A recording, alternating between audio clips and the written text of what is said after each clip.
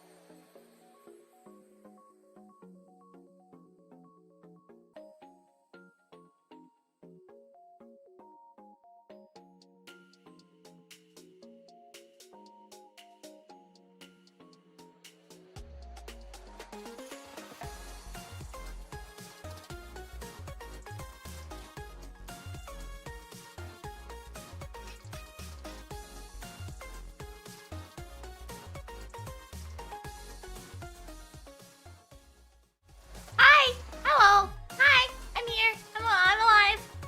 I put my wallet away. It is no longer in my pocket. I forgot that I paid a medical bill this morning and had it on my person still. Hello! Hi! Hello! Why did I make myself look constipated? What does that even mean, simpleton? Theater nerds. I think your face looks constipated. Did you care package? Yes, I did care package. I have not yet had a snack. I had a blueberry muffin before stream. So, no snack yet. No snack yet. I'm not needing a snack yet. I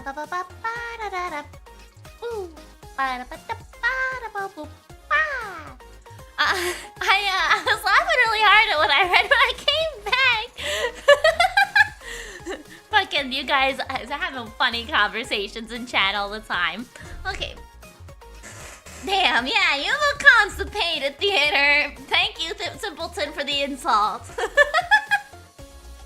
I crowdsourced again. Okay. You know, the shitty part about being constipated is you just can't give a shit, right? You photo? Oh no! I didn't Photoshop that. What I had done is I got rid of my body, and I remember when I had shown off my no giraffe features. Well, which button combo was that? Which button combo was that? Was it this one? I don't remember.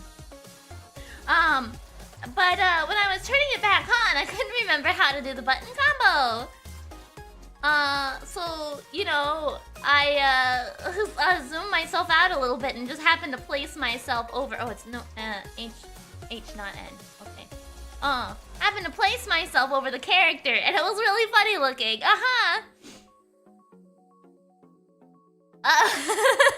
See? Here's me without my giraffe features! Mary head. Exactly. So you see, you can see the things I didn't quite turn off though, like my collarbone apparently, and the shadow behind my neck.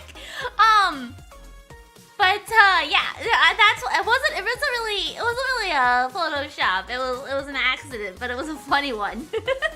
Okay, let me put all my stuff back. These buttons? Oh, these buttons? Okay. Okay, there you go. Oh, I got my glasses gone again. Okay, tall hand giraffe girl. Yeah, just for momentarily. Let's see. I gotta go to work. Had fun. Okay, have a good one, theater. We also have a Lux Amber bully and a Wolf bully. Lux Amber.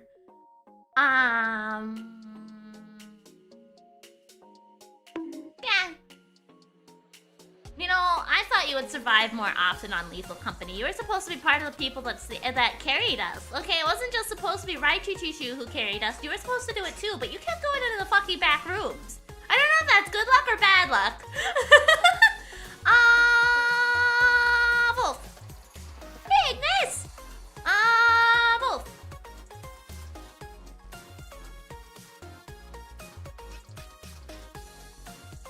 1 minute in the back rooms need me. And the ad fellows. Thank you so much for the follow and smile. I appreciate it. I assume you migrated from YouTube. Wolf. You just help everybody so that you feel needed and important. She's buffering. Her brain was making dial-up sounds. Yeah, it was loading. Okay, let's take it a minute. Is this the next Scary Movie 3 Miri edition? No. I was just showcasing how come I was a floating head on that guy in the thing.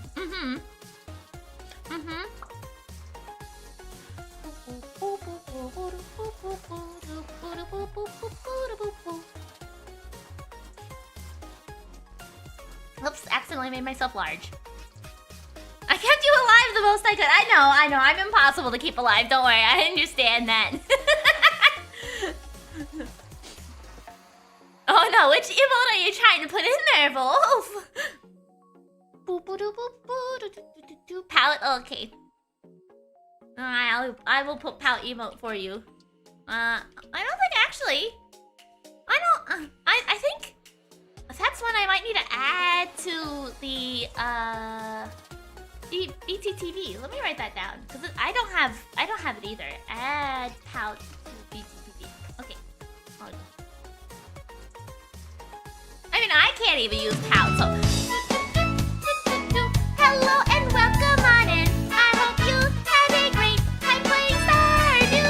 Thank you so much for bringing everyone on by. I appreciate it. Hello, welcome in. Hi! For those of you who may not know me, my name is Miridae the Giraffe. I'm a giraffe YouTuber with a bit of a foul mouth, so I do curse quite often. If that's not really your thing, I totally understand, but I hope you enjoy your time here. I just started stream, so we have not started the game for the day. Thank you so much for the compliment. I greatly appreciate it. Komayan, I hope you had a wonderful time playing Stardew. I am playing through the Ace Attorney Investigation series now, and we are still in the first game out of 2. I think there's only 2 games on there. But we are hopefully wrapping up the third case of the day. Or not the third case of the day, but the third case in the game. God, I just started streaming. I can't fucking talk. Thank you. Yes, and I know that streaming is exhausting, so if you need to raid and run, absolutely do that. Because oftentimes when I end stream, I'm like, I am so hungry and take off. So absolutely take care of yourself if you've got to. And thank you for bringing your community on by. Oh yes, we are on the tail end of case 3 of the investigation game with Edgeworth. So hopefully we will wrap that up and see what the next one is about, maybe. Brain is jumbled up today. I don't know where it's going, but it's not here.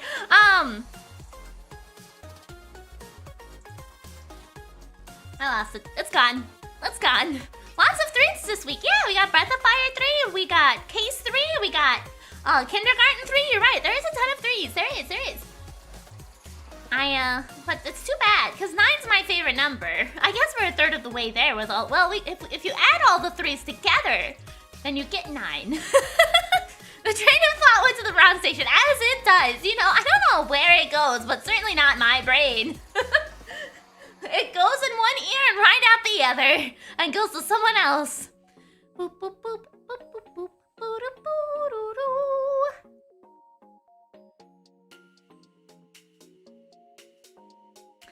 That's what happens when you meteor strike. No, suplex it! We suplex trains here. We don't meteor strike, okay?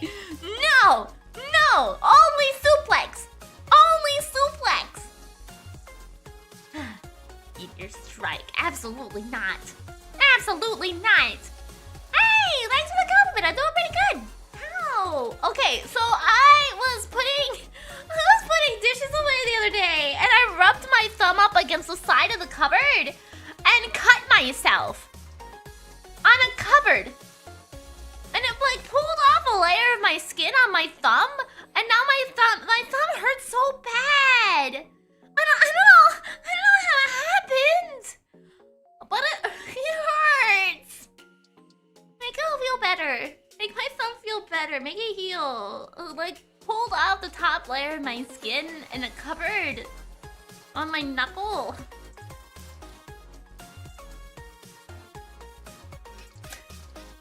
Miri is the only one who can cut herself on a surface. I know!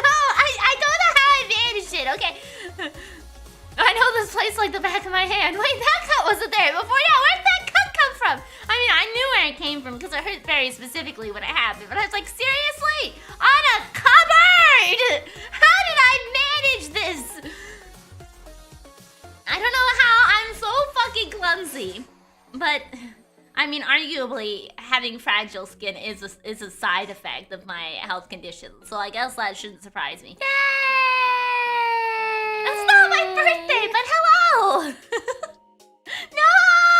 My birthday's in April! April! Like 4 months ago!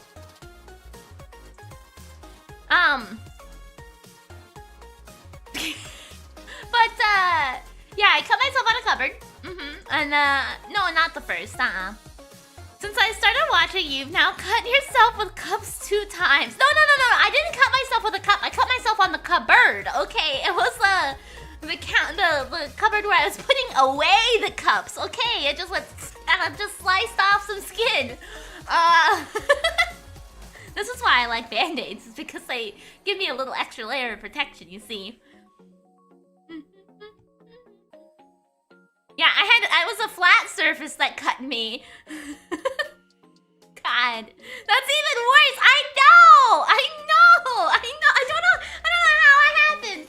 I mean, I remember one time when I was a kid and I was trying to open up one of those like push top shampoo containers in the shower, and that cut me somehow. Like the ways I have cut myself. Oh my gosh! Thank you so much, the Oddfellow follows for the gifted stuff. I appreciate it so much. It's so nice of you. The cupboard where you put the cups. Yes. The cupboard where I put the cups. That's correct. But I also cut myself on like one of those little push tops on a shampoo bottle one time. So like I am just very good at accidentally hurting myself in ways that people don't expect. Okay? That is the life of me. It was accident prone and slice worthy? No, that doesn't make any sense. I don't know. I'm prone to getting nicks and scrapes in weird ways, okay? So, you know, it is what it is. It is what it is. There is a medical liability. I mean, you know, I did work in a medical facility for a little while, so maybe. Maybe. I bet the cupboard was jealous because Yuri's always talking about huge racks. Yes, of course. Yeah, definitely. Injury prone. Yeah, that's a good way to phrase it. Oh, hey, Kato! It's going good. I'm just lamenting my wounds, okay? I hurt myself on a cupboard. I should actually probably bandage it up. It's a little achy. Yeah, I don't know how I manage, but I do. It's a wonder I'm still alive with how I hurt myself in weird ways, really. It's not my birthday! Okay. I guess we'll go ahead and show them the Ace Attorney investigation. There you go. She's been listening to a lot of Linkin Park. Oh yeah. You know, Numb is a great song. Absolutely. Oops, wrong one. Boop.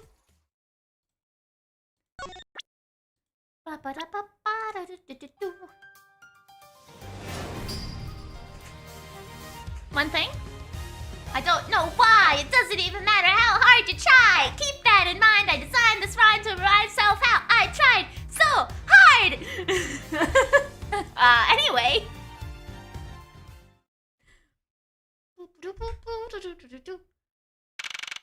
March 13th, 4:27 p.m. Gatewater Land, main gate. If I can't get permission to investigate the crime scene, then the truth will be lost. I wonder why I watched Miridae knowing all this within a year. Also, happy birthday, Miridae. No, it's not my birthday. I miss Kay Attorney. I mean, you know, I think Ace Attorney is still a little queer. Okay. Miridae, do we have to sing it? No. You don't. No birthday wishes for me. Okay, like you. It's not my birthday. Party.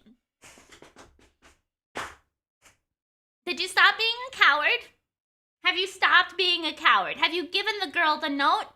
Have you moved forward with romantic interest? Have you done anything? You're still a coward. Okay. Until I get an update that you have attempted to at least let her know that you think she's cute, you know? That's probably gonna be your bully going forward, and I am so sorry for that. I am apologizing in advance, okay? I am sorry, okay?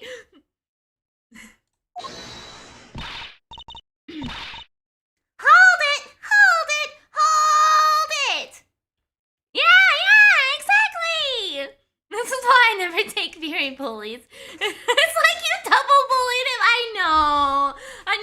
But I mean, hopefully, maybe it'll be motivation for him to do something about it. I'm a terrible person. Okay.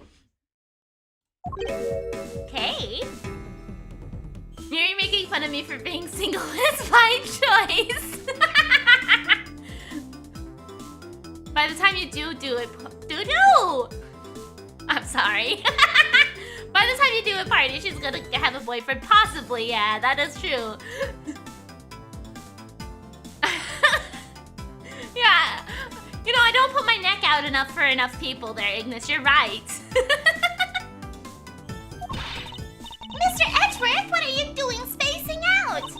Have you forgotten? There's only one thing you should do at a time like this. And what is that? When the people are in a bind, the hero of justice appears to save the day. Look, you just leave it to me. For I am Kay Faraday, the second of the great Yatagarasu. But I thought you were a thief, not a hero. The Yatagarasu is a noble and is always a thief of justice. That's of course. If we have enough information, I can recreate the inside of the haunted house with this. Oh, hey, delay. Plus, if we then factor in everyone's testimony, you can recreate exactly what happened when I dropped off the ransom money. We may be able to figure out some new information through this. It's worth a try. Agent Lang. So you want to use your little toy? Be my guest. Okay, hang on. You're all about to witness the true power of a real, modern-day Robin Hood. Detective Gumshoe, you heard Edgeworth people. Bring out your testes. Oh my god! Is there a copy of the haunted house's blueprints among the police reference documents? You're the one who said it! You're the one who said it! Yes, sir! We got it just in case we needed it for the kidnapping case. Alright, I'll input the haunted house data then.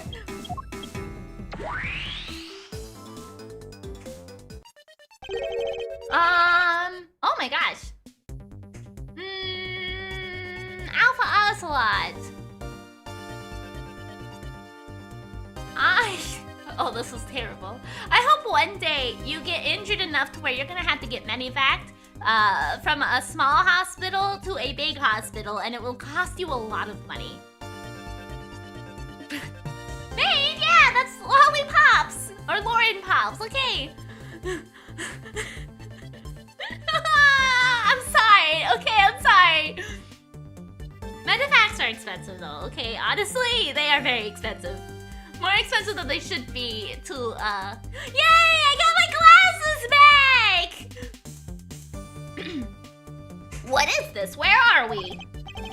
Can it at least happen on a cruise ship? Yeah, hopefully it'll happen at a place you're at least having a good time before you get injured, okay? Mary is the first to try to bully people, but apologizes for it. Hey, I'm doing the best I can, okay? I feel bad for bullying people.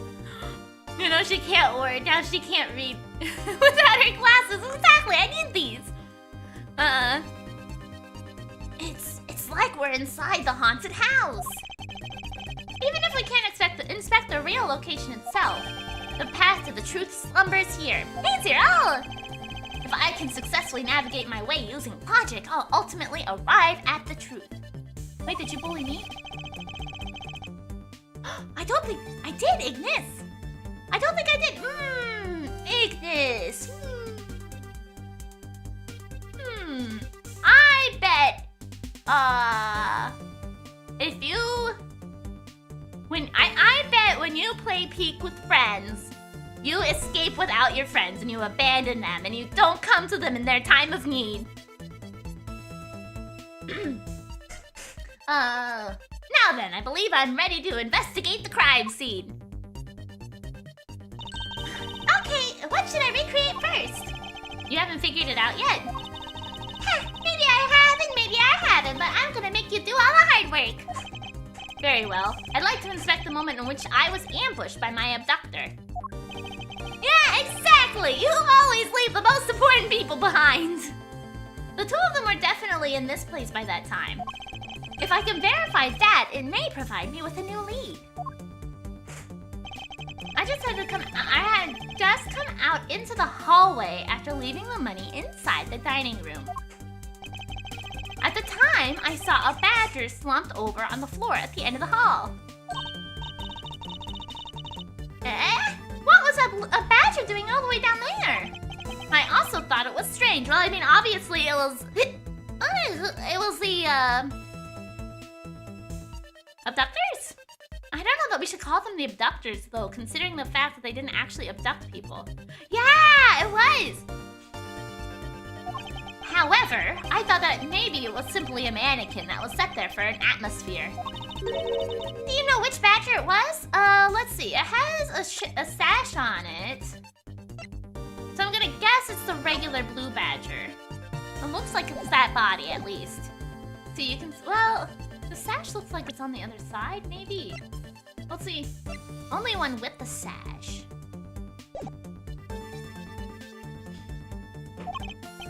No, it was too dark to tell. All I saw was its silhouette. In that case, I guess I'll just program a badger silhouette in for now. Okay, programming complete.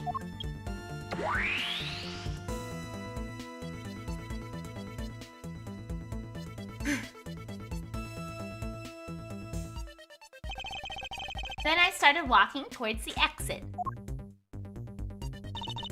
And that's when you were struck from behind, right? Yes. But that's odd. The hallway is a dead end. Where did your assailant come from? Obviously the blue badger outfit! There's only one location I can think of. I believe my assailant was lying in wait here. Take that! That doll I saw wasn't really a doll. It was in fact the costume kidnapper. Miri doesn't have a silhouette, she's a silhouette. Oh, so use the costume as the perfect camouflage to blend in with the rest of the house. Precisely. He waited until I made the drop-off and was about to leave. Then, just as he saw me take a step towards the exit, he stood and launched his attack. I can think of no better hiding place than this. Hey, not bad. I'm beginning to think I should steal this tactic for myself. Just don't use it to do anything criminal, Kay. It looks like a Chow from fucking Sonic Adventure 2 Battle when he was turned walking that way because of the way the little danglies on the hat were asked. I don't know if any of that sentence made any sense at all. But I hope you followed. I hope you followed. Well, Lance?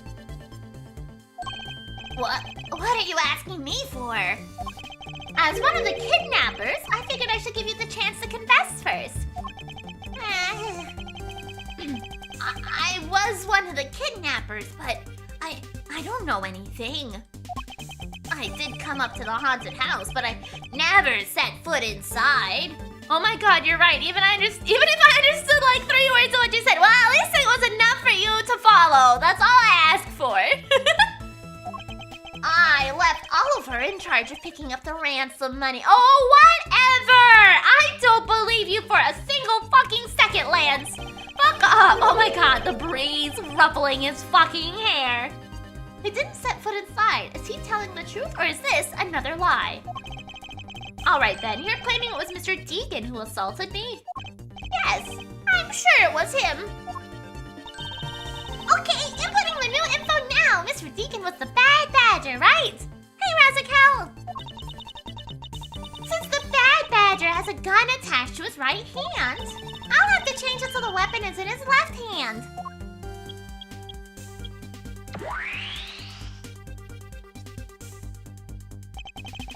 Now, to verify the facts of this recreation. I don't think that's true. I don't think that's true at all. I feel like we saw the sash in the picture. Haunted house. Each time the breeze appears, it's his girlfriend with one of those hand-sized fans that look like toys. Oh yeah! Aha! Oh, strong button. Okay. You didn't recreate the weapon. Well, I can't exactly recreate something I know nothing about. So tell me, what were you hit with? The attack came from behind, so I have no idea. But I doubt it was someone's bare hands. Okay, then where were you hit? I was hit on the right side of my head, above the temple. So, right here? That wouldn't make sense with a left-handed hit. There was a bit of blood, but it wasn't anything serious. Ouch! Sounds painful! Why are you smirking like that when you say it? It's just your imagination. Now let's see. I wonder if there's anything in the hallway that could have been used as a weapon. I'm looking for something the culprit could have used to hit you with.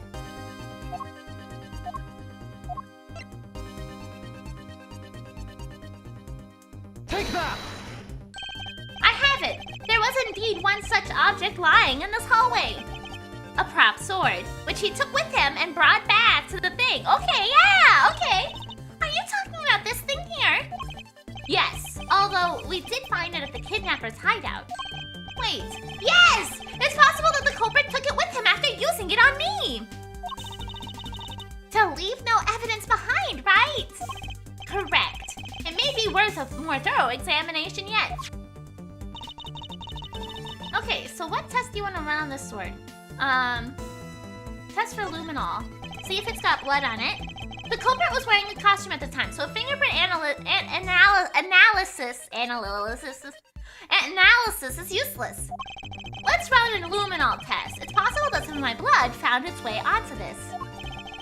Agent Lang, may I ask for your cooperation in this matter?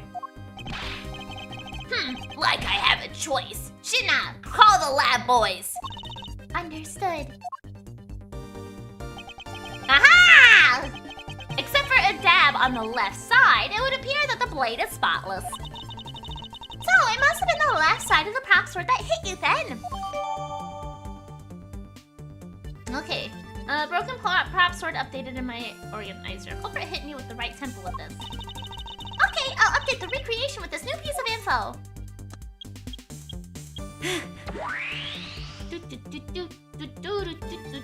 There we go. But that hit still doesn't make sense.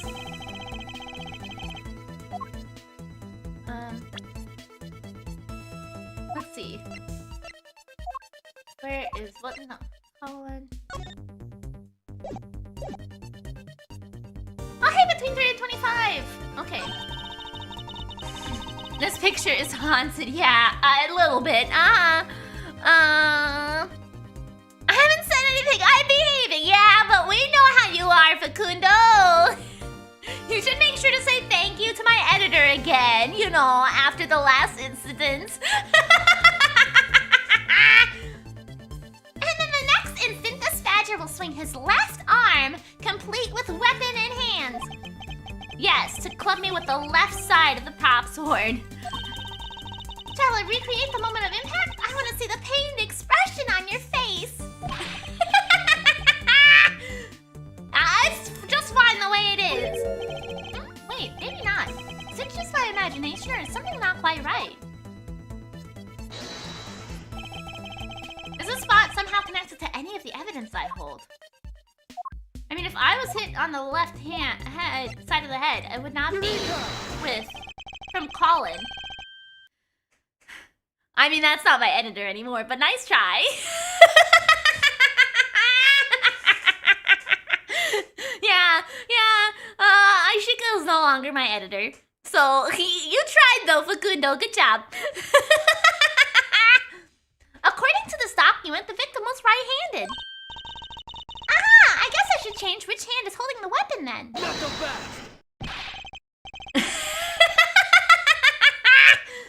Hold on, you two. You didn't think I was going to ignore something like that, did you? What are you talking about?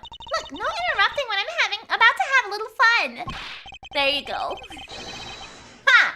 Even if you changed your recreation, you'd only be wasting your time. Nah, he just didn't want to do it for me anymore. He decided he was tired.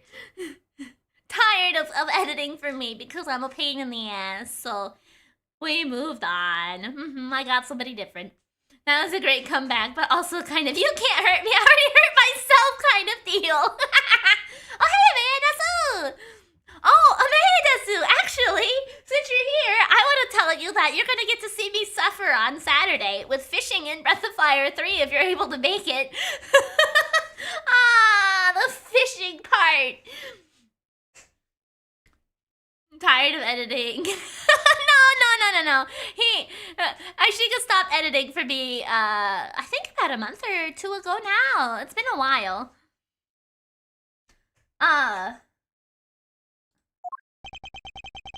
Okay. But Mr. Edgeworth's logic is... What's that thing called? The bad badger? Just take another good look at its right hand. Oh! I forgot the weapon isn't in its right hand because there's already a gun in it. Precisely. You knew that already.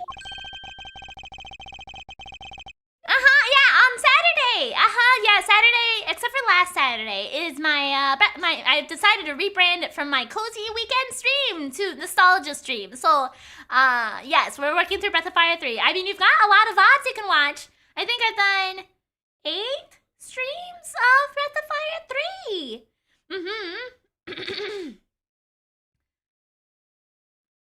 Yeah! I'm having a really good time with it, though. It's a lot of fun. Yes, and I also know that the badger was holding the weapon in his right hand. Huh?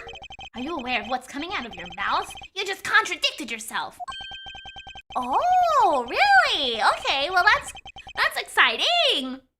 I have evidence, of course. Proof that the culprit held the sword in his right hand. Sounds interesting. All right, then show me this evidence. I do? This piece proves that the culprit held the weapon in his right hand. Struck.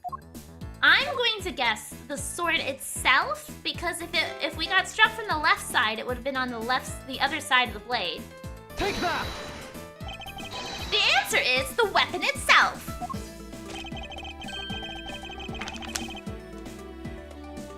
Except for a bit on the left side, this prop sword is absolutely spotless. However, if the culprit had used his left hand, the blood would be on the opposite side. Yeah. That's what I was getting at, but with little, worse words. Well, the replica Bad Badger is holding the sword in his right hand. I don't know what's going on anymore. Giving up already? It's simple. If he can't hold the sword in his left or his right hand, then the one who struck me could not have been the Bad Badger. Are you paying attention, Lance? Lurk! Chronologically, it's before roots. Oh, very interesting. Okay. Mr. Deacon could not have been the one who struck me. Which leaves only you as our primary suspect. Fine. It was me. I hit you. It appears that you lied to me yet again. But see how quickly they catch up to you, Lance. Wait, isn't Lance left-handed? Ah, yes, but that's what makes this deception all the more interesting. He used his right hand to make it look like Mr. Deacon had been the one to strike me down. Oh, just strike me. Whoops, add an extra word. For you see, firing a gun with one's non-dominant hand is difficult. But that level of dexterity isn't quite required to swing a prop sword. Ugh! Okay, please input this new data. The one who hit me from behind was Lance. Or should I say, the proto-badger. You got it! Here I go!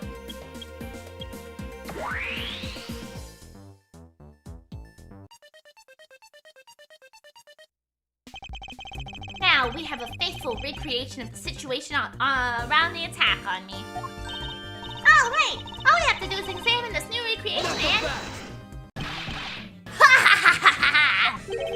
And what exactly is so funny, Agent Lang? Ooh, that amusing little gadget sure packs a punch, right, Shina? Yes, it was all I could do to not hold my laughter in. Miri, are you left or right-handed?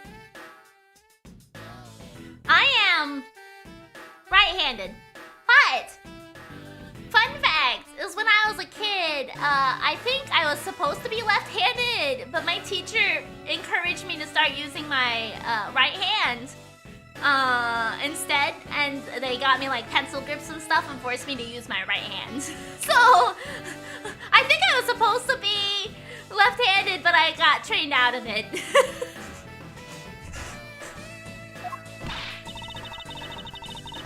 Hey, don't make fun of little thief, you mean old werewolf. Me and Mr. Edgeworth bring out the best in each other. You've had your fun, now it's my turn. I've sat quietly by listening. But the crude conclusions you two keep spewing don't whet this wolf's appetite. There's no guarantee that your toy will always show the real situation at any given time. All it displays is whatever information you put in there, right? You're getting put down by the man. It's okay though, cause one of my brothers is left-handed, and like he was treated as left-handed like his whole life. But I feel like it took you a surprisingly amount of time. No, I mean I was looking to figure out which one was the right hand. Okay. But like he always watching him write and like his fingers smudging over his words. Or when we're at the table and you want to sit away from him because otherwise he elbows you and you guys hit elbows while you're trying to eat. So like, you know, it's better to just not be that way. It seems like a lot more hassle than it's worth. How many siblings do you have? I have 3 brothers that I grew up with, and that I was raised with. They're all significantly older than I am.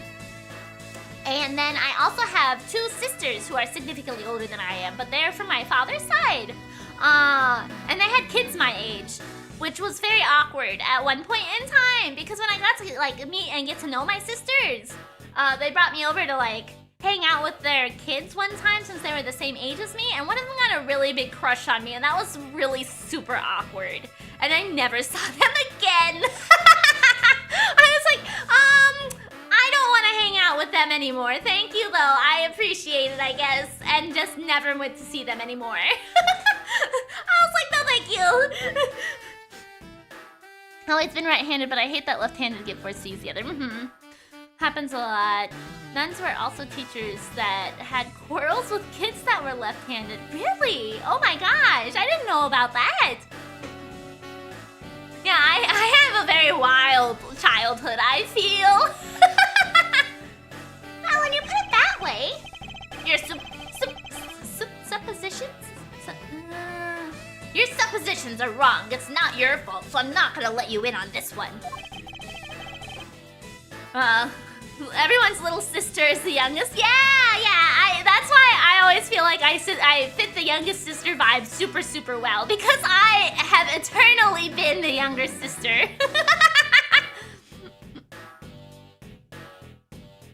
There is a trick to this haunted house. And what may that be exactly? A trick beyond what your tiny imaginations can produce. Sheena! Here you are. I'm the younger sister to 3 siblings, so yeah. It sounds like you're in a very similar boat as me then. They say writing with the left hand is a sign of devilry. Oh, I see. Now then, what you missed, girlie? It's written right here in this pamphlet. Oh. Gatewater land is full of mysteries. See if you can find and experience them all. The 7 wonders of the haunted house, the disappearing badger. Seeing is believing. Interesting. What is this? I'd say that someone around here is fond of theatrics.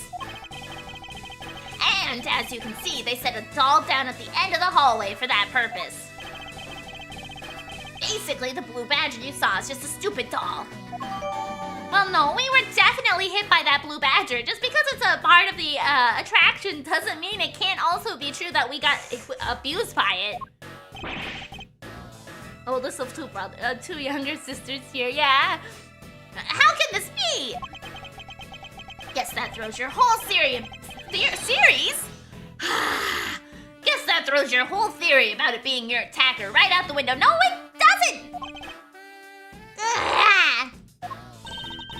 But that can't be right. Maybe the culprit hit the doll somewhere. And then he laid down and pretended to be it instead. Not so fast. And the criminal couldn't even hide himself in the hallway. How could it have a giant doll? You can't just not abuse, right? Yeah, no, it doesn't throw anything away. Like, especially considering it's like the mystery of the disappearing doll, right? That means that there's probably a person hiding in that costume too. So what the fuck? That doesn't matter. Like, there's probably somebody pretending to be in that suit to begin with anyway. It could be both things. They could abuse, it could hit me, knock me out, and then leave. Like, hello? Do you get it now thanks to your presumptions? Your logic started off weak and led you to the completely wrong conclusion. I mean, I physically got assaulted. There was definitely somebody in here. Ugh. Now get off your high horse. Mr. Edgeworth. Hey, I wonder if you could please input the new information for me. You don't know when to quit, do you? I can't quit, not until I can declare that I found the truth. Agent Lang, for the additional information, you have my thanks. How does the suit disappear? There must be a network of tunnels for the illusion to work. Right, exactly. There's gotta be, not only is there gotta be somebody in the suit who's able to move, but if there was a doll in here beforehand and it disappeared, quote, then obviously there must be a way for it to move about as well, whether it's somebody inside of the suit or falls through a trap door or something. Well, see if I care. Okay, I'm updating the recreation now.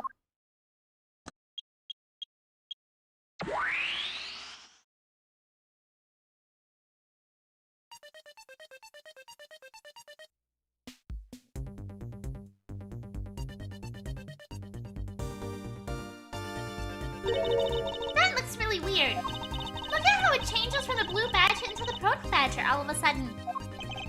If the slumped over badger was just a doll, where was my attacker hiding? Well, that's what we're gonna find out, right? So come on, Mr. Edward, let's go! Yes, let's. This recreation can't be right, which means there must be a contradiction somewhere.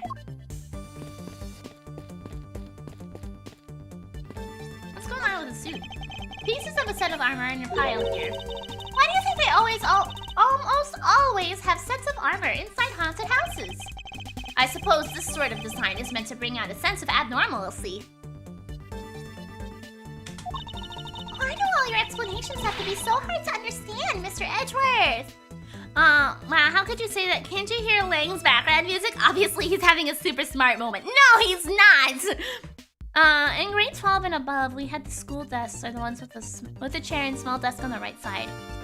Instead of being two separate furnitures. Maybe in a 30-student classroom, only two were left-handed people. Oh no! Well, hopefully there weren't ever very many. I think they're not. People who are more left-handed predominant aren't very common. I don't really know too much about it. Okay. Now try explaining it again, but this time so that even a thief like me can get it. That may prove to be a most difficult task.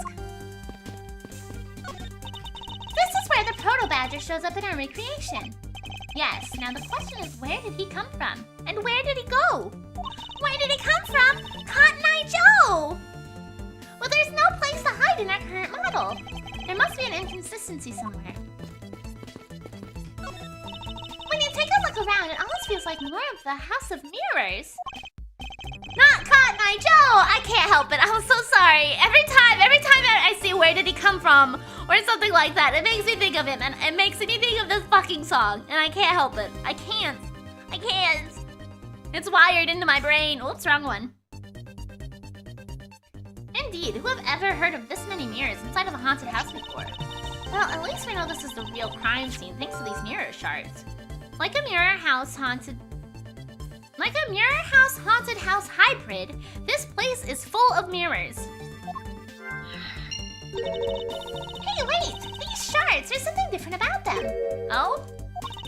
The ones we found earlier are thicker than the shards from these mirrors on these walls. Or this wall. And look, there's some sort of design on the back. The pieces from that costume are certainly different from the other mirrors. What does this mean? Could it be that our pieces are not pieces of these mirrors? Mirror fragments, different from mirrors on the walls, very thick and has a design on the back.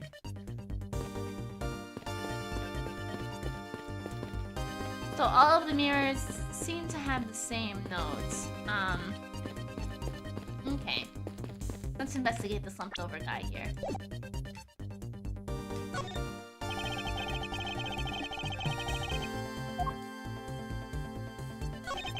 This blue badger is just a doll for use in this haunted house.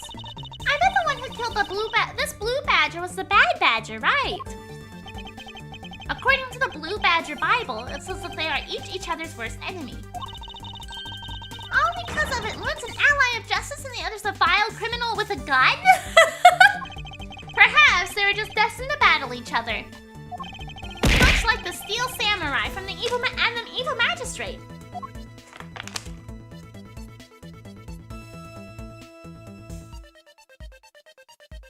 What do we have?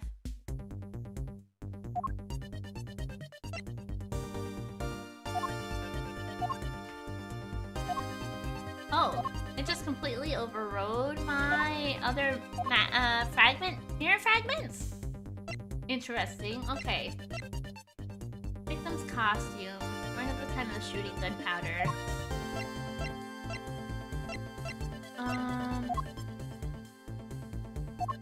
We did not receive the pamphlet about... Oh, here we go. Disappearing badger. Seeing is believing.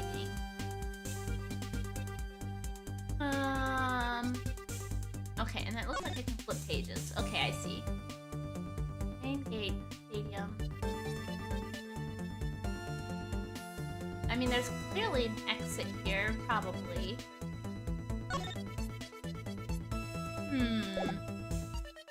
Do I have any puzzle pieces? No. Okay, oh, so that's where my other puzzle pieces went. Is there... Now in here, okay. Mirror...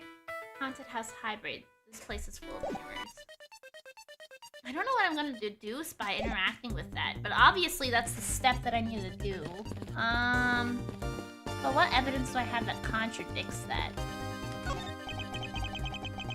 It's the proto-badger who struck me. I suppose I really should say that it was Lance. Oh, are you gonna get him back? I mean, not resort to violence when the lawsuit I plan to bring to court will suffice. Nice. Really? collect him right back. If someone steals from me, I steal something from them. If I get hit, I hit them back. If I get paid, I return the money. That's the secret to how a great thief works. Oh my gosh. Her third statement doesn't seem to be much of a benefit to her survival.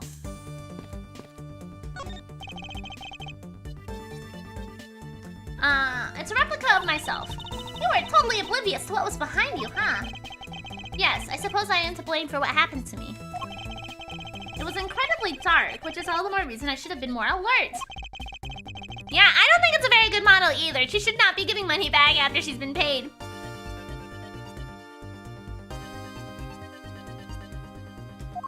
Okay. Is there anything else I can interact with around here? I don't want to talk to anybody. I just want to. I want to look at the things. I already checked the mirrors. Checked the suit. Checked the badger. Okay. We're gonna go ahead and save really quick. The final confrontation ladder.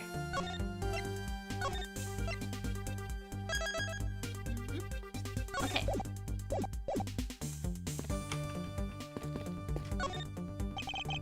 Okay, I guess we'll just go ahead and deduce. I don't know what we're deducing. Is this spot somehow connected to any of the evidence I hold? I mean, the costume separates a head and body. I don't know if that's entirely relevant. So, to this, I'm kind of leaning towards that. Eureka! No.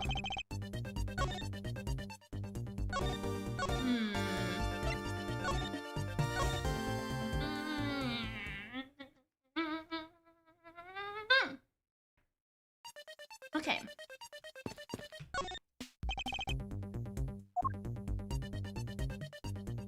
Can't check out his hands. I'm gonna try to deduce the head again. About maybe the swapping costumes?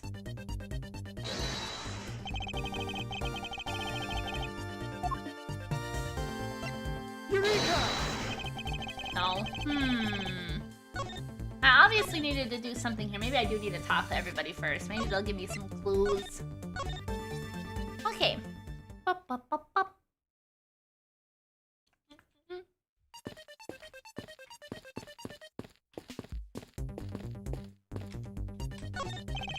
Miss Pops, by my hands I will prove your innocence in the murder of Mr. Deacon. Therefore, please don't fret. It will soon be over.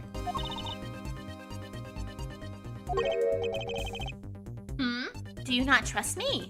Yeah, I told you, Facundo, for sure. That is... Your face is all beet red, Miss Pops. No, I can't. I have Lance.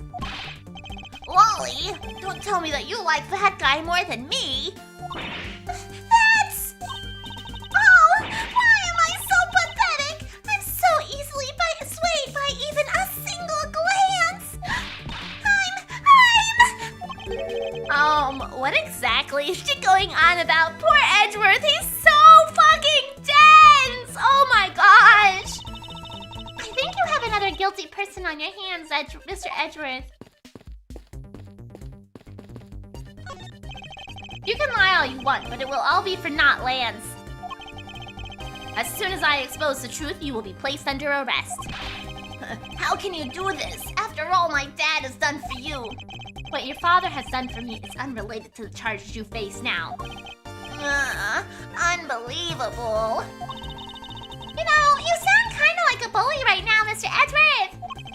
If I'm not serious about this, he will never understand the true gravity of his crimes. I will not allow him to remain a child forever. Now you sound like a dad. No, I don't want rotisserie chicken. No, can you even eat rotisserie chicken after you have your tooth pulled? I don't know that you're... Oh my gosh. Are you buying that for lunch?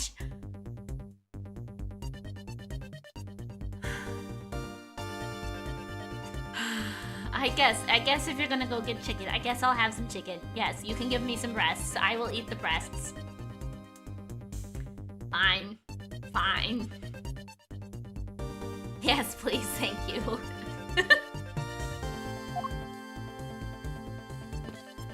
Wait, what cup size?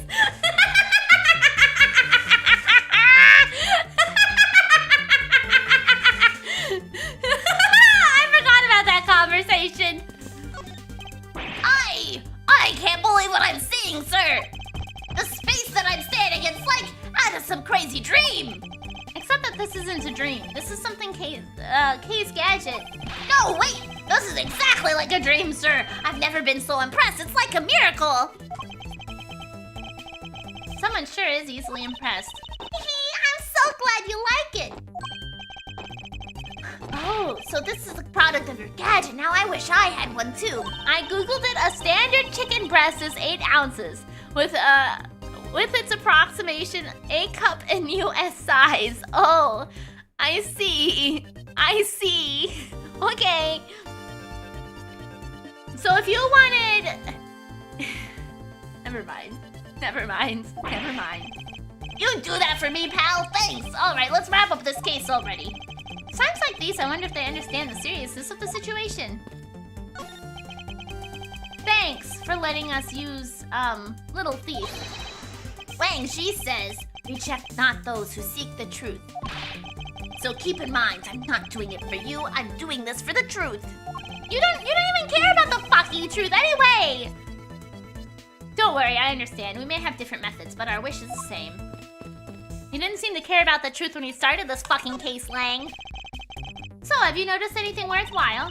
I have no obligation to talk with you. Well, I'm fine with just using a Little Thief and solving this case. That toy, it's very well made.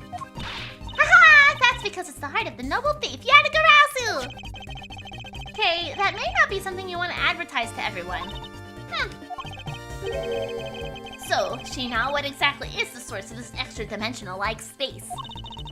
I believe this is nothing more than a projection from that girl's toy. So it's an illusion, right? Yes. Hey, don't treat this like some sort of silly light show.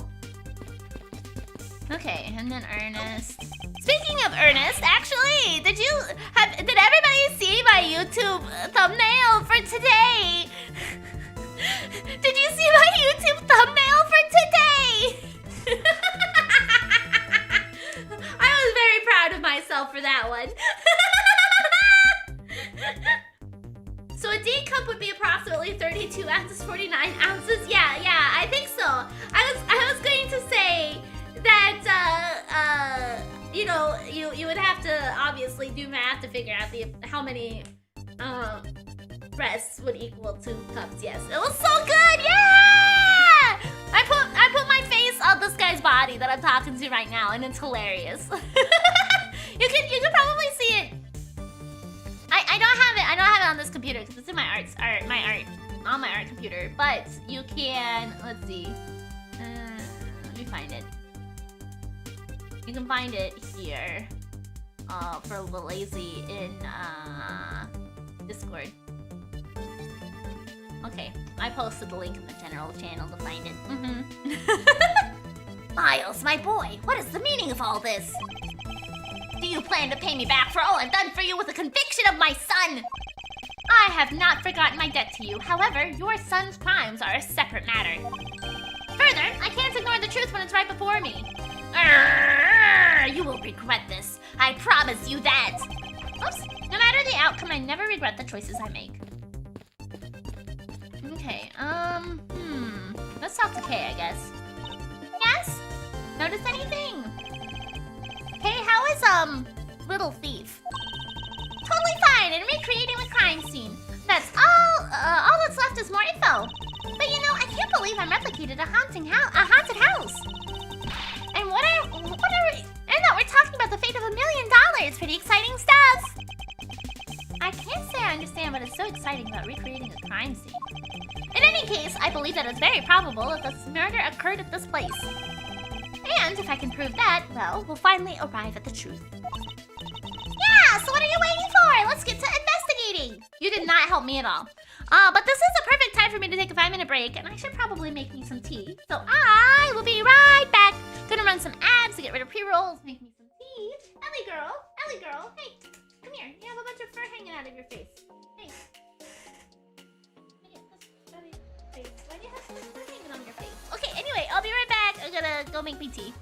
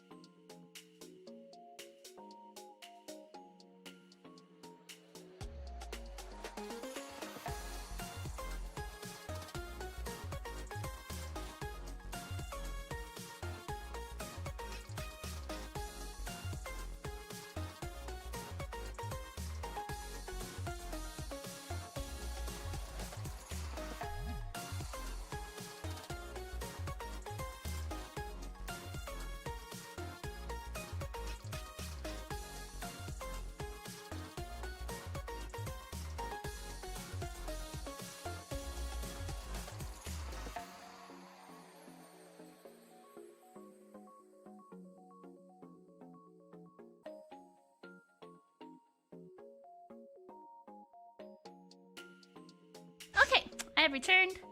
I made lemon honey tea, and now let's see this. Oh, I didn't put it on my heating pad.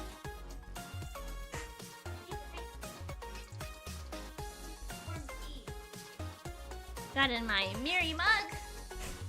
Sounds like the tea. Yeah, it's the tea that I drink specifically when I play Phoenix Wright games. Ooh, hot. Okay. All right, let's get back to the show. All right.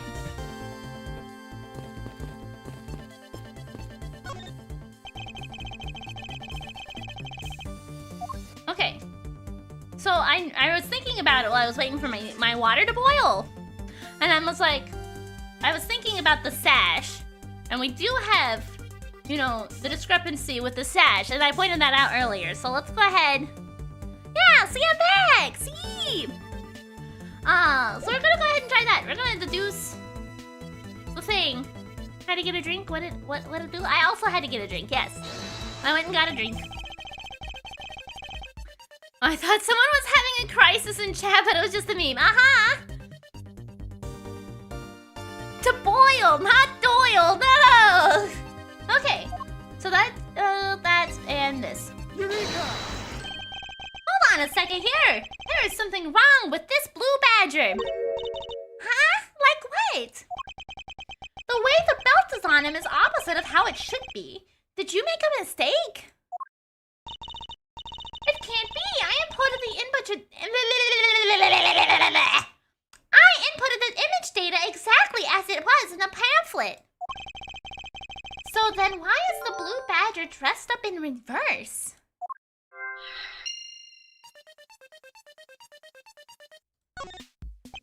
The blue badger in the pamphlet photo is in reverse to the regular blue badger. But why? There must be some kind of explanation.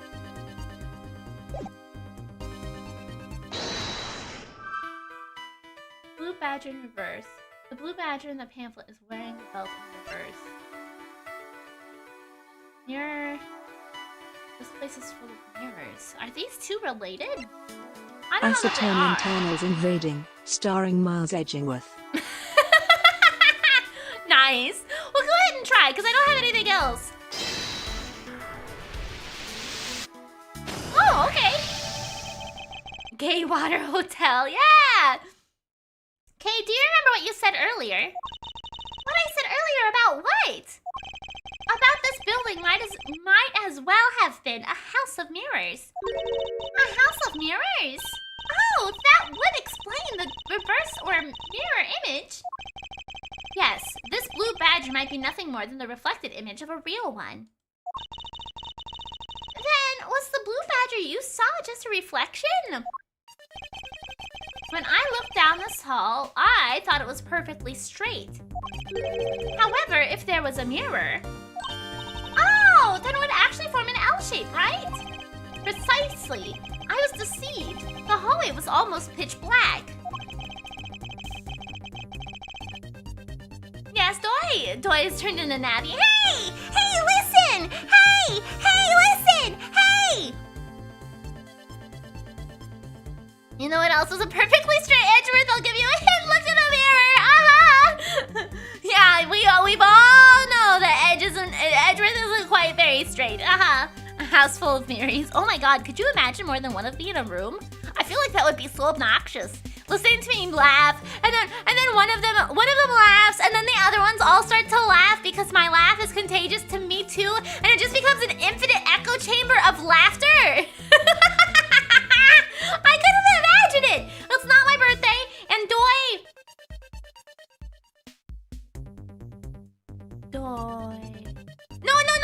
No. It's not my birthday. It's not my birthday. My birthday is in April. Okay. My birthday is in April. Anyway, Doi. No, it's not my birthday!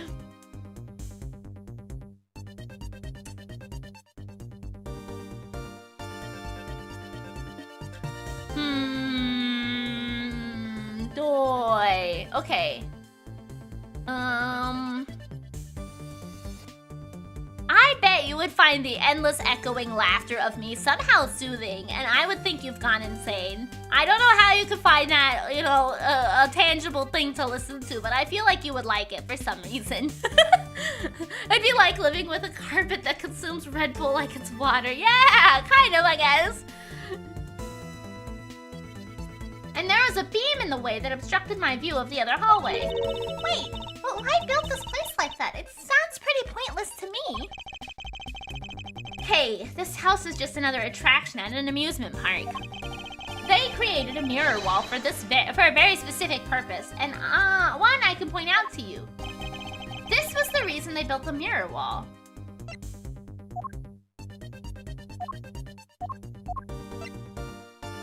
For the... Take that! As it's written in the pamphlet, the main draw of this attraction is the mystery of the disappearing badger. You mean they built the mirror for that trick alone? But you said you saw the badger, so it was definitely still there. That was true at the time, however. Doing this allows someone to make the badger disappear in the flash. Move the mirror wall, move the badger, dim the lights.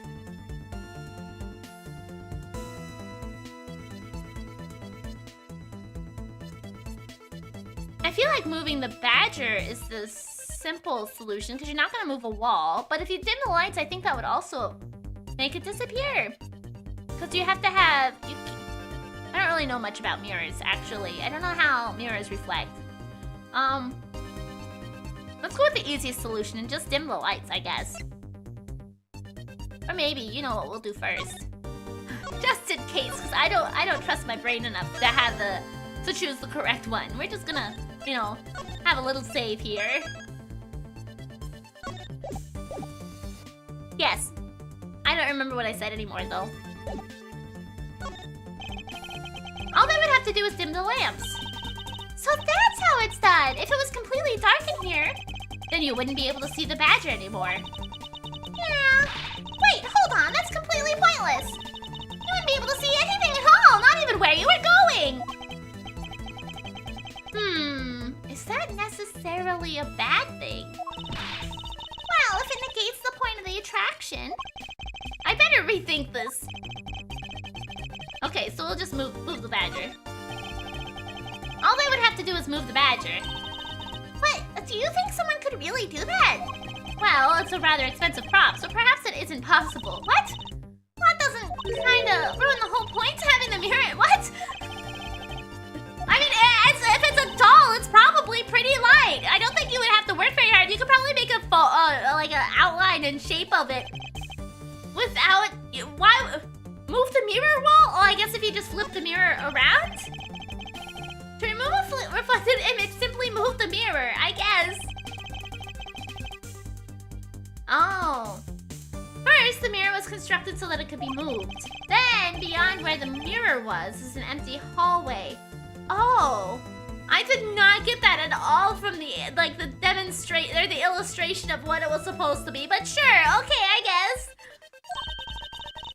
By the way, I hate this case. I mean, I personally feel like it's drawn on way too long. We could have ended it before Ernest was like, absolutely don't go investigate. Why did I give him Old Bag's voice? Anyway, the proper ending thing would have been like, right when we went through all the questioning before having to investigate the haunted house, because we had a very clear answer there, and then Ernest was like, no, I'm not gonna let you in there, and it's just painfully prolonging this case for no apparent reason. So yes, I agree. I think it's kind of overstayed its welcome, especially from a narrative point. But here we are anyway. This isn't even the worst of it. Oh no. Oh, so when they wanted people to see the blue badger, they would open the mirror. And then when I wanted to hide it, they simply had to close it again. I guess. This explains why the other side of those fragments have a design on them. Ah, and if the pattern is the same as the other walls in this hallway, then when the mirror is closed, it would blend in with the rest of the walls. This is the mirror trick that the haunted house employs. And this also proves the existence of the hiding place for the culprit. Huh? How so? Think about it, Kay. There's a place that was outside of my field of vision. The culprit is out of sight by hiding here. Wah. Take that! There's a very large blind spot, one I could not see behind, and it was here. You are over-explaining, Edgeworth. I mean, I feel like that's fair. Considering I didn't come to the same conclusion, getting it over-explained and telling me exactly what they're discussing makes sense, but also, yeah, it's kind of overkill. If my assailant hid on the other side of the movable mirror, then you wouldn't be able to see him! Wow! I didn't even need to do anything to the blue badger doll. Exactly. All he had to do was wait for me on the other side of the mirror. Wait, hold on. I just thought of something. Yes? Well, shouldn't the mirror wall be broken right now in reality? Since we have a few shards of it, we can probably assume it is. Yes, it is most definitely broken. And the question is, when was it broken? But it seems very in character for Edgeworth. I mean, that's fair too, yeah. Since we found these inside the victim's costume, that would mean that the victim was there when the mirror was broken. Wait, that sound. Leave the money and go now! You're right, Miri, I would find it soothing. I know, I listened to the same short video like 40 times, and I went and dealt with the cat once, and it kept playing it after. Oh.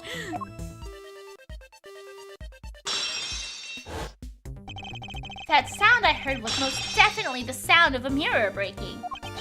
Hey, I'd like you to input some new information. Heck! Don't scare me like that! Sorry, but you need to recreate something for me. Let me get the tea bag out of my tea here. Sure, whatever you need. So what do you need anyway?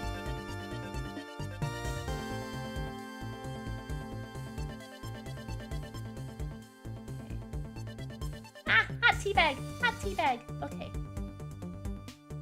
Get all the juices out of the tea bag. Okay. Understand my brain needs noise.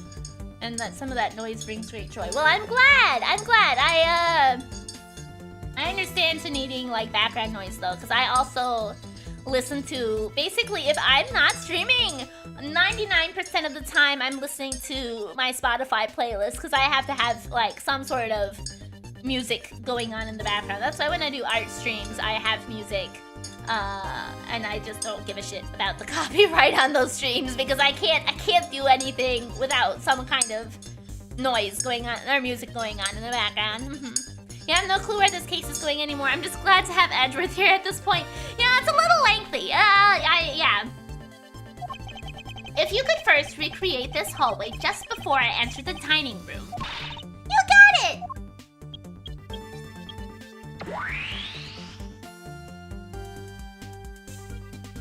Okay. Now, Okay, so we got both of those. Okay, now this, I believe, is how it was looking right before I entered the dining room. 10 hours of silence. Yeah, the only time I can deal with silence is like when I'm going to sleep. But even then, I usually have a fan going. So even that's not quite silent either. Those two badgers were kissing. I don't think they were, but maybe. If it was Lauren and Lance, possibly. Although, at the time, I thought it was but a single straight hallway. Oh, it sounds like nothing was straight in here. And then I went inside. It was around then that I heard the sound of a mirror shattering. You heard what? Then... Yes, I believe it was then that the mirror was broken. So then you stepped outside into the hallway again. The mirror wall should no longer exist. Okay, please recreate that. Got it! I like how all these people are just standing here chilling like, okay, yeah, this is totally normal, for sure. Wait, but with the mirror gone, the culprit lost his hiding spot. So, where did he go in his proto-badger suit, Mr. Edgeworth? Ha! That's easy enough. With the mirror gone, he simply hid himself in the branch hallway. I think this about wraps it up. Looks like we finally solved everything. No, not yet. An even larger contradiction has now reared its head. Yeah, where the fuck is Deacon? Huh? Perhaps you did not notice. But this recreation contains a very troubling inconsistency. The inconsistency between what I saw in the recreation lies.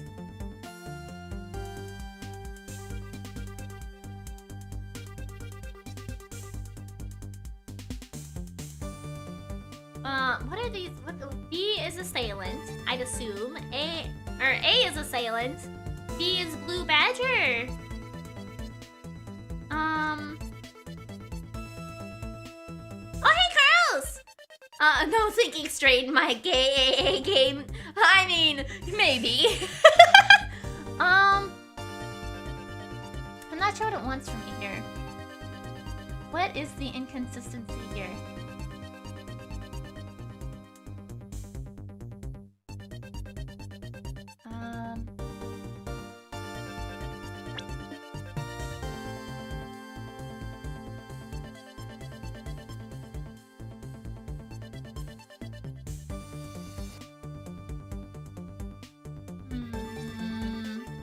I'm going for the famous 8-hour time skip. Okay, Zero, have a wonderful night! I don't know what it wants me to point at for this. I'm gonna go with the blue badger. Fuck it. Take that! Here! Nope, not here. Are you sure that contradicts what you saw? Ah, well, that's something even I must look into a bit more. What? If you're having a tough time with this, then there must be one tricksy trick. Goodbye, girls! Hey, wait. You didn't mean what you just said, did you? Stop messing with me. Just tell me the answer already. Very well. Thank goodness. It would seem that she failed to notice my slip-up. The scene I saw before me and what's being presented in this recreation. There's something that was there on site that isn't in this recreation.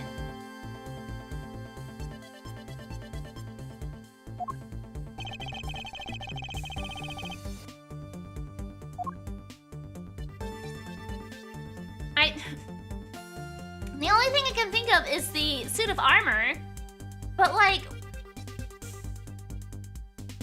that would be about here, right? It would have to be before the mirror wall.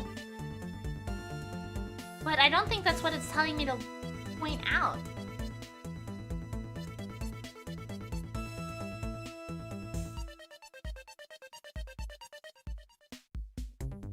We saw this. Would it be this? Okay, the blue badger in the bottom corner. Okay, I understand it now. I got it now. I figured it out. Okay. Hey, take a good look at the end of the hall. Oh, there's no blue badger there. Exactly. The blue badger I saw in reality is not here. This is the final point on that long chain of logic, the last remaining contradiction. Oh, oh my gosh! It looks like the beam was coming out of his head for a second.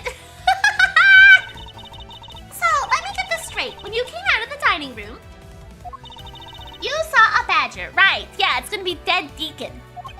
And that is precisely where the final contradiction lies. Something that shouldn't exist there, it was there before me. Who or what do you suppose it is? I believe this is the real identity of our mystery badger. Okay, I can't present profiles. I wonder if it wants the dossier or if it wants the corpse. Let's go with the corpse. Take that! The badger I saw was in actuality the dead victim's body! What? Agent Lang, the entirety of my complete logic is my final decisive piece of evidence. The murder happened in the hallway of the haunted house at the time of the drop-off. Did I hear a dog barking or was that a fever dream? That was Ellie. Ellie was a little porky girl. I think she was asleep and barked in her sleep because she woke up, she barked, and then laid back down. Did you scare yourself in your sleep, little Ellie girl? And you can consider the moment I heard the mirror breaking to be the real time of death for Mr. Deacon. No!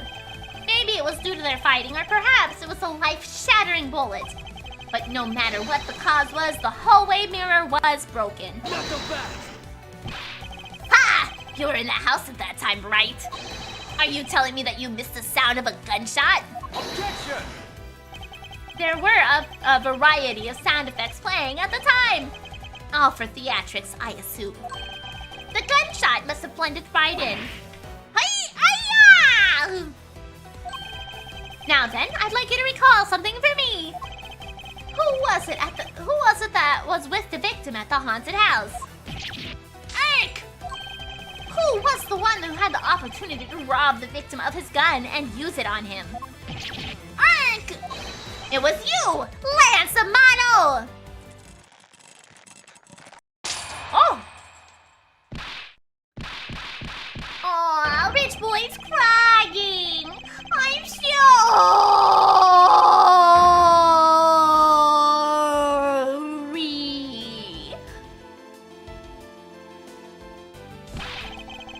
It's not like I had a choice! Oliver turned on me all of a sudden! He snapped and turned violent right after I hung up with you! He shoved me to the ground and straddled me!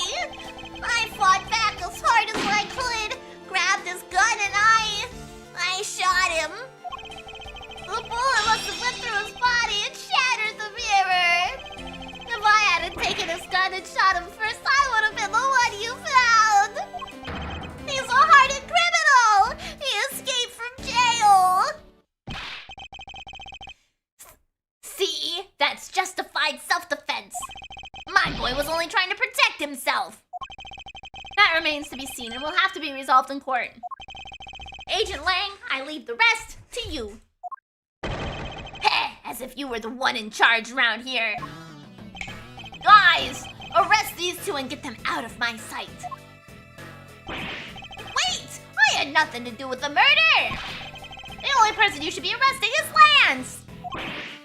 The dad? And then he just fucking throws himself to the ground? Sorry, but you're not slipping away that easily, Mr. Ernest Amano. You tampered with the evidence so you could cover for your son. What a great dad you are, willing to risk it all. Truly touching. Grrr. Either way, do you know why I'm really here? And how could I possibly know the answer to such an asinine question? You wound me. I came all the way across the sea just to see you, you know. Was he part of the smuggling ring? Came to see me? What's that supposed to mean? I have a few things to ask you, Mr. Amano, about a case from 10 years ago. Oh, okay, not the smuggling ring. A case from 10 years ago. Oh, what's the name that you use here for that case? That was such a spoiled kid move. It absolutely was. Uh-huh. You're standing in the side of the truth. There's no such thing as an Ellie. Oh, whatever. Gina! It's not known as the KG8 incident. Oh, he's sweating bullets! The KG8 incident? Oh, so you remember it? No, I'm asking what the fuck it's about, Lang! That doesn't mean I remember. You literally said the thing, and I said, what's that? Without saying, what's that? Okay, I don't remember it! Good, then you'll recall the trigger in that case was the Amano group scandal. No, I don't! I don't recall that at all, Lang! Specifically, the charge of an internal smuggling ring. Oh, it is the smuggling ring! Smuggling? There's that word again. At the time, the person was arrested as the ringleader. Was Mr. Amano's very own secretary, Mr. Colin Devilray. Oh! Ah! Father! Even though you pushed the crime onto your then secretary, Mr. Devilray. I always suspected you were involved with the smuggling ring, Mr. Amano. Mr. Devilray was arrested in place of you. Which is why, when he broke out, you hid him from the police, right? You hid him in exchange for his silence on your dirty little secret.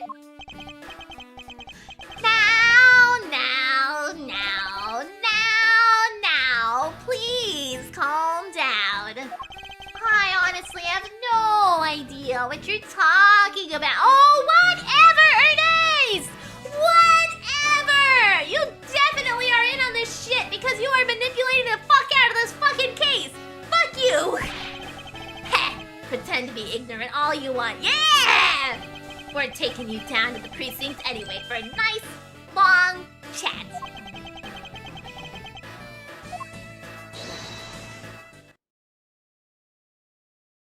Huh? What the? Who the heck was that? Francisca? Oh.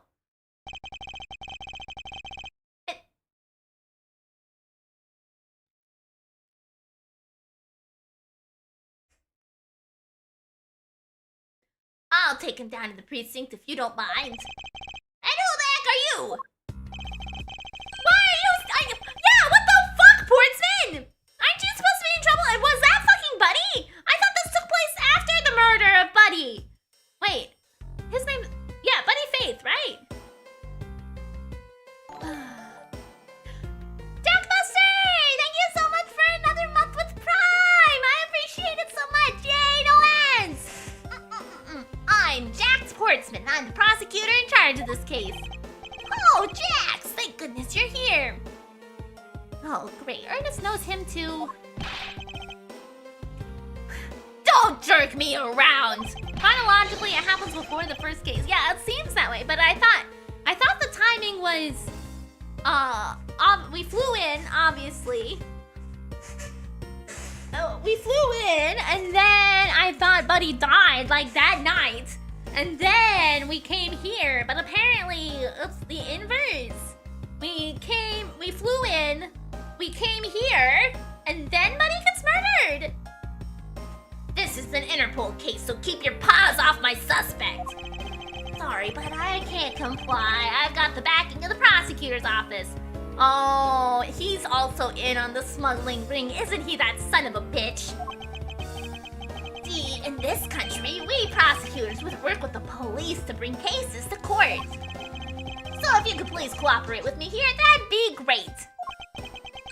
Now, how about a handshake to seal the deal? Do not shake his hand. I look like I gave him a little goatee for a second with my mouse cursor. A little Miridae.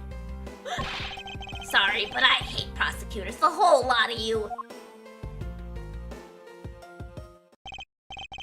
Guys, arrest the two suspects! Sir! This guy looks like just such a generic stand-in. It's kind of funny. He's such a generic stand-in sort of guy. He also is dead, so I guess it doesn't really matter. Oh, I almost forgot. Prosecutor Miles Edgeworth, is it? 1 second.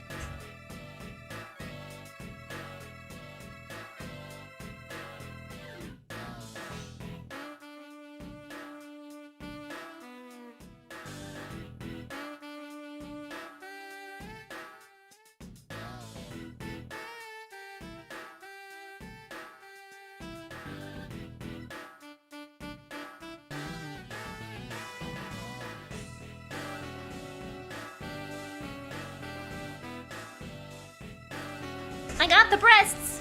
The breasts has been delivered to me. Okay. Prosecutor Miles Edgeworth is it. I'd like to thank you. Thank me? No, you can't have my chicken. Yes, for working so hard to fulfill my goal. At the beginning of the case, he said he didn't care about the truth, and he just wanted to throw someone in jail, and now I helped him. Hey, is that any way to thank someone? And what the heck is that supposed to mean? You were so relentless with Lance that you forced Ernest to tamper with evidence.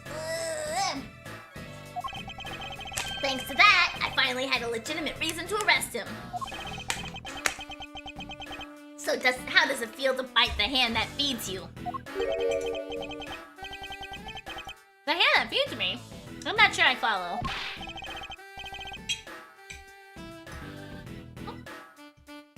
Heh, it's no use pretending with me. You're the one, right? I'm the one? I'm a chosen one? You're the corrupt prosecutor that's working for Mr. Amano in the smuggling ring, right? No! No, that was very clearly Jack's, obviously. No. I would never do such a thing. What the heck? Our intel's never wrong. Well, it very clearly is, obviously. In your prosecutor's office, there's definitely someone working with the ring. Yeah, the son of a bitch was just fucking here! Did you see how Ernest treated him? It's very clear, man! Jesus Christ. You're dense as a brick. Ah. So Agent Lang suspects in my relation to Mr. Amano. That must be the real reason behind his antagonistic attitude. On top of that, your mentor was Manfred von Karma, right? There were non-stop rumors flying around about forged evidence. Oh my god. With that guy. You're not twisting the truth behind closed courtroom doors too, are you? Poor Edgeworth.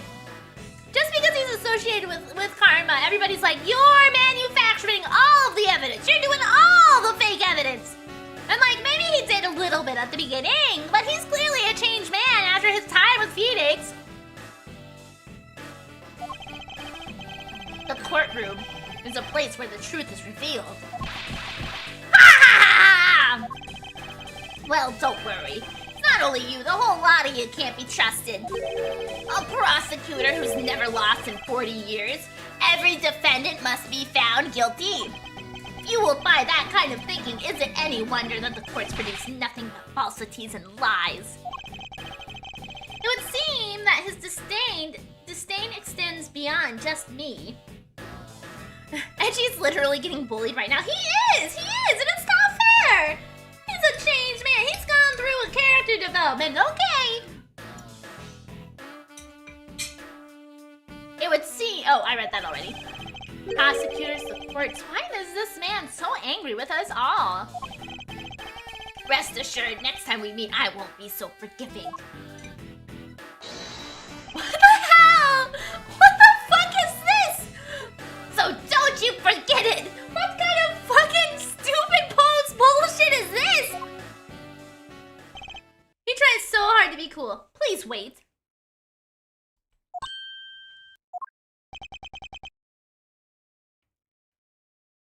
Remember the game is Japanese. Yeah, I know, but still. Agent Sheena. Why does Agent Lang hate all prosecutors so?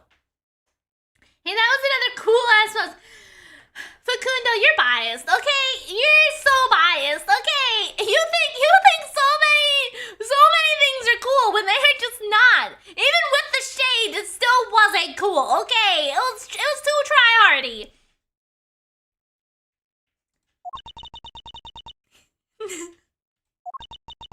Lang is the head of the long-honored House of Lang in Sangfa. The heads of all police-related divisions in that country were of Lang blood. Were? What do you mean by that? Aren't they still? They were revered, but that was long ago. They don't hold that sort of sway anymore. And that it was all because of the courts. How can that be? A prosecutor once withheld and tampered with the evidence of one of Lang's with the evidence one of the Lang detectives found. That evidence purity was tarnished, and cost the Lang family its honor and trust. Bullies are always insecure about themselves. Normally, yeah. Oh, he got in because of nepotism. Neat. Yep. Miri being non-dorky for once, does she even have a right to do that? What do you mean? Me judging them for a power pose? No. I mean, I would argue that me judging them for a power pose is still dorky because obviously I can't do power poses and I'm a little jealous. Okay. That's the truth. That's the truth. Clover. Clover. You're gonna come over here and beg me for food after you just took a really stinky shit? You're really going to do that? Why would I give you food when you're gonna just make it stinky in here again later? It's not happening. Don't be acting cute. No. But not all prosecutors are like that.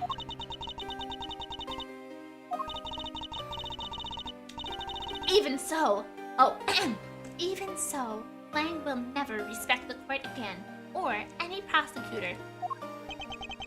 So Agent Lang is a man who hates all courts and is unwilling to forgive prosecutors. Man, what a piece of work that guy is. Miri, do a JoJo pose? I can't! My model's not rigged for that!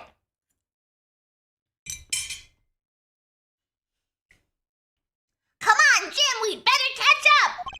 Yeah. We've still got to deliver that thing to the old man after all! Yeah, they're definitely in the smuggling ring. Detective Gumshoe, I believe it's time we wrapped up and headed out ourselves. Yeah! Are you going home, Mr. Edgeworth? I need some more chicken in my mouth. No, I've done nothing but be entangled in one mess after another since my return. If it's alright with you, can you drop me off at my office? No problem, sir! 3D models are expensive. And I don't even know how to set, how I would set that up either. Because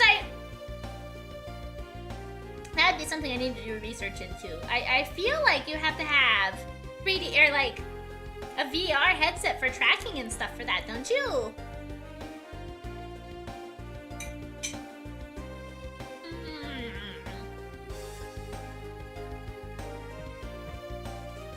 Excuse me? Yes, what is it? Thank you very much! Aw, it's okay, no need to thank me, pal! No, she's not thanking you, Gumshoe, she's thanking Edgeworth! Just doing my job as a detective! I guess I was fooled pretty badly by Lance! Oh, cruel fate! What's the woman to do when she's been hurt by the one she loves? And to think, I never realized my father was right there! I never said anything to him! I knew it! I'm a failure! Ah, there she goes again, talking to herself! Miss Pops, I wonder if you know why your father participated in the kidnapping. No, I have no idea. Your father died while he was trying to stop Lance. Which means that from the beginning, he had no interest in a staged self-abduction. Wait, then why did he... I believe it was because of your presence, Miss Pops. Me? Lance realized that the two of you were related. Which is why he used you as a hostage to coerce Mr. Devilray into cooperating. Father! As a felon, he could not tell you of his real relation to you. I'm now imagining Canon Edgeworth with your voice. No, I feel like that's a bad thing to imagine. I definitely don't sound like an Edgeworth. I can pull off Lollipops or April May or Eenie Miney, but certainly not an Edgeworth. At the very least, he was able to watch over you. It was all he could do, but that was the shape of his overflowing love for you. Go on, speak your mind. That is... Thank you very much! I could say, oh god, me voicing Godot was rough, man. Okay, I tried really hard to have a deep, masculine voice for Godot, but it did not, I don't think it worked out well in the end. You're welcome, although there's no need to thank me.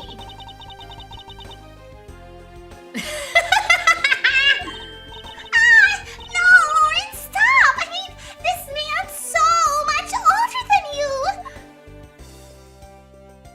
She puts some distance between us and then just leaves. Looks like you've completely stolen her away, Mr. Edgeworth. Way to go, sir! No, don't compliment Edgeworth on that! Your technique is way beyond the level of a great thief! What are you going on about now? Fucking... Jesus Christ, Edgeworth, you're so fucking dense! I'm ace and I pick up on hints better than that! Wow, your deducing skills may be sound, but you have no street smarts. That's Mr. Edgeworth for ya. Yeah, I mean, he still hasn't figured out who I am at all. Miri, no, you don't. What do you mean, no, I don't? I feel like I pick up on hints better than Edgeworth does. He's so lost. If you haven't remembered in all this time, I guess I'm just gonna have to say it. This isn't the first time we've met, you know. What do you mean, pal? Mr. Edgeworth? How do you know this girl? Do you really? I think so. Now you've got me doubting myself, but I thought I was alright at picking up hints, okay? My watch is yelling at me for being too loud. Okay, I've yelled too loud about me being able to pick up hints. My watch told me I need to be quiet. Looks like you totally forgot about me too, Gummy. Gummy?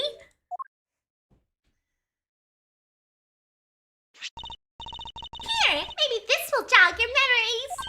I promised I'd return to see you one day, remember?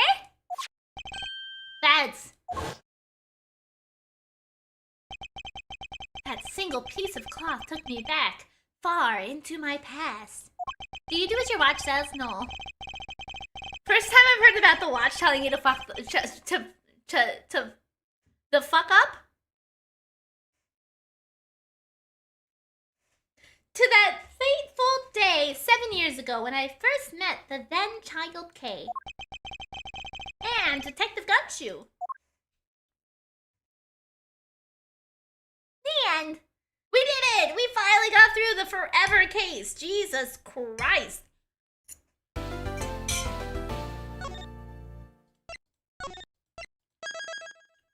Boop, boop, boop.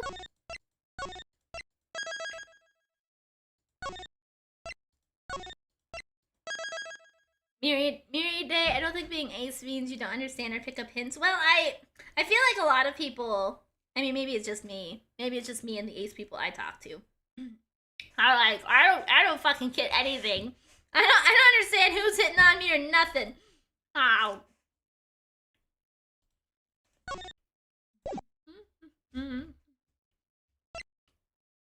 Turnabout Reminisce. How many chapters are there? Oh, okay. I got 2 more.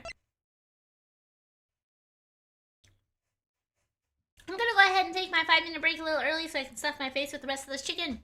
And then we will just dive right into it. So, I'll be right back. Ba-ba-ba-bum.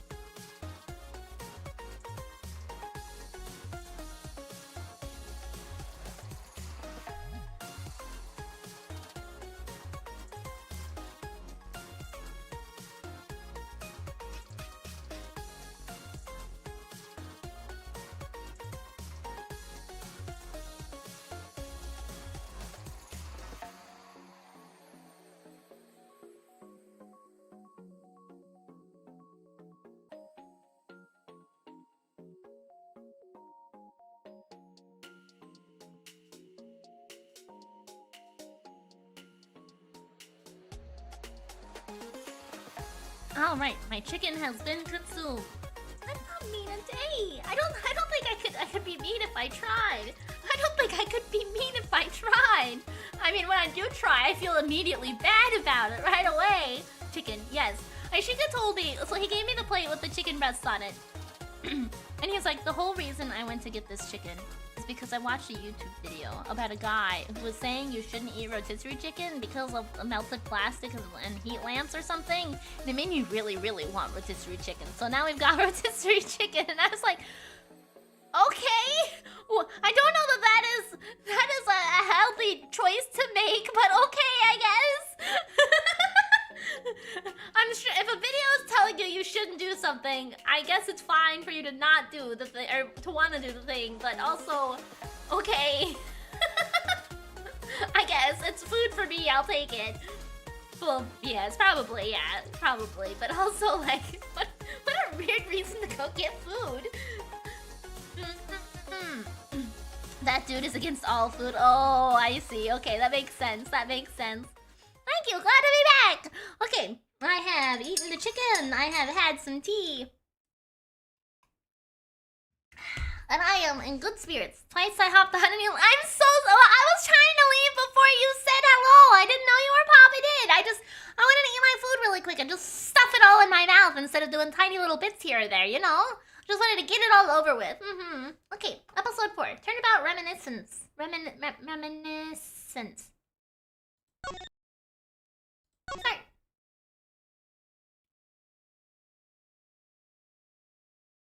Episode 4. Turnabout reminiscence.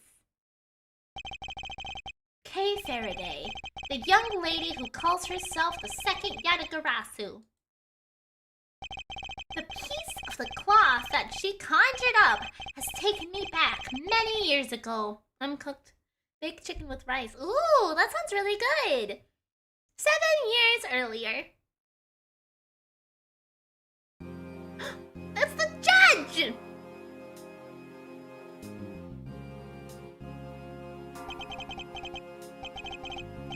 That's right! I did it! I killed the guy! Oh, but it was the great thief Yatagarasu that told me to do it! Oh, who are you? I asked the defendant, just what exactly are you trying to say? Don't you get it? I know the true identity of the Yatagarasu! I like how she has the scale earrings. Yatagarasu was the man standing over there at the prosecutor's bench! Are you saying that I'm the Yatagarasu? Don't you dare deny it! You told me to kill him when you snuck into the embassy! Are you claiming that Mr. Faraday is the Yatagarasu? That's exactly what I'm claiming! Mr. Rel, I think we've heard just about enough of your lies! Your Honor, please listen to me, I'm telling the truth!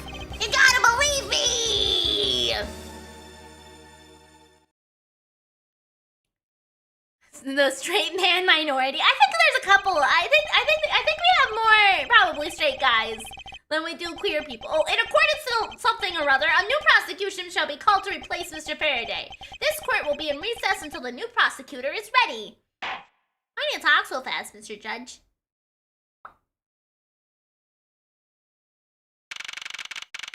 Oh. Thanks for the 25 bit silencer. And yes, of course, Luxamber, I had a great time playing with you too. I always have a ton of fun during community nights. I always laugh so hard that my face hurts afterwards, and I'm like, I don't want to talk or do anything for like a couple of hours to recover from the pain.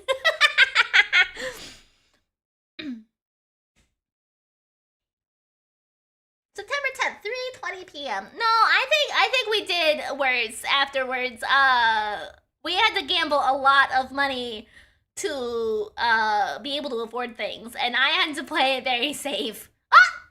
Oh my gosh, Luxamber! Thank you so much for the gifts off of Throne! 5-pound bag of peachos! Yes! I love peach rings! I actually bought some when I went to the store the other day, and I ate them all, like, in a night. I didn't buy a 5-pound bag, but now I will have a 5-pound bag! Yes! Okay, but y'all got a card. Yeah, but I mean, getting a card doesn't necessarily mean we were doing well. That's just what I just let Raichu choose what to spend in Lethal Company. I think he got the car and then immediately wrecked it though, so I don't know that it was really all that beneficial. September 10th, 3:20 p.m. The District Court, third floor lobby. Also the peach rings. Yeah, I saw that there's the mug too, but I got very excited about the peach rings. I love peach rings. They're so good. Yes, adorable cat cartoon ceramic coffee mug. Aha! I don't remember which mug that is off the top of my head, but I'm sure that it's cute. Oh, it's little baby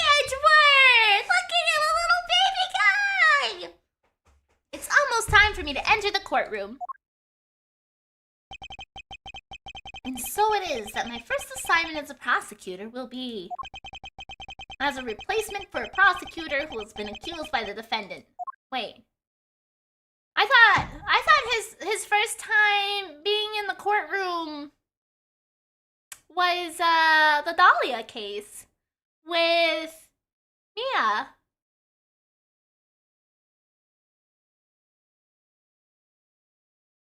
I don't know. Edgeworth. Oh, look, it's Von Karma. Great. First as prosecutor. Oh. But also, what the fuck is this guy doing?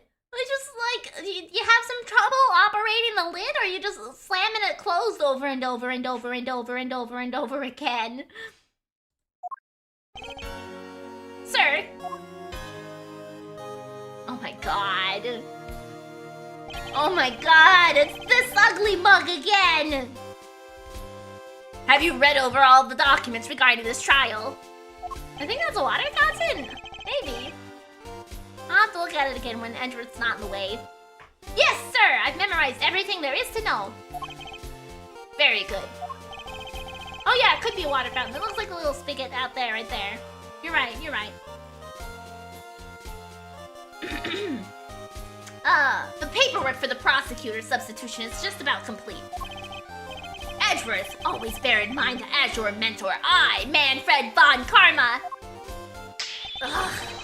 Fuck you, man. Will accept nothing short of perfection.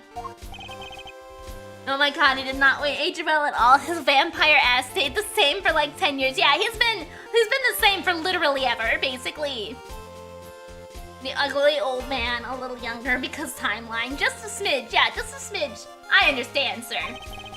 To have the chance to stand in court at such an early age in my career, I am honored and proud.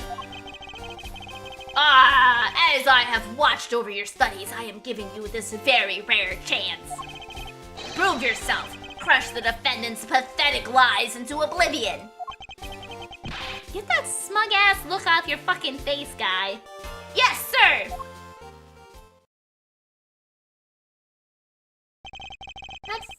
Such a legendary prosecutor will be watching and judging my performance. I have to be perfect in every way. Excuse me, sir. A bulletin board. There are trial schedules posted on it. Trial scheduled for this week, huh? There's only today's trial listed. This must be a mistake. Or this country's judicial system is not working as it should. This is so good! Gulp, gulp, gulp, gulp. I could drink a whole gallon! I've never heard of water that tastes that good. Trial schedules? No, trial schedules. I didn't know you hated Von Karma that bad. Yeah, he's awful. Maybe I'll give him a minute. Glug, glug, glug, glug, glug, glug, glug. Glug, glug, glug, glug, glug, glug, glug. Glug, glug. Oh, gulp, gulp, gulp, gulp, gulp, gulp, gulp. Gulp, gulp, gulp, gulp, gulp, gulp, gulp. Gulp, gulp, gulp, gulp, gulp, gulp, gulp. Ah! Gulp, gulp, gulp, gulp. Gulp, gulp, gulp, gulp, gulp, gulp. Gulp, gulp, gulp, gulp, gulp, gulp, gulp, gulp, gulp.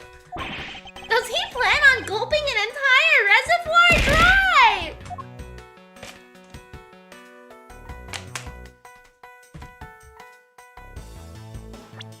No, I only do a sip.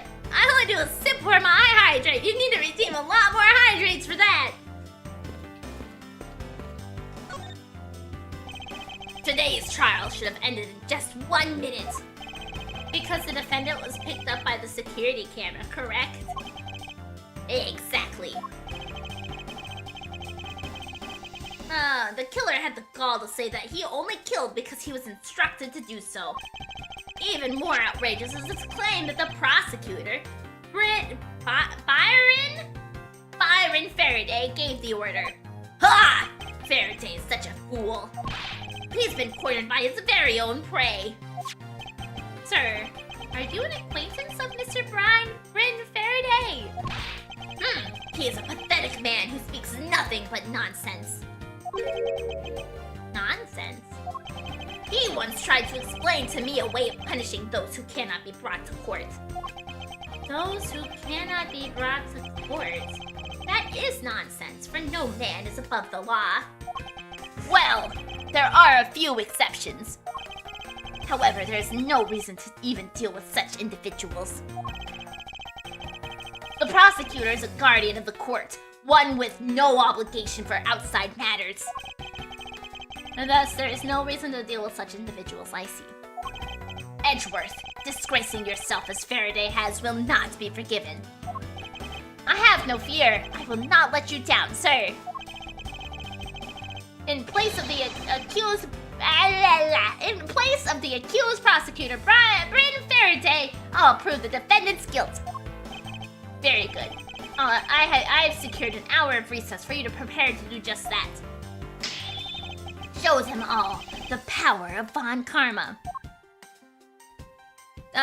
For example, when I shot your dad, it was a matter dealt outside of the court. See? Right! So, you have achieved a firm understanding of the case. Do I actually have the evidence now? No?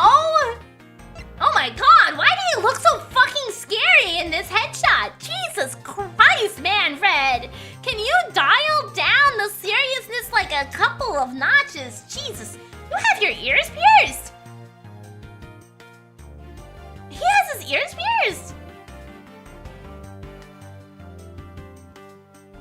I never expected Manfred Von Karma to be a man with his ears pierced. I never noticed his ears were fucking pierced. Jesus Christ, man. Yes, sir. I have memorized everything that is written down in the case file. I don't have anything in the case files! Fabulous in court and fabulous in crime, apparently. Well then, explain the case to me. I want to see if you really know what you were talking about. Understood!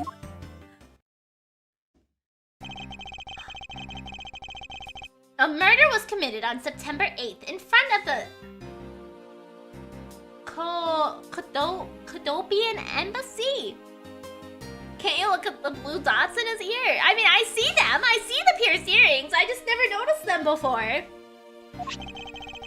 The victim, Mr. Deadman! Mr. Deadman!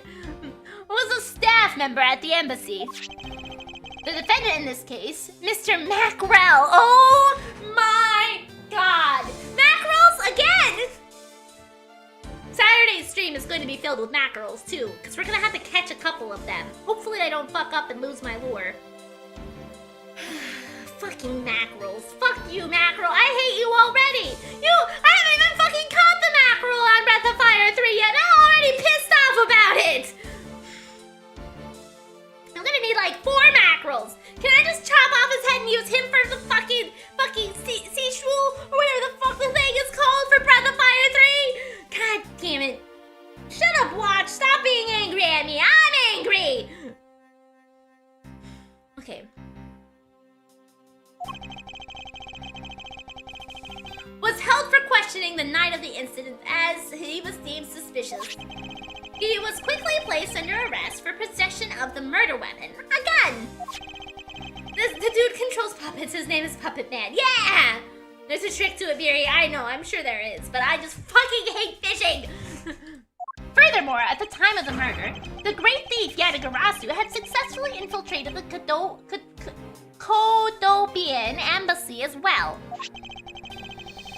At first, Rel claimed that he himself was the Yadagarasu, but that he did not kill Deadman. I wonder what he expected to gain from such a desperate lie. It's possible! It's possible that he wants to go down while in the spotlight if he's found guilty. There is truly no limit to people's inanity. But I digress. Continue, Edgeworth. Yes, sir. During the trial, the prosecutor presented the security footage that captured the murder. The footage clearly shows Mr. Rel as the murderer. The act of Mr. Rel firing the gun could be clearly seen from the visitors' gallery. Upon seeing that, the defendant retracted his statement and admitted to the murder. I did it because I was told to. By the real Yatagarasu. Byron Faraday. That sounds about right. However, you've forgotten one thing. Imagine you were born into the Ace Attorney universe and your parents named you something dumb, some dumb shit like Arsonist. Come on, man! Right! Right, I know. I'm sure there are probably some pretty creative names out there. But do you think they have to follow through with like their self-fulfilling prophecy of their name? Like Dead Man. Like I mean arguably Dead Man, he's gonna die no matter what. That obviously will always have an end to the goal. He will always die. But like in the case of Arsonist, do you think they would be required to be an arsonist? Or do you think they could change their way and like become I don't know, a fish expert or something? Dead Man had some emo parents. Yeah, he did.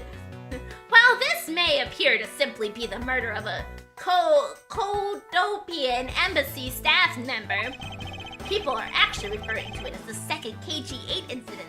The second KG-8 incident.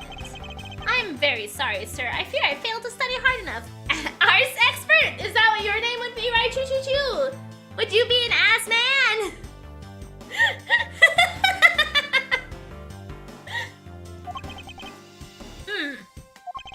Well, even among the police, it's information that only a select few are privy to. Could you please enlighten me, sir? Second KG-8 incident. Sir, what do you mean by the second KG-8 incident? If you're named arsonist, you have to be an arsonist, no question. Maybe. In order for me to tell you that, you must first learn about the original case. Thanks, deposition. Not that deposition. Thanks, Infodump, for giving me the background I need for the future case about the KG-8 incident, probably. Take a look at these documents. Do I actually get documents this time? No. Pet!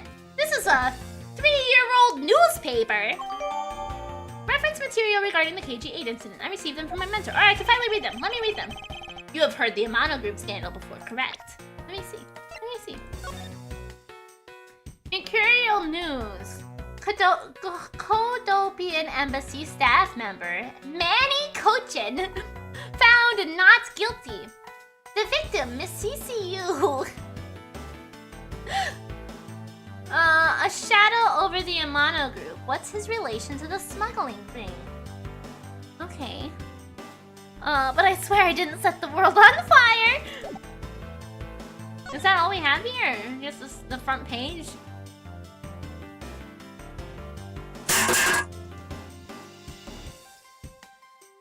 I can faintly read. Marauder! You are so late, mister! I can't believe you showed up 2 hours and 15 minutes into the stream and acting like nothing happened and you were here the whole time! I can't believe you're just trying to play that off like that, man! So it looks like it says... Okay, I know this is really stupid of me to try to do. It very clearly is not written to be read, right? It's a little blurry to be read, but I like how everywhere it just says like, the number is expected. The number is expected. The number is expected. The number is expected to be 1.66. Appeared peak year is... Like, you can very faintly read the text on here. I fell asleep right before stream start. I was awake longer than 24 hours. Why did you do that to yourself? 1 million deaths worldwide in 2007. The number is expected to be 1.66 million in the supposed peak year in something or other. Like, I can very faintly read some of this text that is not meant to be read. According to the something or other Ministry of International Affairs, I could see that. And communication, maybe? As of April 2008, maybe?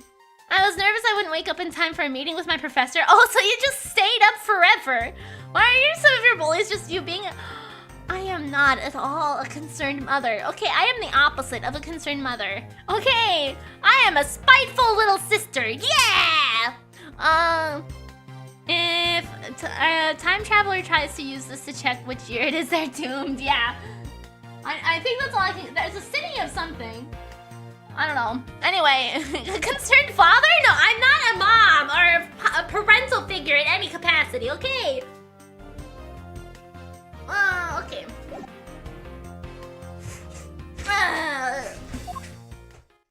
Like nearly everything in the Telltale games for The Walking Dead has text like that. I know I'm not supposed to try to read it, but boy do I want to try. Yes, I have. I missed that much? Yeah. We're in the next chapter. The secretary of Ernest Amano, the Amano Group's director, was arrested. And why did you scold Marauder for staying up for 24 hours? See, it's not coming from like a parental care, okay? It's not coming from a place of parental care. It is coming from the fact that sleep is wonderful, okay? I love sleep, and everybody should get to sleep, okay? Sleep is wonderful. You should refresh your daily battery with enough sleep, and it shouldn't have anything to do with parental care at all, okay? Just that sleep is great.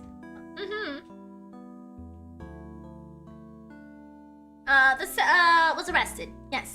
Admit it, you are a mother in secret. I am only a mother to Clover, okay? I am not a mother to anything else or anyone else, okay? Miridae is far. I am not caring. I am evil, okay? I am not caring. I'm not evil, okay? Wait, no, I am evil. I am not caring. I am evil. I am a menace to society, okay? Don't ever call me mommy. Absolutely not. Absolutely not.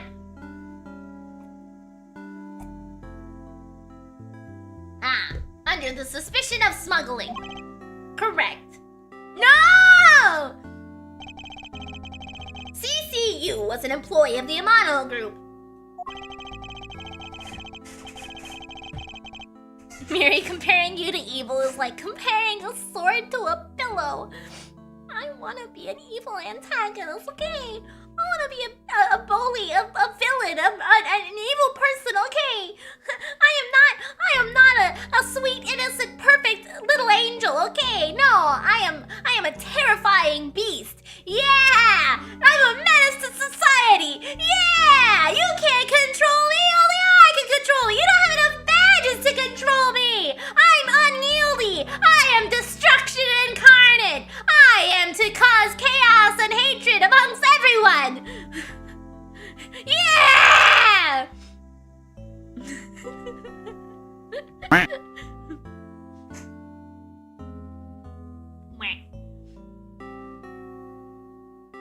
Miri embraced her bully side. Yeah!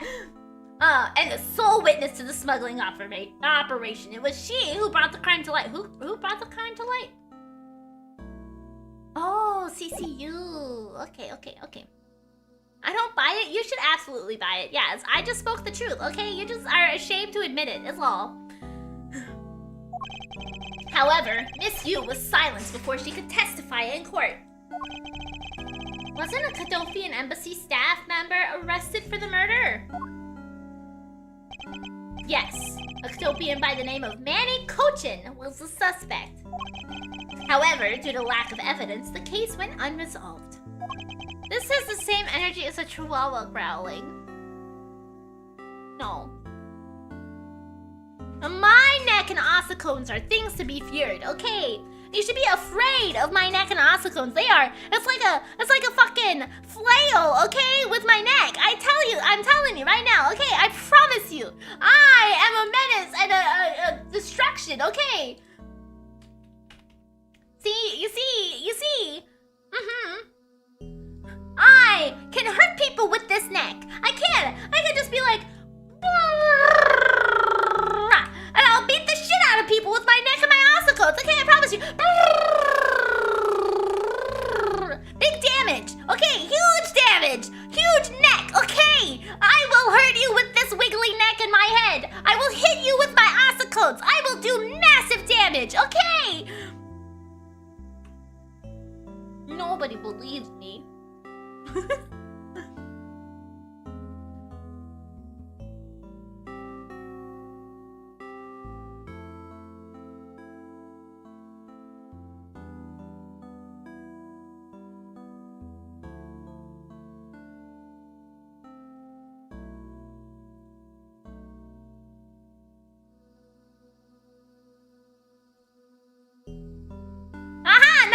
wielding it, okay?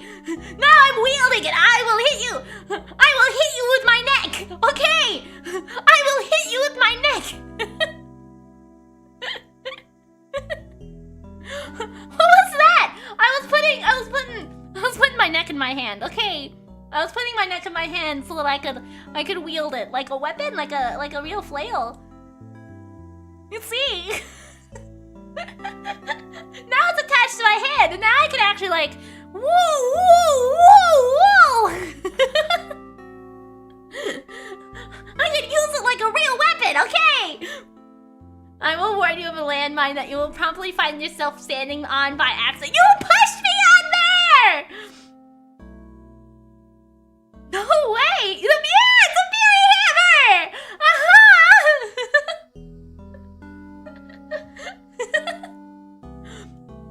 Okay, there you go. I have created a legacy weapon, okay? I'm gonna keep it in my hand for the rest of the stream. Oops, wrong thing.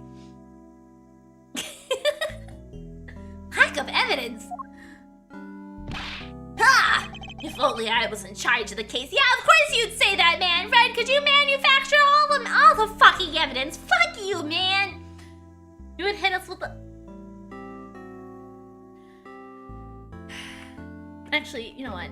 You know what?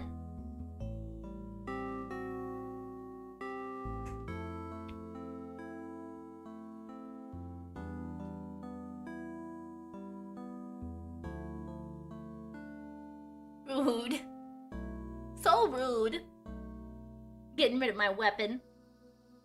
Miridae trying to be hip with the kids with her weapon skins.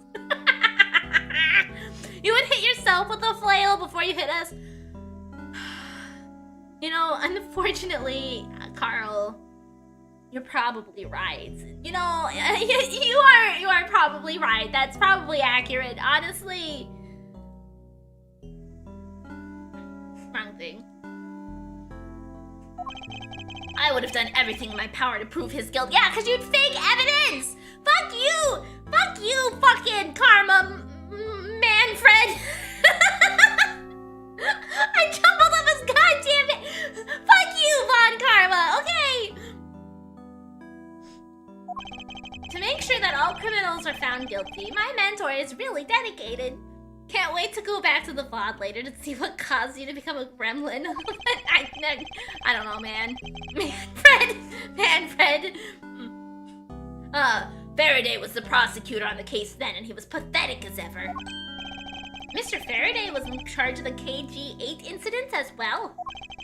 That's right. And now, once again, the victim of the case you are currently assigned to was someone who was scheduled to testify against that smuggling organization. And just like last time, the victim was murdered right before he was set to testify.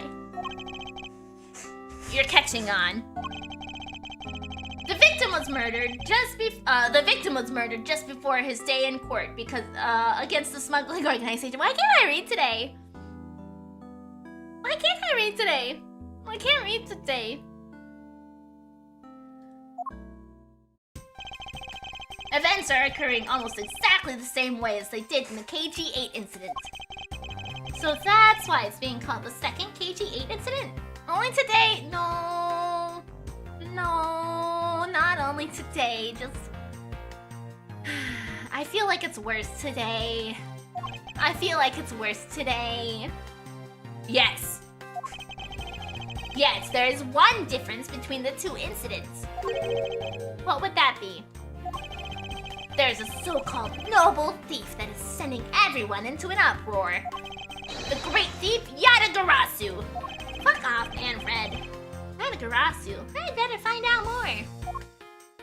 Yatagarasu. If it's true that the Yatagarasu showed up at the Cadopian embassy, what could he or she have been after? Yatagarasu haunts embassy, special edition. The Yodel! Ah! The noble Yatagarasu, vigilante of the business world, reappears. No doubt to steal any suspicious accounting records and release them publicly.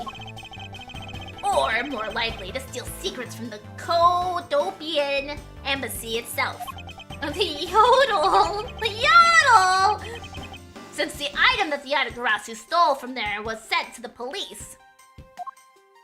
Why is my arm so itchy? Did a mosquito get in here? What was it that the Yatagarasu sent to the police? I don't know the details.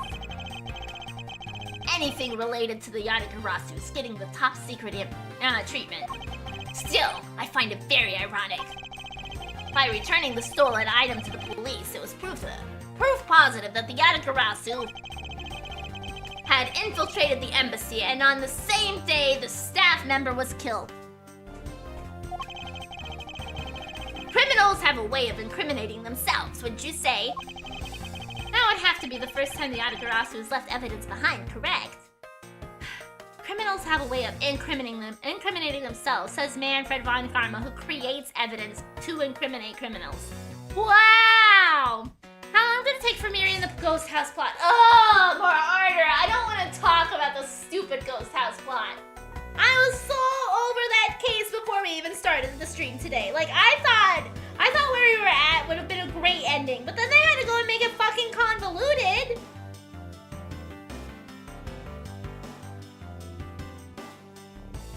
Bah, okay. Yes, indeed. If you wish to learn more about the Yatagarasu, then I suggest you ask Miridae. If you wish to learn more, please click yes. It's not as bad as Turnaround Big Top. I mean, that's true. Turnaround Big Top was pretty bad. Mr. Faraday. He happens to be the prosecutor in charge of the Yatagarasu case as well. He's the prosecutor in charge of both the KG-8 incident and the Yatagarasu case. Mr. Faraday really has a lot on his plate. Wow, Edward, look at that concern! Is he overloading himself? Oh my god! What is it, little girl? She's so tiny! Oh my god! You're scary, mister! Yeah, you deserve that, Manfred. Did you need something? I want to trade these coins with you. A fistful of dimes, quarters, and pennies. But it looks like you've exactly $1. Is this what you want? Oh my god! Thanks! That's exactly what I needed! She's so tiny! Yeah! It's definitely Kate. She's so small!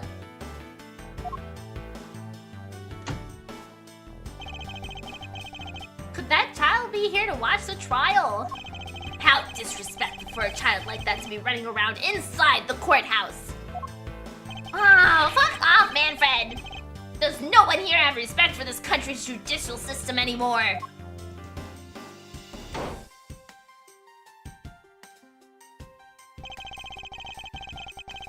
The paperwork for the prosecutor's substitution is complete. Welcome back! Why, do you even know how much time there is left before the trial resumes? I'm so sorry. Said the guy forging evidence. Right! I know! Every time he says something, it's like, you're the guy who fucking... You think that we need to have more, like, care about the judicial system when you're the one faking evidence? Do you have any room to talk, Manfred? I can have you mopping up this courthouse instead of protecting it in an instant. Gulp. It's no bother, sir. Not being completely prepared could prove to be a perfect handicap for me.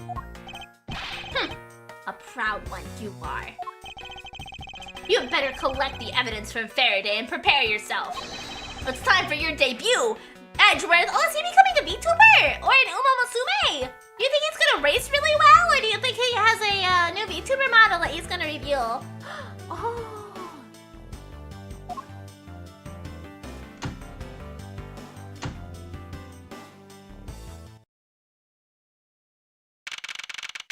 September 10, 4 p.m. District Court. Courtroom number 3. Are we on the wrong side? Isn't that usually Phoenix's side?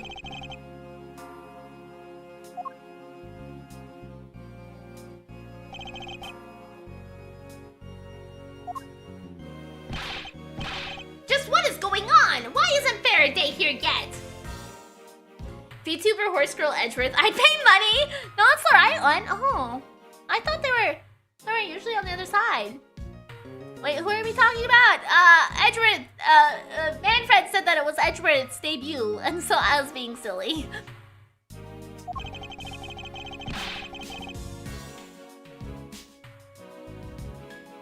I mean, his first name is Miles. That's true. He should be able to run the mile races really well, considering it's his name. How is it possible that the defense is not prepared yet either? Bailiff, where is Mr. Faraday? I'm not sure. I wasn't really paying attention. Wait. I thought we were replacing Faraday because Faraday got accused of being the Yatagarasu.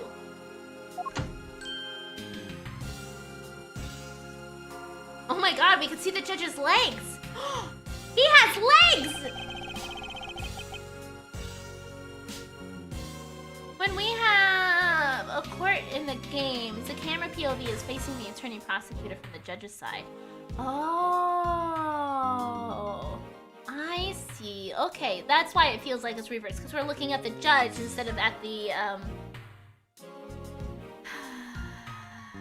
defendant. Okay, I see.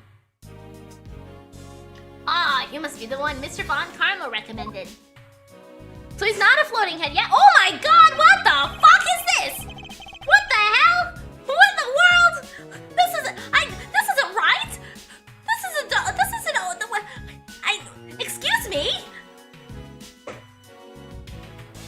His ear is very large. Why does he have such a big ear? This is so weird. I don't like this at all. I don't like this at all, HD Judge. Yeah, this is so weird. It's not so obvious since we're also facing the judge when he talks. Yeah, that makes a lot of sense. Okay, I understand. This dude looks like a beast. Yeah, so I can hear Phoenix mumbling. You're so right.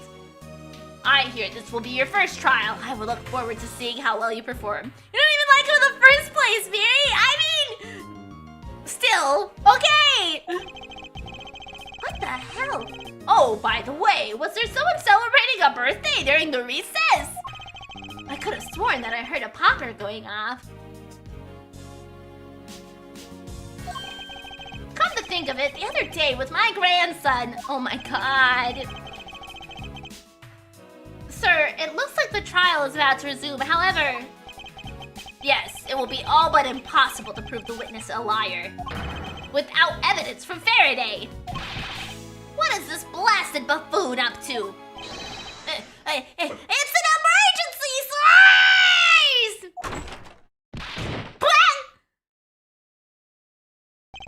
Silence! There shall be no yelling in the sacred hall of the law! Bailiff, remove that man from the courtroom at once! Oh, it's young Kamashu! Please wait! You have to listen to me! There's an emergency! Defendant lobby number 2! Mr. Faraday and the defendant! The two of them, they're both dead, Your Honor! What? What? What?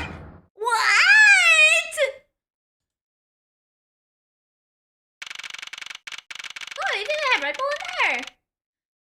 This looks like those look more like portal cans, I guess. September 10, District Court Hallway. Hot dog for $7. Beef jerky for $9. Hot ham sandwich 8. And you know, I feel like getting those out of a dispenser is probably, I don't think they'd still be good. Like, how long are they gonna sit in a dispenser like that? There goes the debut for Edgy, yeah. Swiss rolls $6, milk $7, orange juice $9. Limited time specials.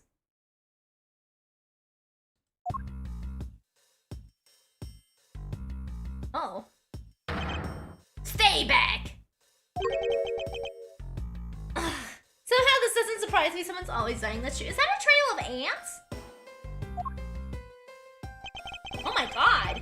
You are rough and ragged guy. No one's allowed in the crime scene, period. Just who does this oddball think he is? This is becoming quite the hotspot. Isn't she Mr. Rel's defense attorney? Hey, you! No running in the hallway, pal Gumshoe! You were just fucking running! And who are you to tell me what to do? I'll never find out what's going on like this. It's time for some civil discourse.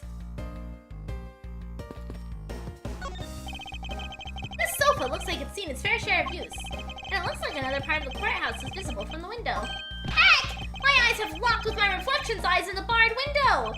As a student of Von Karma, I refuse to back down! I won. I wanted to look at the floor. I wanted to look at the ants and the stuff on the floor. Not the window! Are those bullet holes with what the fuck goes down in the courtroom? I definitely thought those looked like bullet holes too, yeah.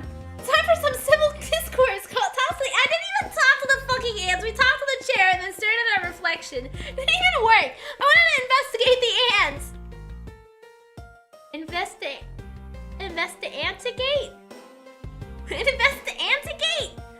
That was bad. That was bad. Okay. No, it's not another one. Okay, let's start with Gumshoe. Young Gumshoe. And you are Antvestigate. Yeah, that one's a little bit better. Who, me? Hey, pal. It's common courtesy to tell someone your name first before asking theirs. Point taken. My name is Miles Edgeworth. I am a district prosecutor. A prosecutor? I've never seen a prosecutor as young as you, pal. I've told you my name. Now would you mind telling me yours? Detective Dick Gumshoe. And just recently, I achieved my dream of becoming a detective.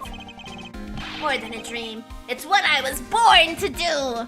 Damn, is the courthouse short on money? Courthouse branded food, like what? Yeah. Wait, maybe I should check to make sure I'm not really in some crazy dream first. This detective is entirely too excited to be at a murder scene. Crime scene. So, Detective Gumshoe, would you mind telling me what you know about the incident? Young Edgeworth is Miri's size, also known as short. No, he's fine. You know that I don't have to tell you anything, right? I know that. But it would behoove you. I don't know that I've told this joke recently. But did you know that on Twitch and YouTube, you can come up with names for the different sub-tiers? I think across both of them. I think I made them the same. The first tier across both of them is hoofs, because it would behoove you to be sub to me.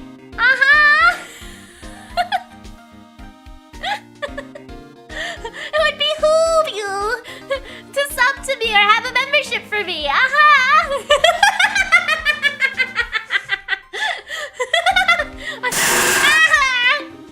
I don't think it actually shares the name anywhere, except for maybe in YouTube chat. But like Twitch doesn't anywhere. But I do have them both named Hoobs for that reason.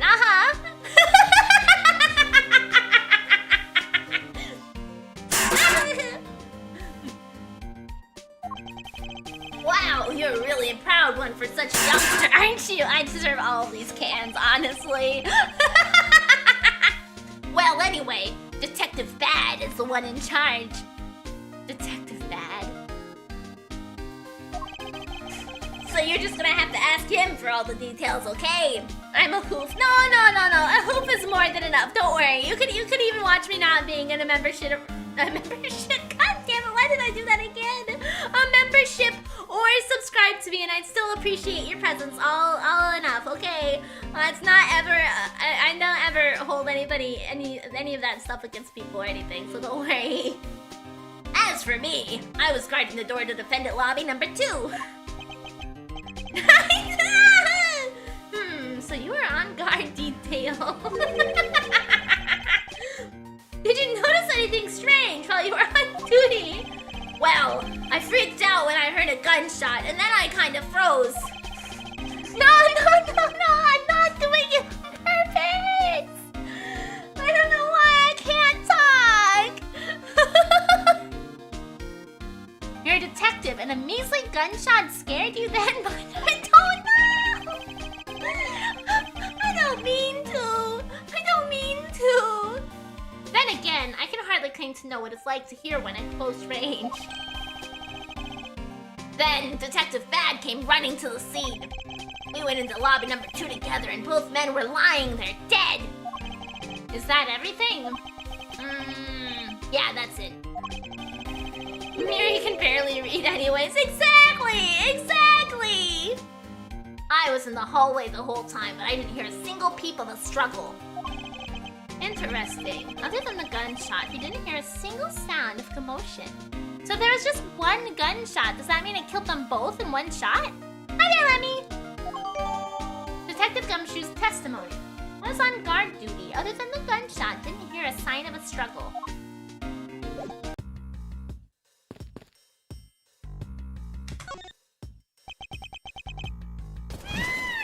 Do you have a minute? You know, I'm not really into talking to people I don't know.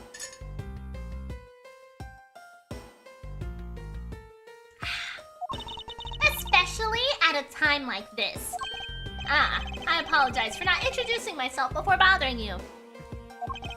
My name is Miles Edgeworth. I was to take Mr. Faraday's place in court. Edgeworth, huh? Never heard of you. So, Faraday's substitute is a newbie, huh? I'll have you know, madam, that I studied under Man-Fed Von Karma. Do not take me for some naive novice.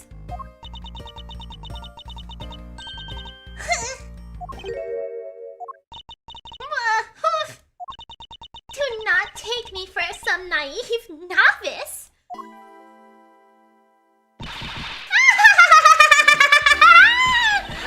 So you're a student of Von Karma.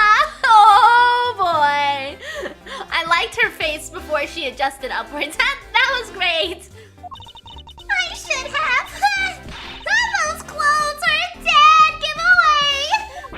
Stop right there. These are the garments of one who gallantly presents the facts. Thanks for the great laugh, but try not to make me laugh so much, okay? Someone was talking about Ace Attorney earlier today, kind of interested in seeing the gameplay. So this one is a little bit different than the main series entries. This one is a spin-off series. So I don't know if you really want to use this to base your point of reference from. But that's just kind of like a heads up. This is less courtroom centered and more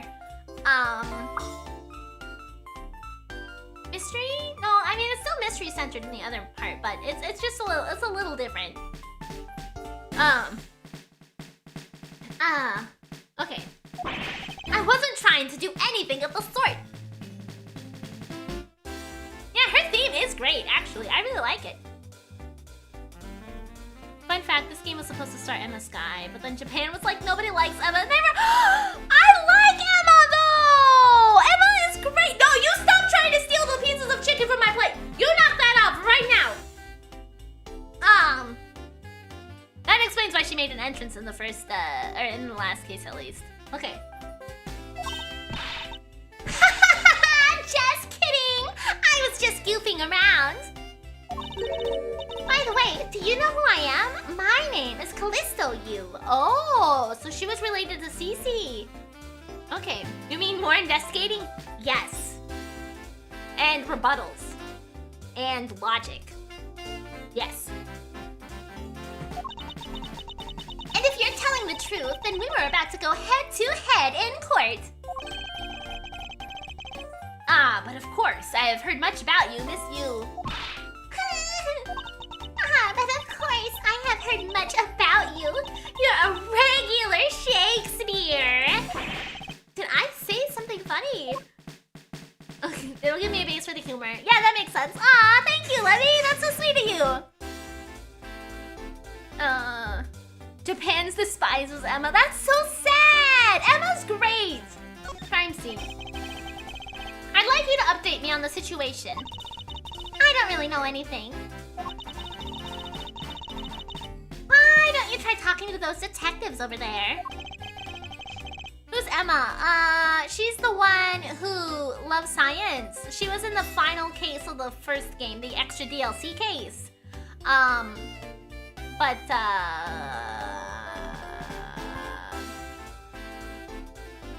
She also made an appearance in the last chapter, too. If that's the case, then why are you here?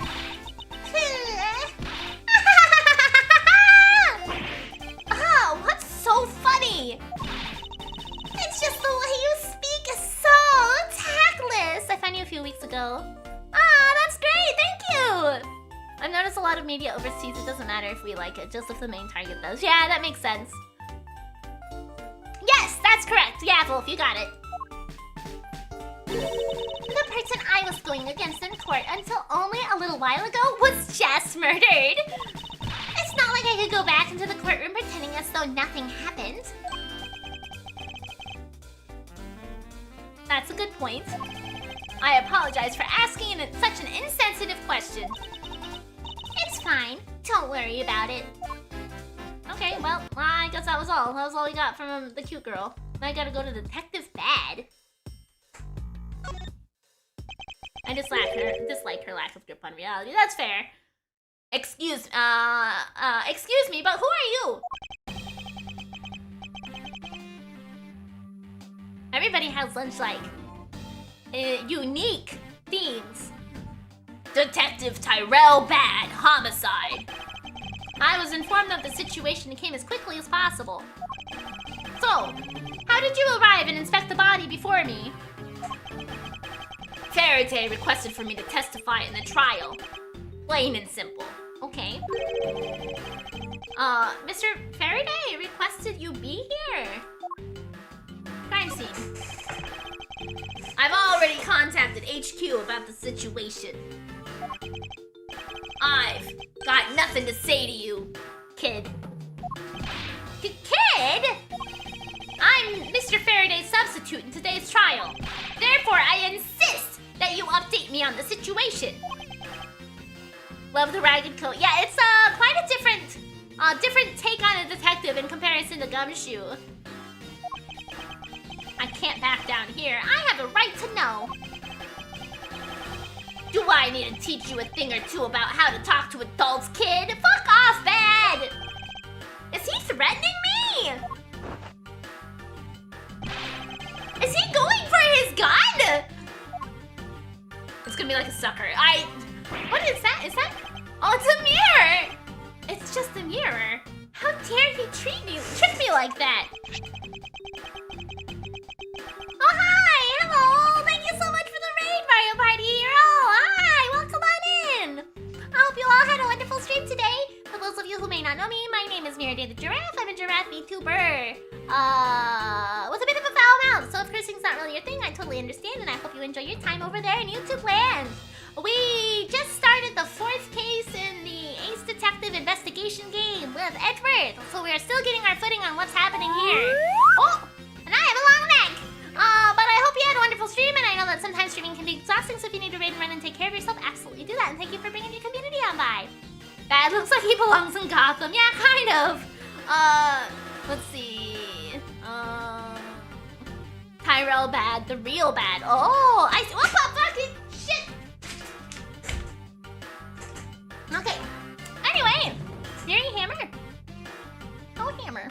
Oh, I guess I am kind of like a hammer, yeah, with my long neck out. Faraday was stabbed to death with some kind of blade. He had a gun in his hand. Oh, been a while. Oh, awesome! I hope you had a great time. The other man, Mr. Macrell, was shot and killed. He was found holding a bloody knife in his hand. Okay. So, a stab and... Okay, one person got stabbed and the other one got shot. Okay, I see. Was there anyone else who went into the defendant lobby number 2? Or are they gonna present this as a locker room mystery? Yeah, that big lug over there. His name's Gumshoe. Who brings a gun to the knife fight? Yeah, who brings a knife to the gunfight, rather? Yeah, not the other way around. He was in charge of guarding the place. He's claiming that no one else entered the room. case, then they must have killed each other, correct? Maybe. Such impudence. This guy is really testing my patience. Witness, trial witness. Gumshoe MVP. Why was I not informed that you were going to testify in court? Homicides aren't my only gig. The Yatagarasu case is also one of my assignments. So you were called upon to comment on the Yatagarasu's characteristics in order to assess if Mr. Faraday was really the Yatagarasu or not. Well, looks like you just might have a brain after all in that head of yours, son. Son? I'm not your son, Pops! Miss you! There's someone here who wishes to see you. Who is it? Could be an embassy staff member by the name of Manny Cochin. Oh, the guy who supposedly was the murderer in the first case, right? What? What's going on? Detective Bad and Miss Yu's moods just changed all of a sudden. Wait a second. Wasn't Manny Cochin... I'll be right there. Oh my gosh, okay. It's nice to see you again, Miss Yu. Cream doesn't suit you. Hopefully you'll grow out of that color. Ah! Why are you here? I have no desire to ever see you again. Now, actually, would you mind stepping outside for a brief chat? Are you gonna kill her too? You already killed her sister. Are you gonna kill her too? Fine, let's go. Oh, and there's fucking Manfred. Bad. Von Karma, it's been a long time. I knew you would show up. You usually do when the Yatagarasu is involved, and I see this case is no exception. Harsh. Right? Do you know Detective Bad, sir? Look at the old man go. Yeah, he hauled ass. He did. Yes, he's like an old bloodhound that never leaves the scene of a crime. If only he would get a promotion and move on. It's the crime scene where a detective is the most useful and effective. It's not like I'd know that. Or I don't know that. Moving on though, Bad. The man that I just passed by. Was he not the suspect from the KG8 incident? So I was right. Just what is that man doing wandering around here?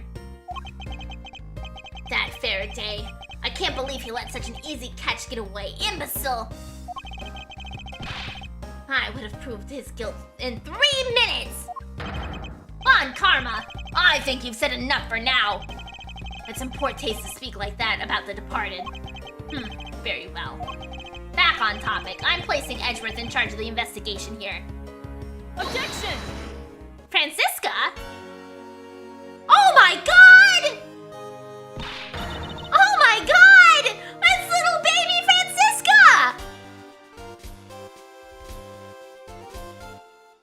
I was gonna take a break. I was gonna take a break. But now I feel like I shouldn't. But I should probably still take a break. Oh my god, she's so small! Anyway, yeah, I should take my break. I'm gonna get up, stretch my legs, move around a little bit.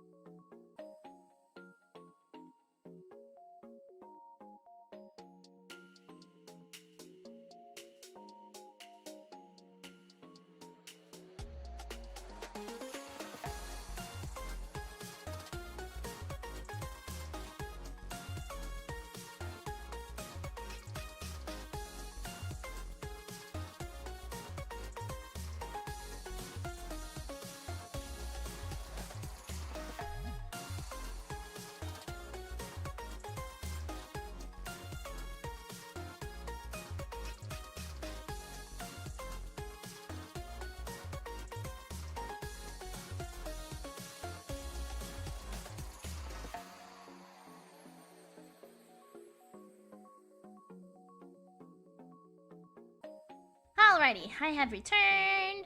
Boop-a-doo. Ha! Okay. Papa, how can you place him in charge? Francisca, what are you doing here? Earlier I was gonna say wait until you see her when you saw Kay, but I didn't want to spoil it. Yeah, that makes sense. I'm glad you didn't, because I did not expect her to pop up at all. I heard that hold it, and I was like, that is definitely Francisca's voice line. What the fuck? Welcome back, thank you. Glad to be back. I'm here for summer vacation. What else?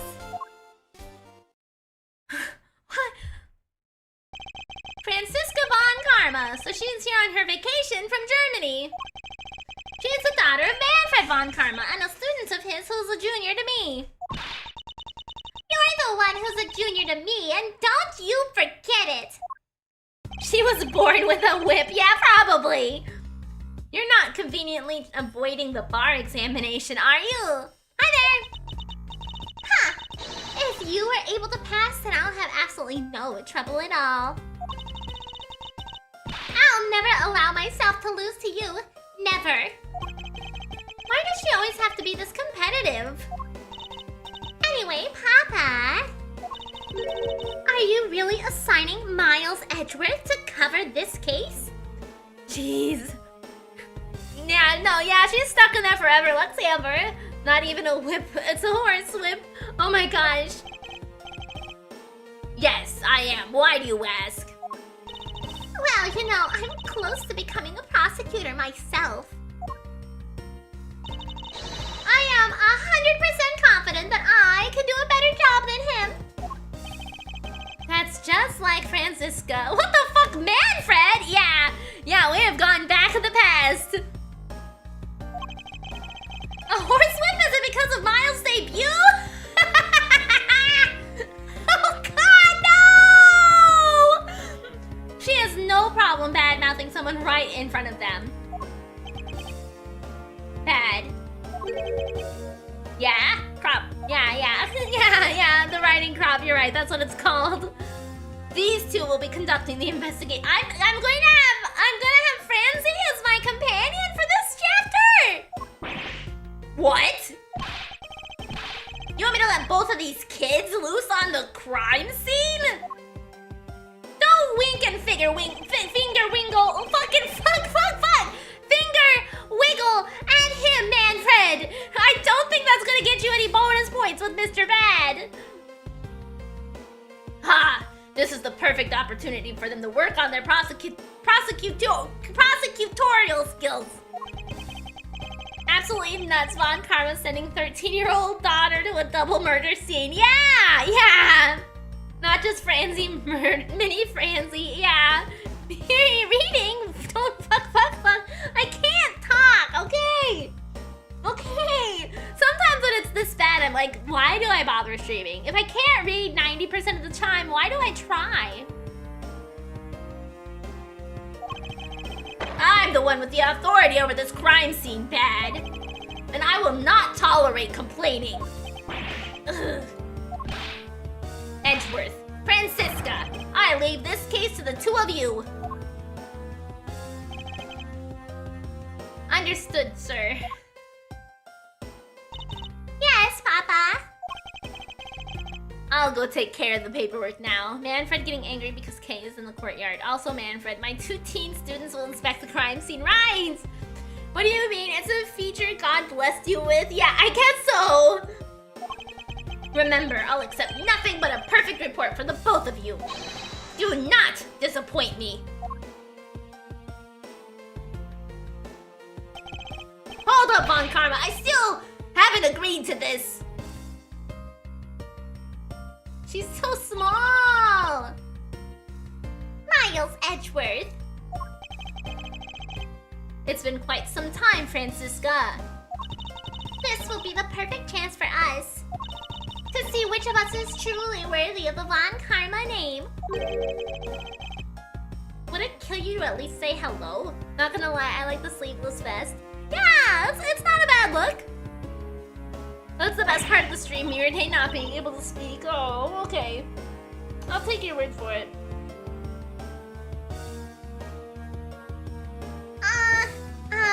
Long time no see. If you want to see baby Franzi, she's in the anime. Oh my gosh. Very good. Just because you became a prosecutor first doesn't mean you can act all proud. She hasn't changed a bit. Miles Edgeworth. As I was saying, we shall see which one of us is worthy of the Von Karma name. For crying out loud, I've been reduced to a babysitter. It looks like Mr. Von Karma was successful in convincing the detective. That's just like him, he never fails. Now, I'd appreciate it if you could quickly run through the facts, Detective Bad. Would Detective Francisca, what the fuck, brain? Would Francisca double kick you like gold chip? Probably. You're better off checking things out on your own. Very well. Seems like getting help from Detective Bad will be our most arduous task. Oh, they're just dead on top of each other. September 10th, 4:15 p.m. District Court, Defendant Lobby number 2.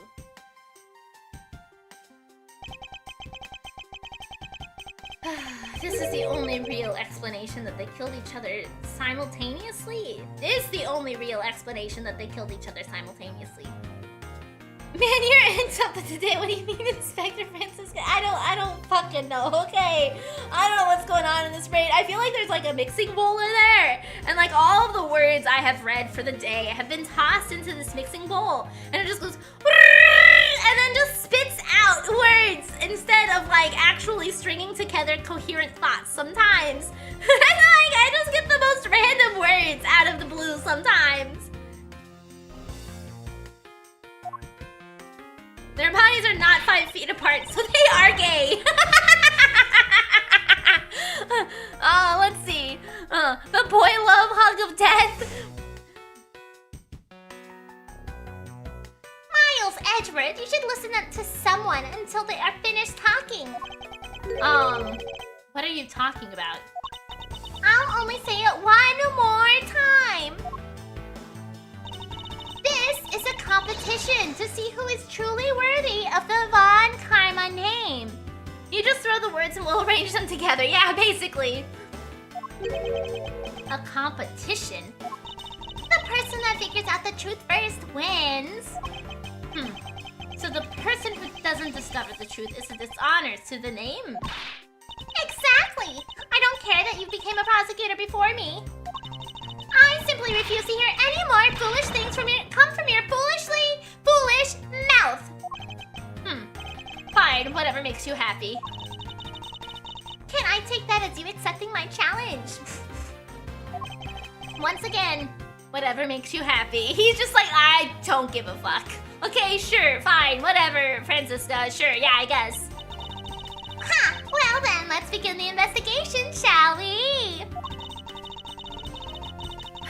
Mary doesn't know how to talk, but when she brings up the words game, her IQ gets a +1000 boost. Are you talking? When you say the word game, do you mean oh, words with not words with friends? What is the game that I put up on my break? I know what you're talking about, but I can't remember the name. Words on stream. That's what it is. Words on stream. Words on stream. Yeah.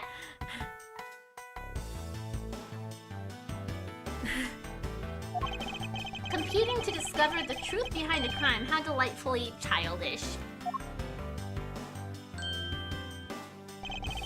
You kids over there, hold it. Kid?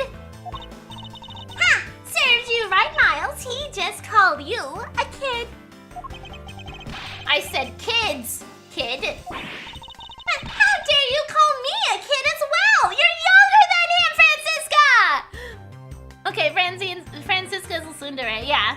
No, I don't think she has a crush on Edgeworth. She's just... I don't know, man. I don't know.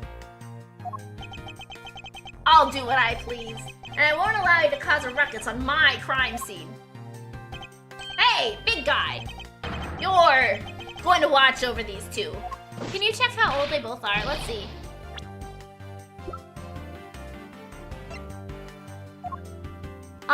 Karma, Francisca is 13.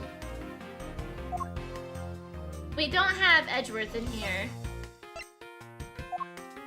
Yep. Francisca is 13. Manfred is 60.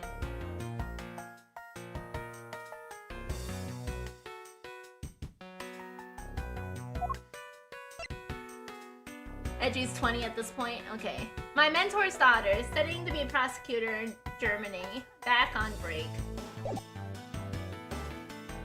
Yes, sir! Detective Bad, sir! Now, do what I say from now on, kids, okay? You'd better not get in our way, Scruffy!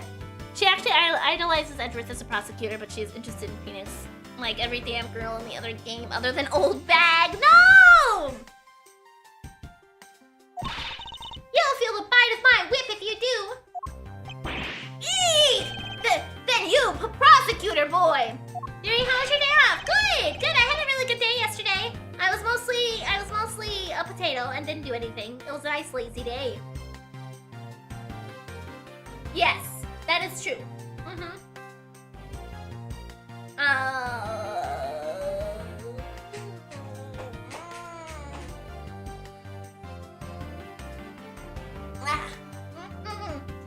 So Francisca met Gumshoe when she was 13.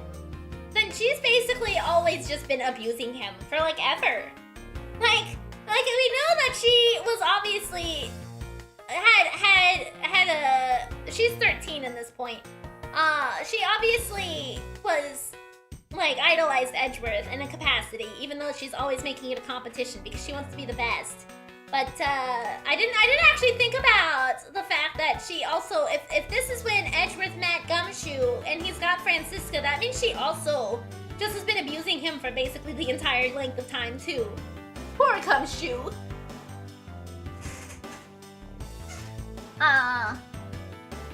Let's get started on your investigation already, alright? Great, now even that detective is treating me like a child. Alright, it's time to get investigating. Get a move on, prosecutor boy! My name is Miles Edgeworth. And if you were to call me prosecutor boy one more time, it will be my duty as a prosecutor to look into your monthly salary. Oh. What? And what would you do with my salary after you saw how much it was? That's up to you now, isn't it? Really? Sounds good, pal! He's so naive.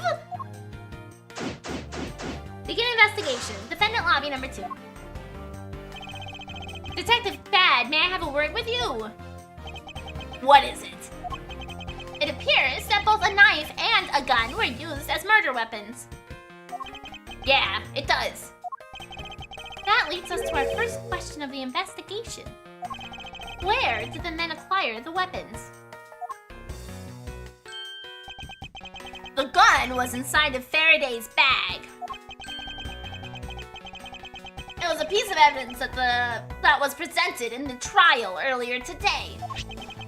It was used to kill the could they have made a better an easier name than Codopian Embassy staff member?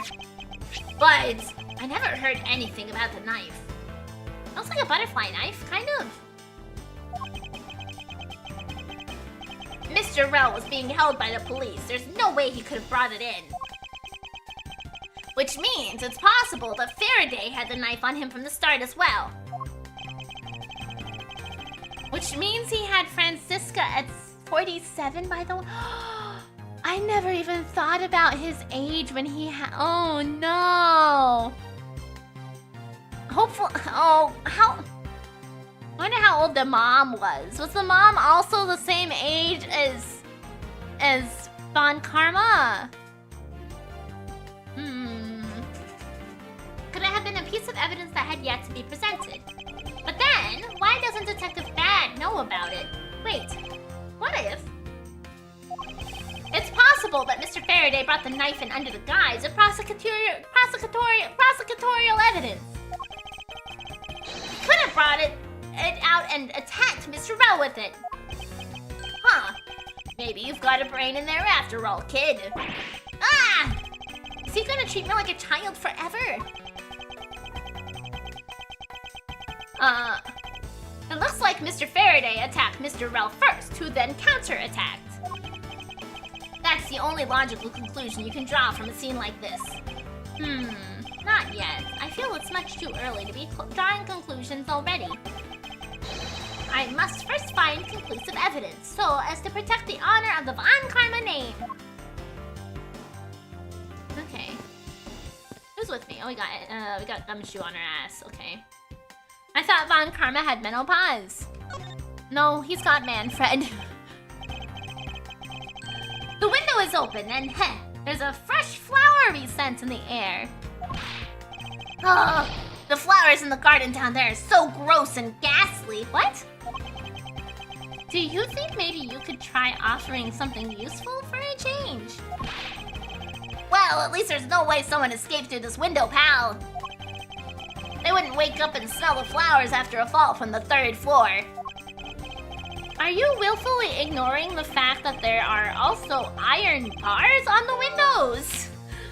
Lobby number 2 window. No human can climb through these barred windows. The scent of flowers is in the air. Yeah, I guess there's that too. Either way, no one could get through these windows, right? They thought of everything when they were designing the courthouse. Very nice. The brand of this TV is blunt. For those questioning it, if she is his biological daughter, so she wasn't adopted like Miles is. Yeah. Whoa! What is it, Detective Gumshoe? My TV at home is so tiny compared to this one, pal. Then perhaps you should purchase a more normal-sized television like this one. Oh, let me see here. Wow, this thing is huge! Ah! I'm way too noisy! You're the noisy one, Scruffy. Don't touch it, you'll get your fingerprints all over it. But I didn't touch it. Preservation of the crime scene is the foundation of detective work. The foundation, huh? Sounds like something the rookie here needs to shore up on. You're just gonna leave it on? You're not gonna turn it back off? The TV has been left on. Why are you looking at me like that? It wasn't me! I didn't touch anything! Gumshoe, you do know what will happen if you if you touch something again, right? I won't touch anything again. I won't even go anywhere near the TV, sir. And you, get back to your investigation, all right? I was planning to do so anyway. I guess we're just leaving the TV on. There's some stuff in the bag, pal. I suppose this was Mr. Faraday's bag. It's probably the trial evidence I was supposed to collect from him. This is the evidence? I better not touch it. I'll leave prints on it. Do you not just pay attention to anything? Or do you just not pay attention to anything you do? There are some plastic bags stacked up on the table. There's a tea set too, but there doesn't seem to be any sign of a disturbance. Yeah, the table's all neat and tidy. Maybe they were super quiet in their scuffle. After all, I didn't hear anything from outside in the hallway, you know. Maybe the plastic bags scattered on the floor are throwing us off.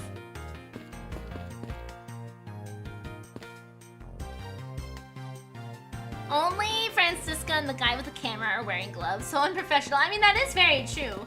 Even the other detective's not wearing gloves either. This decorative plant's foliage is quite nice. It's actually soothing to be around. Perhaps I should purchase one for my room. I don't really want to investigate the corpse yet. Can I look at this picture? No?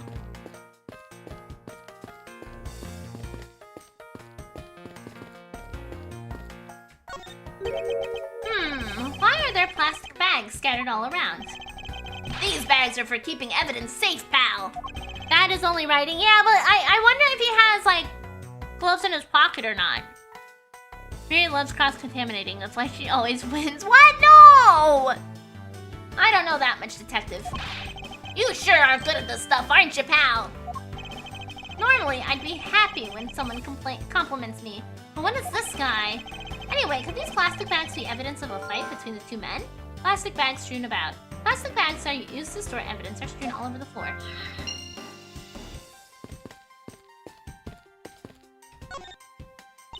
Ah, I see. Did you figure something out? This is a competition, Miles, and as such, I'd appreciate it if you didn't talk to me. As you wish.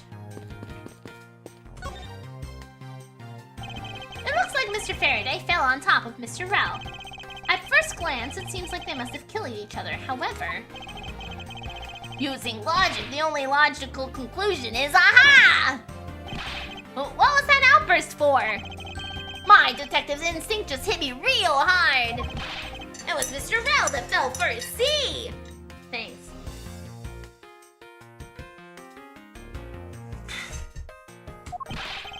You don't need a detective's instinct for that. It's common sense. But I suppose we won't know much more than that until after I examine the bodies. Okay, so we have this bag here that's got blood all over it. Why are there plastic bags scattered all around? Oh, I think, is this the same dialogue from when we approached it the other time? No, okay, yeah, it is. Is this the fell first versus fell harder trope? What do you mean? What do you mean, Raichu? Okay. Got the knife. Looks like Mr. Rel died with a knife in his hand. There's some blood stuck on it. Then he must have used this as a weapon. Yep, no doubt about it. Was Mr. Faraday carrying this on his personage?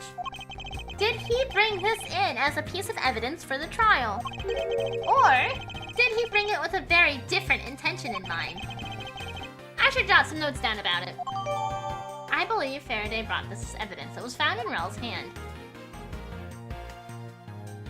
Let's look at the gun. Looks like there's a little bit of like bruising on his hand too. Looks like Mr. Faraday died while holding the gun in his right hand. So he shot Mr. Rel, then fell on top of him while still gripping the gun. I guess that does seem kind of strange, huh? I mean, why would Mr. Faraday know how to fire a gun? It's not exactly rocket science. Even I know how to pull a trigger. Although I doubt I'll ever need to use one. I hope I never have to fire a gun either, pal. But it sure does look cool to hold a gun in your hands. It appears that the police's screening procedures need a thorough review. Anyway, I should jot down some notes about the handgun in Mr. Faraday's hands. Was Miss Faraday's evidence from the embassy staff killing case. It was found in his hand. He's got some weird bruising here. His hand looks all black down here. See, I wonder what it could be. I mean, I guess it could be smudging from a pencil for writing a note too, maybe? If you look closely, this blotching pattern resembles an ink stain. Oh, that went away really fast. An ink stain? Yes, I usually get ink on my own hand when I use my feather pen. So he's also left-handed. I feel like we've had a lot of left-handed people today. But if he writes with his left hand...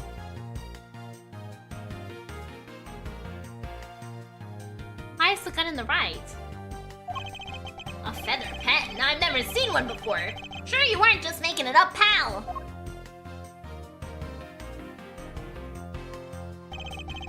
Mr. Rel's cause of death was from being shot, correct?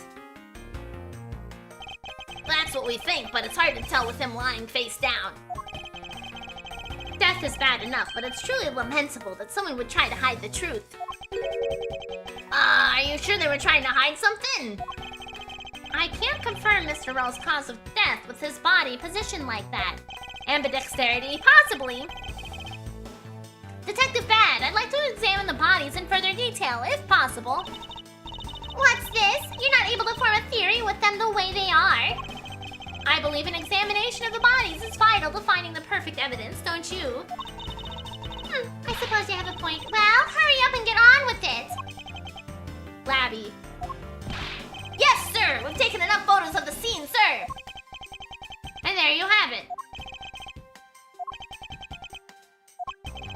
Do you not approve? Of course not. What? Investigation of the crime scene is the work of the detective, so don't touch a thing. I'm doing good! Hey, big fella, turn over the bodies for me, will you? Okay. Please forgive me, Mr. Faraday, sir. Gumshoe, do not get emotionally involved. Remember, you're a detective. Yes, sir! Understood, sir!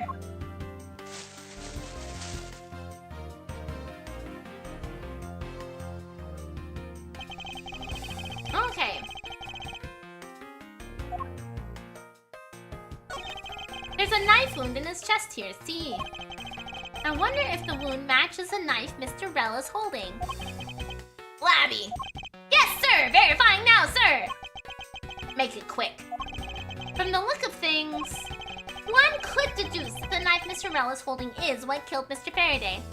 The left guy looks like he's swearing an oath with a knife. Yeah, kinda! Hey, Spencer! Yeah, it's okay!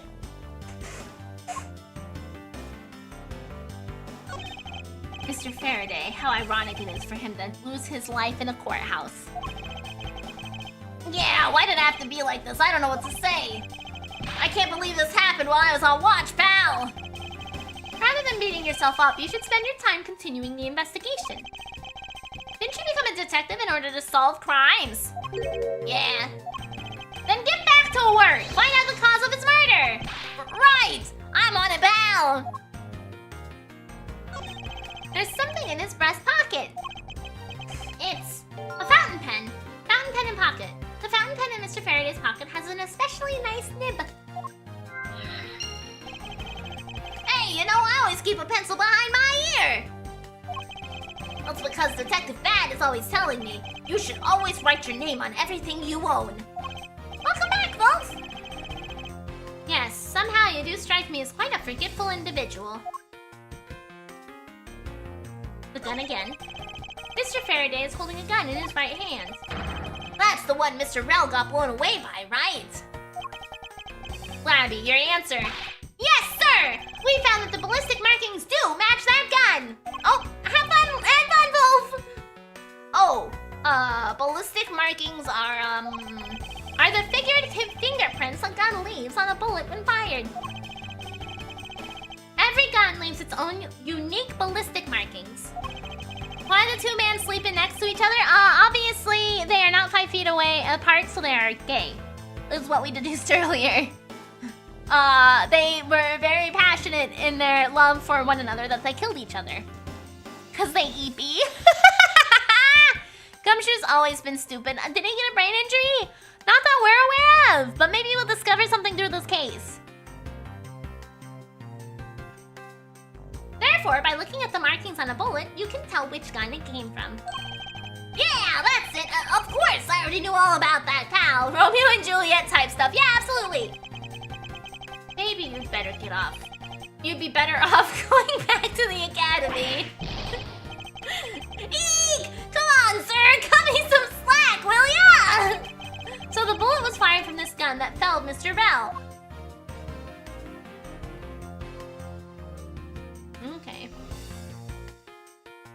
hiding anything in his hand. First, he killed a Cadopian embassy staff member, and then he was murdered himself. This guy wasn't exactly an angel, you know. That knife looks so noticeable. Yeah, we're gonna check out the knife again, don't worry. Oh, what makes you say that? Well, he's been hauled into the precinct several times for theft and assault, pal. So yeah, he's definitely the type to have committed a murder or two. Well, he did admit to killing Mr. Deadman. Yeah, I think, from what I saw in the thing, I don't know if we have it in the evidence or not. Oh, we do. It kind of looks like a butterfly knife to me. Especially considering it seems like there could be butterflies on the ridges here.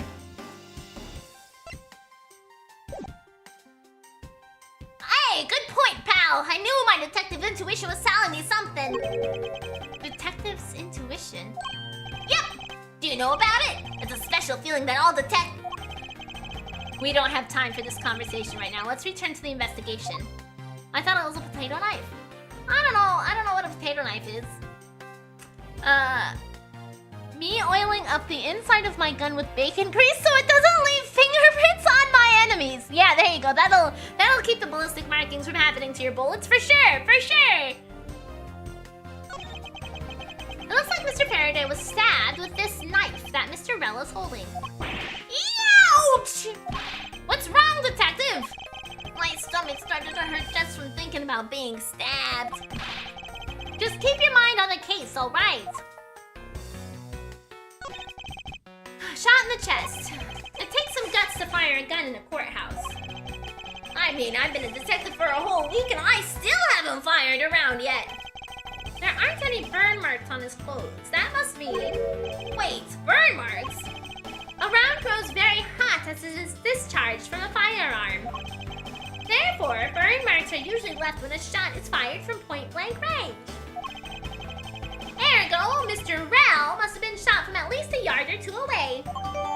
Handgun found in Mr. Faraday's hand. Bullet that killed Rell was fired from a few yards away. You sure do know a bunch of neat stuff for your age, pal! Apparently, this detective has as much common knowledge as your everyday marsupial. Now, let us now try to understand how the two men died. First, Mr. Faraday took the gun and knife out from today's trial evidence. Then, he aimed the gun at Mr. Rell and fired.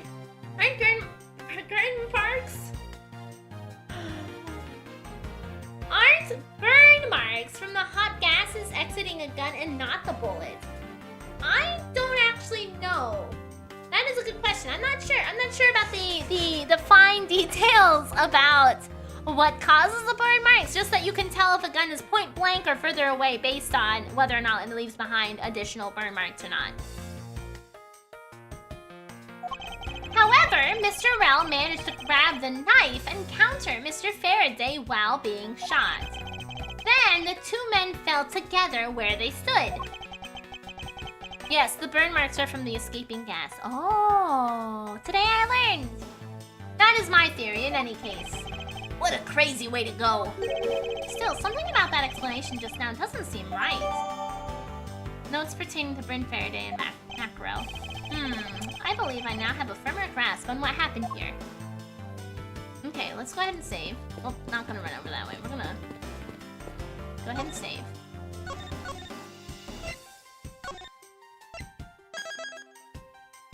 There we go.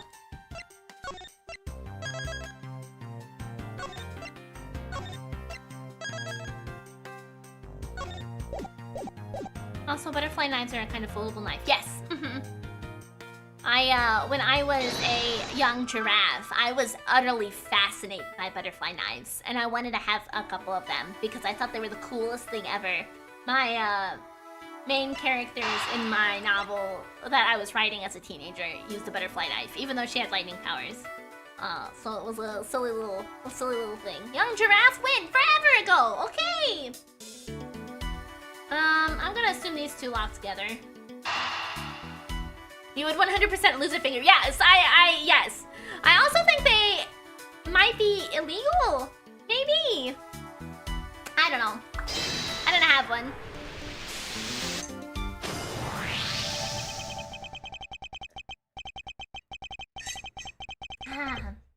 That splotch on Mr. Faraday's wonder if it might be ink from the fountain pen. Oh, let's ask the lab guy! Detective Gumshoe! I can confirm that the substance on Mr. Faraday's hand is ink from his fountain pen. I see. Good work. We're just blocking Francie here. Ah, you know, I've always wanted to say that, even if it was just one time in my life. You lost to a cupboard. You will for sure lose a finger. That is a valid point. And one of the reasons I decided not to get a butterfly knife, okay? But I was really fascinated with them when I was a teenager. When I was in my goth phase, I was like, oh, I'm so cool. I need a butterfly knife because they're badass, just like I am. If Mr. Faraday wrote with his fountain pen in his left hand, I think it's fair to assume he was left-handed. It appears that Mr. Faraday's pen is very important to our case as well. Okay, if you say so, pal. Fountain pens used by the left-handed Faraday. Looks like a quality nib. Neat and tidy. Lobby window number 2.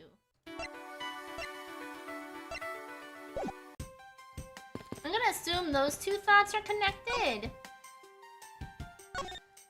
I still can't believe Goth Miri. Yeah, I did have a goth phase in my life, okay?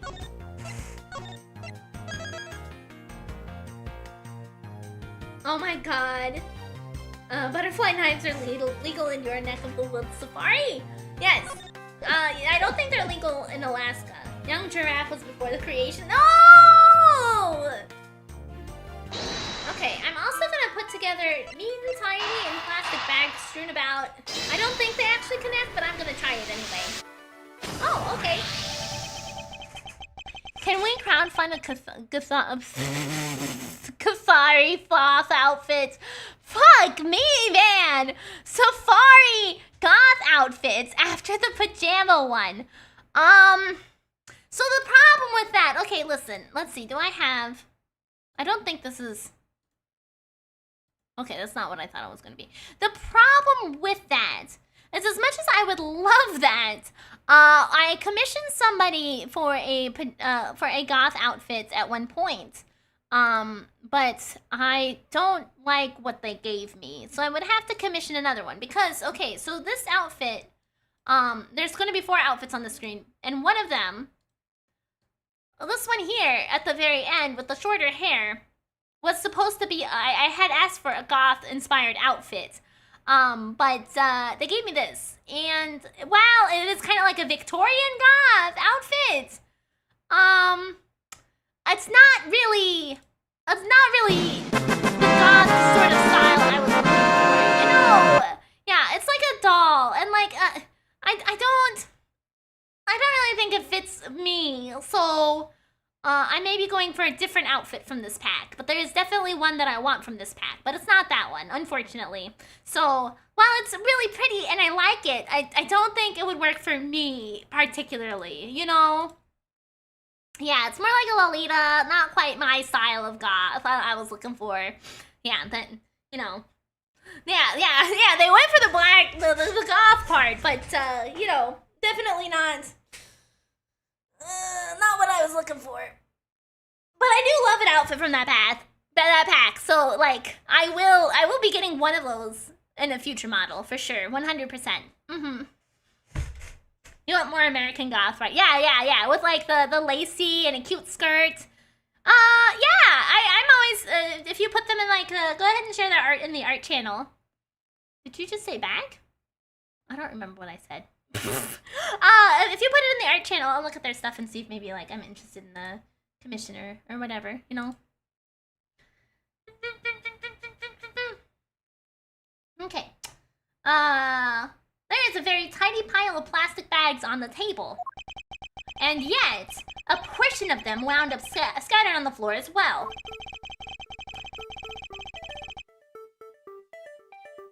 You like the art from the back, or did you say pack? I like the the pack of outfits I got from them. And I got the art back from them. So I don't know, whichever way you want to look at it, I guess. It's not likely that the ones on the floor were knocked over during a struggle. In which case, might there not be another explanation as to how they got there? Another reason? I believe it's possible that the blood on the outside of the bag is related somehow. Eek! Please get that blood away from me, pal! Detective Gumshoe, whose blood is on this bag? Hold on, let me ask the lab guy. Alright, please hurry. Wait till you get a load of this, pal, it's Mr. Faraday's! Oh, and the technician said they didn't find anything else on or in the bag, sir. It would appear that this bag is a very important piece of evidence. Okay, if you say so, I leave it in your hands, pal. Plastic bag. One of the bags thrown on the floor of lobby number 2 has Faraday's blood on it. I guess there's not much left to investigate, huh? They really did kill each other. No, we can't conclude that quite yet.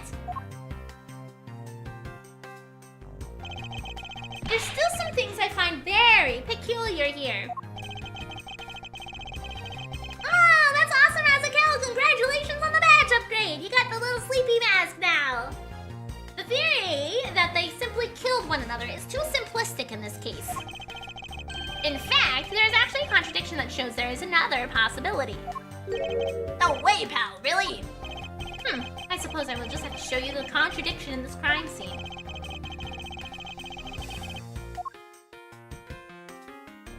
So did I actually investigate everything before we did so? Okay, yeah, that's a check mark on him, on the wound. Okay, so I think the contradiction is going to be the handedness. Left-handed Faraday. This spot is somehow connected to any of the evidence I hold. The left-handed Faraday. Now we come face to face with the contradiction that I spoke of, and it is this. Good night, party! Thanks for hanging out! Have a wonderful night's sleep and a good day at work tomorrow! Mr. Faraday used his left hand to write with his fountain pen. There you go! He is left-handed! And yet, the handgun is in his right hand. Don't you find it odd that the left-handed Mr. Faraday would hold his gun in the right hand? That, ladies and gentlemen, is the great contradiction haunting this crime scene. Hey, you're right, pal. That does seem kind of strange. Like, how could something like that happen? The facts add up to one conclusion and one alone.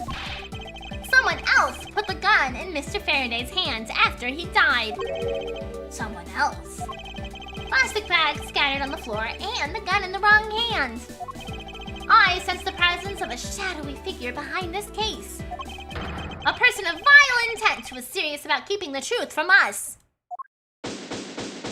Investigation complete. September 10th, District Court, Defendant Lobby number 2. So I suspect, what I suspect's gonna happen is little Francisca is gonna be like, hey, Edgeworth, we're gonna debate right now about what happened to this crime scene, and she's gonna be the person we have to debate here. Hey Crowley, how's it going? Ow, fuck, I just hit my fucking mug on my teeth. Ah!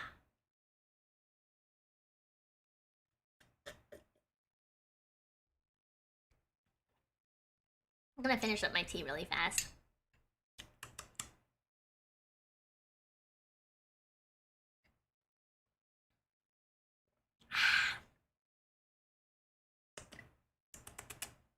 You're existing. Sometimes that's all that matters in the beginning, at the end of the day. Sometimes as long as no, as long as you can make it to the end of the day, that's all that matters, you know? Some days aren't easy, some days are hard, you gotta do the best you can. That is the worst chalk outlining I've ever seen. So, the bodies were piled on top of each other when they were first discovered, but we unpiled them so that we could examine the corpses better. So yes, the chalk outlining is not currently accurate, but it was when we first discovered the scene. Oh, never mind, you can't own a butterfly knife in my state, but you can't carry it around. Oh, yeah, that makes sense. This murder makes no sense. Guns versus knife fight. I mean, I think there was a third person who did the murdering, and then just tried to make it look like it was a murder-suicide. Speaking of guns and knife fights, Going to replay Baldur's Gate 3. Oh, fun! With gun mods? Oh, that'll be interesting. September 10th, District Court, Defendant Lobby number 2. Here's the autopsy report. It is probable that Mr. Rell survived for a short time after he was shot. However, Mr. Faraday died instantaneously from his stabbing. Interesting. Notes pertaining to Bryn Faraday and Mac Rell.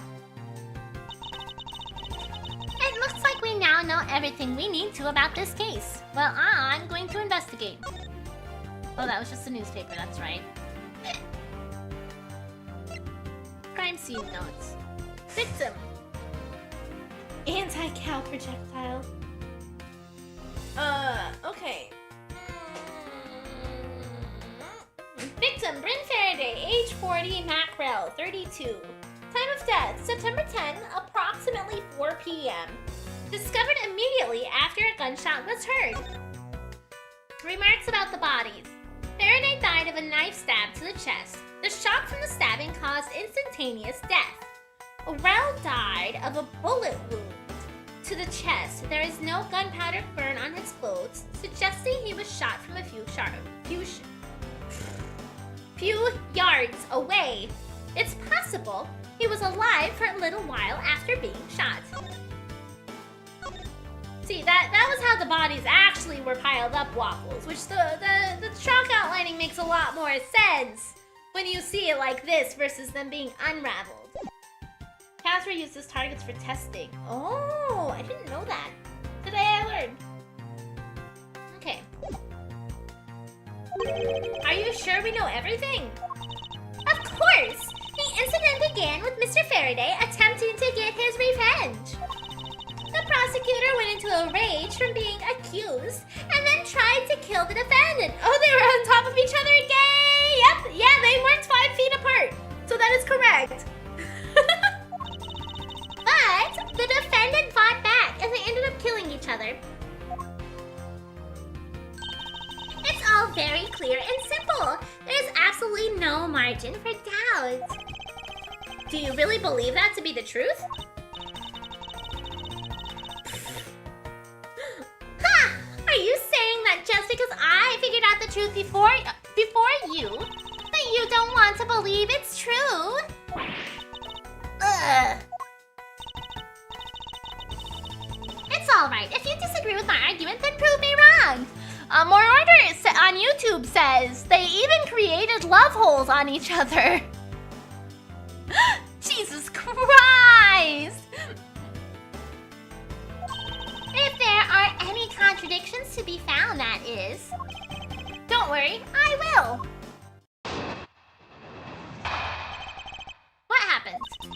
Mr. Faraday's death was instantaneous, while Mr. Rell survived for a short time. From this, it is obvious that Mr. Faraday died after he shot Mr. Rell.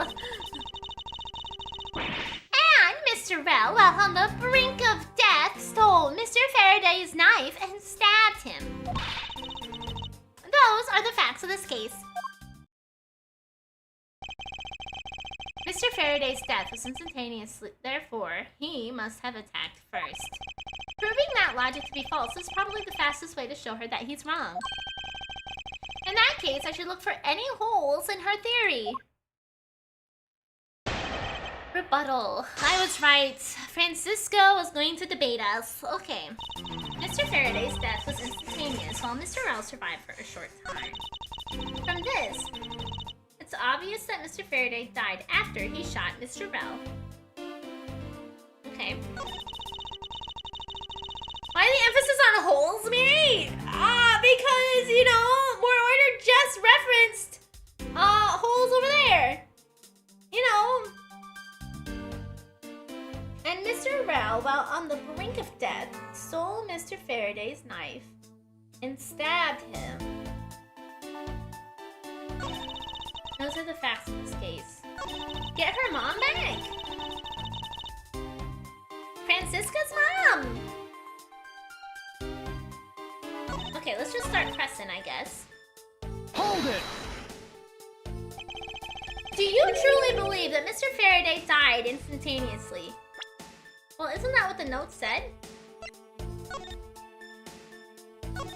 Oops.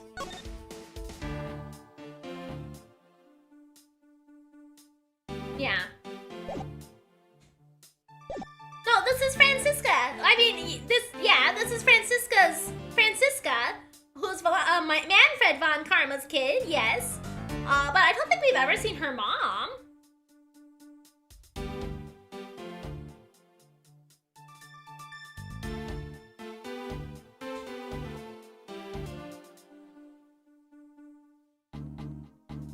Do you truly believe Mr. Faraday died instantaneously? Yeah, this is Whip Lady as a 13-year-old, yes. No, we went back in time. This is 7 years ago. Okay, so he's also a little youthified. Not very much, but he is. I have a murder report right here. Mr. Faraday died instantaneously of shock due to being stabbed in the chest. There, you see? It's been documented, clear as day. Is he like 40-something in the main trilogy? I don't think he's like 40. I think he's 20 here. I think there's like a 7-year age difference.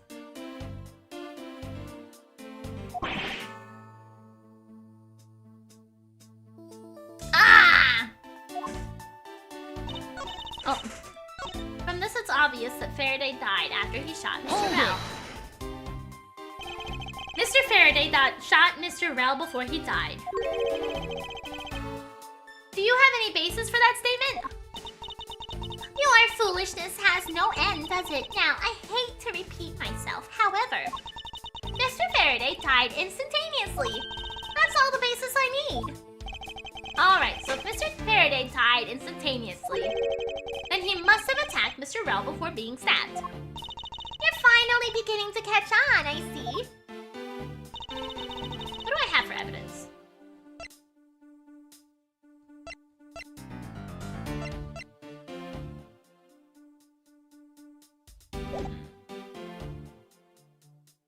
Okay. Hold it! So you believe that the dying Mr. Rel stole the knife from Mr. Faraday? Mr. Rel became desperate as he did not want to die. Human beings can do amazing things when they are put to the test. So, the two men struggled. And in the end, Mr. Rel was able to grab the knife and stab Mr. Faraday. The messy condition of this room is a testament to their struggle. Yes, my logic is perfectly sound. Can you really say that it's perfect?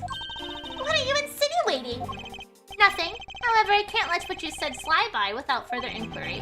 One must be clear and precise. So if you could append your statement to your testimony. Fine. I struggled and Mr. Rel used the last of his strength to counterattack Mr. Faraday. I don't think that's the case. Do you know how shocked I was when I learned that Edgeworth was around his 20s in the main trilogy? Yeah, I mean, he's about the same age as Phoenix. I'm pretty sure that they are really, like, basically the same age, right? They struggled and Mr. Rel used the last of his strength. Hold it! About this statement. Mr. Rel used all of his remaining strength to take the knife and defend himself. One can easily see they had a violent struggle.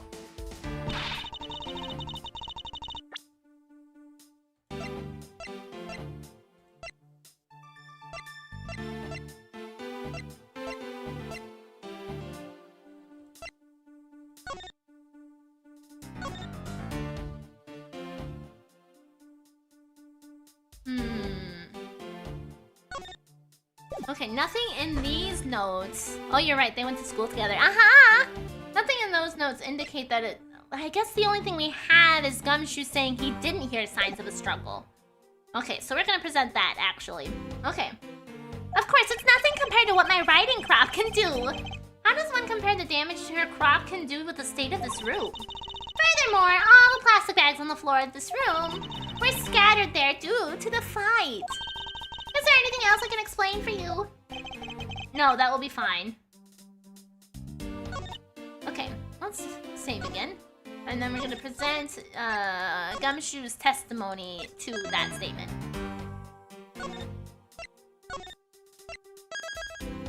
Oh yeah, I forgot about Larry. Fucking Larry. Okay, present Gumshoe's testimony. Objection! If the two men were fighting, their struggle would have surely caused quite a bit of noise. However, Detective Gumshoe testified that he heard absolutely nothing. Huh, you place too much faith in that detective's testimony, you know. But for the sake of an argument, let's say there wasn't a fight. Then how did Mr. Rell get his hands on the knife?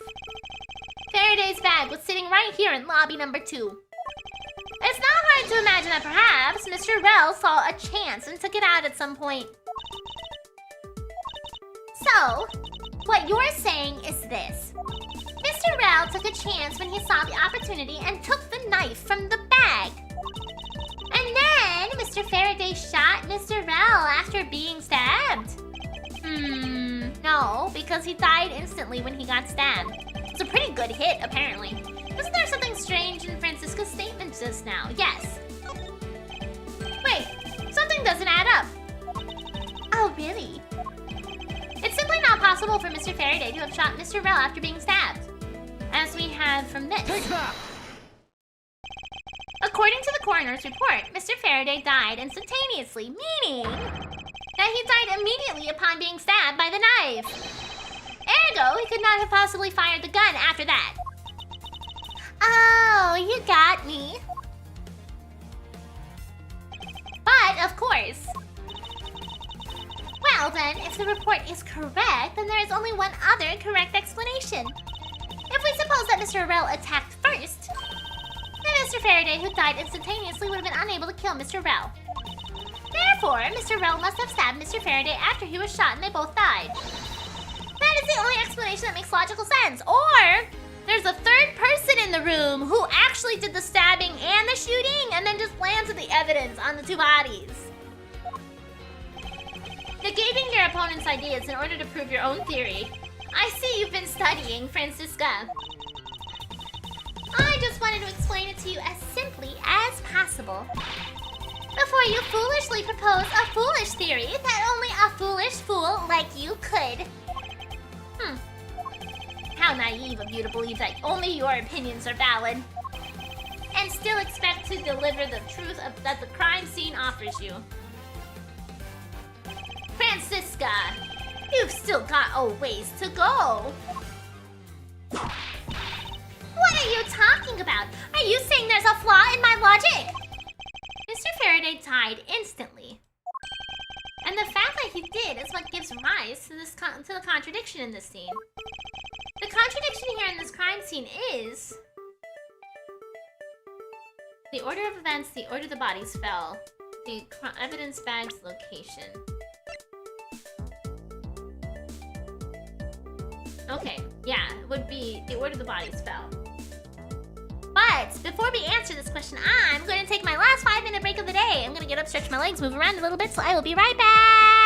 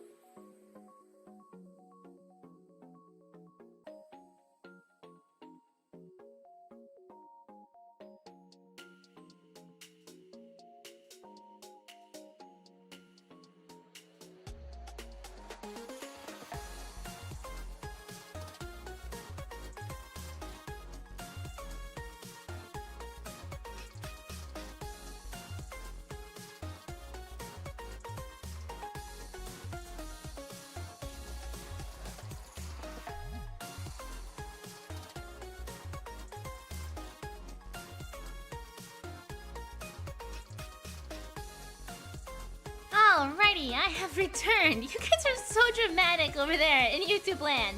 Jesus Christ! Jesus Christ! Okay, they ordered the bodies found. Let me get this straight. What you are arguing is this.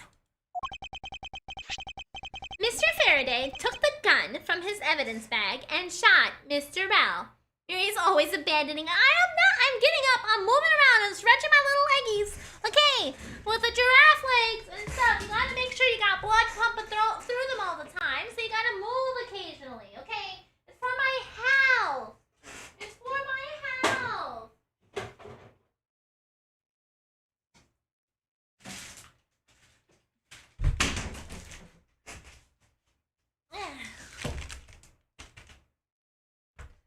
Okay, welcome back. Thank you. Glad to be back. I got some snacks. Also stealing your special week to... I noticed. I keep getting notifications like, so, you helped a friend with your special week. And I was like, who is reading all of my special week all the time? And I looked and I saw it was you. Thank you. Glad to be back. Okay. Mr. Faraday took the gun from his evidence bag and shot Mr. Rell. Then, the wounded Mr. Rell found an opportunity to take the knife and stab back. Upon being stabbed, Mr. Faraday died on the spot, and Mr. Rell died thereafter. Yeah, when somebody chooses to use your horse girl to help make their next generation of horse girls, they breed together to create a new horse girl.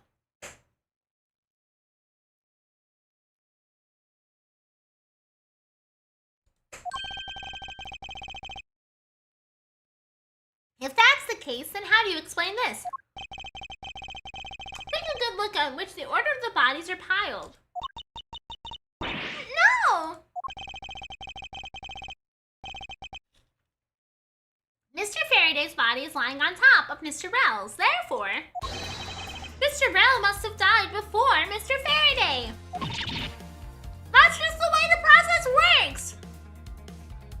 The girls hold hands and they inspire the next generation of horse, okay?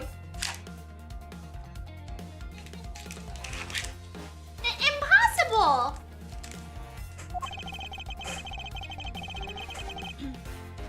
Yes. I agree. It seems strange no matter what angle you approach it from. Which means that the real mystery behind this crime scene... Horses!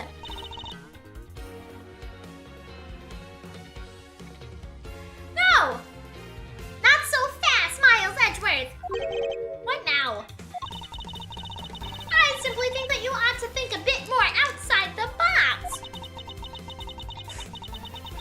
And then it's even clearer now that the incident started with Mr. Faraday's murderous intent.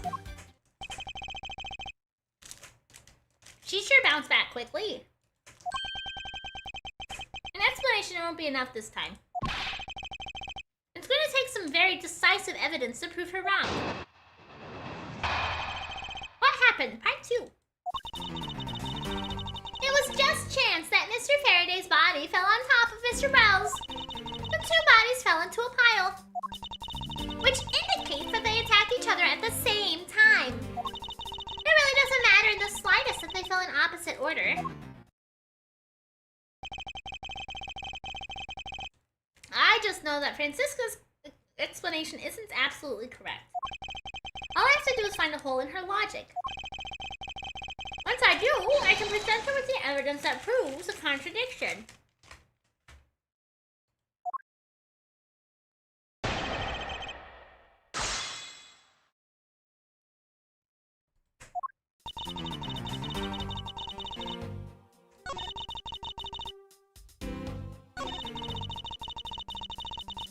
Okay, let's just start with pressing everything. Hold it! Objection! About that! Fuck. Pressing someone's testimony in order to gain some time to think. You're a real one-trick pony, aren't you? It's too bad your trick only works on fools. That wasn't my intent. I simply wished for more details on how Mr. Faraday ended up on top of Mr. Rell. Someone's impatient.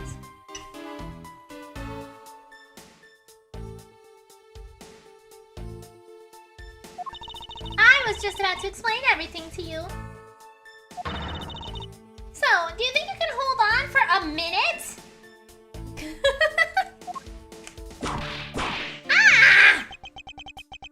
Francisca, I'll make you a deal. I'll hold on if you hold on to that whip of yours. Oh, I'll hold on to it all right as I whip you. Ah! Well, now that you've quieted down a bit, I'd like to continue if you don't mind. Two bodies fell into a pile. Hold it! The two fell on top of each other? Don't you find that to be just a bit strange? Not at all. Ah! Maybe you should play Yakuza. Do you think... I don't really know much about it. Why do you think I should play it? I can see it in her eyes. She's dead set against me from the bottom of her heart. Oh, Miles Edgeworth, once I'm done here, you see that there's nothing strange at all. Now then, the two men fell into a pile, which indicates they attacked each other at the same time. Hold it! What do you mean by they attacked each other at the same time? I assume Mr. Faraday had the two different weapons in his hands. He made to attack Mr. Rell while holding both the knife and the revolver, and then... after Mr. Faraday fired the gun, Mr. Rell grabbed the knife as he was falling and stabbed Mr. Faraday. That is how Mr. Rell wound up on bottom with Mr. Faraday on top. At close range, that is more than possible, but they aren't close together. They are further apart. Being a fan of the Yakuza series, it might give Miridae motion sickness. Oh, that is possible. It's a crime drama interrupted by the most absurd nonsense like fighting a tiger. Oh, I see. So it's like Phoenix Wright if told from Don Tigre's perspective. I don't know if that's accurate or not, but that was like literally the first thing that came to my mind, so I had to say it.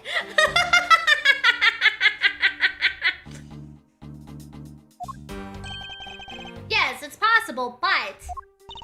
well, if you have any other ideas, then show me what you've got. Oh, I will. And to that extent, I'd like you ready to append what you just said to your testimony. I don't see any point to that, but as you please. Okay. There is a shooter dating simulator minigame? What? The more you try to explain this series to me, the more absurd it sounds.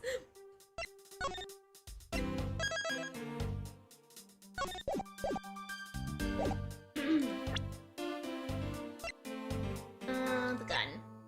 Fired from a few yards away. Objection!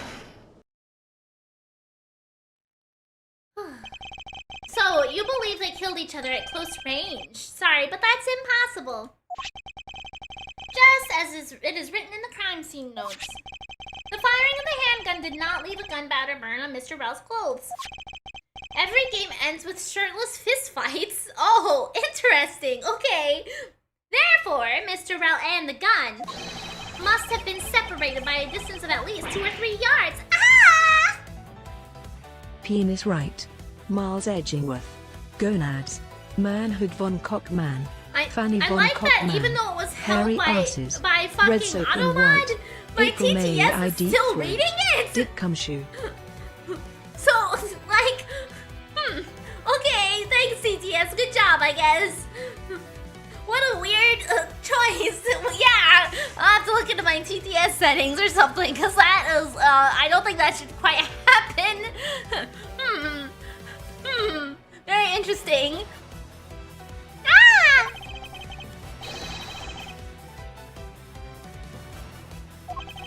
The two bodies are piled up on each other, and yet a gun was fired from a distance. TTS cares not about the rules, apparently, yeah. You should fix that. Yeah, absolutely. I agree. That was good for me to know. So thank you for the test and letting me know about that. What a weird thing. Hey, Virgin! Miri, who fan art win? I actually feel like most of the art that I get commissioned, oddly enough, cuts off at my feet. A lot of people don't want to draw my hoofs. So, you know, that's fair. The hoofs are weird to draw. If you want to know, you're now tattooed on my arm. Thank you. No. I came up with 4 names for everyone in this franchise. Jesus Christ. That leaves only one possible explanation. What a completely foolish line of foolish thought from a thoroughly foolish fool. And if I'm not right, then who was it that made the first move with the intent to kill, huh? Who? The person who attacked first with murderous intent would be neither man. Here in this room, contradictions appear no matter which way we claim who attacked first. It's beautiful, both serious and a fever dream at the same time. Yeah, I've only ever heard good things about Yakuza, but I haven't looked into it myself. Thus, there can only be one explanation. There was a third person here. It was that third person who killed both Mr. Faraday and Mr. Rell, and set their bodies up to make it look like a double murder. That third person is the real culprit.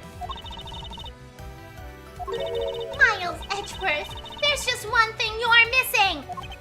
Evidence, correct? Exactly.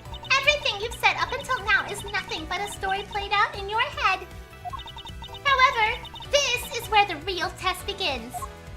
Can you prove that there was a third person involved in this crime? Of course. If a third person was truly here, that fact would resolve the glaring contradiction.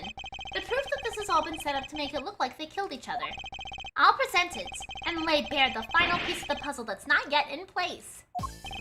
What is the piece of evidence that proves there is a third person involved?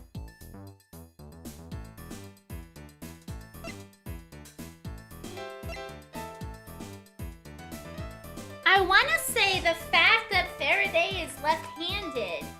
Because he couldn't have shot, he probably wouldn't have shot the gun with his right hand. But I don't know if that's actually the evidence it's asking for. I can't get to my save menu. Fuck it. Take that! This is that very evidence. No, it's not. And how exactly is this related? I'm an idiot. Okay, that's how it's related.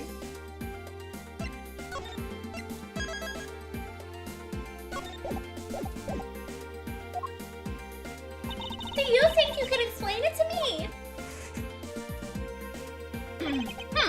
There is no need for an explanation. Well, I have no idea how it's related, so could you please explain it to me? Yes, well, let me guess. You can't explain it, can you?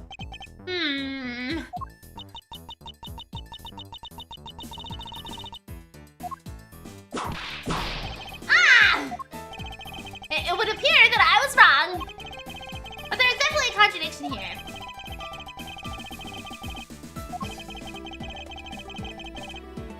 Okay, what is the piece of evidence that proves there's a third person involved? I want to guess it's the bag. Maybe the bloody bag. The blood here is from Mr. Faraday, but there are no other clues to be found. Which begs the question, do I need to put this bag inside another bag in order to preserve it as evidence? Nice. Nice. Yes, you gotta bag the bag for bags. Who drew your avatar and your Discord banner stuff? It should all be in the credits. I'm pretty sure, for like this model was done by Misty Cosmos. The banner, do I have the banner in my credits? I should. Oops. The banner would be graphics. It would be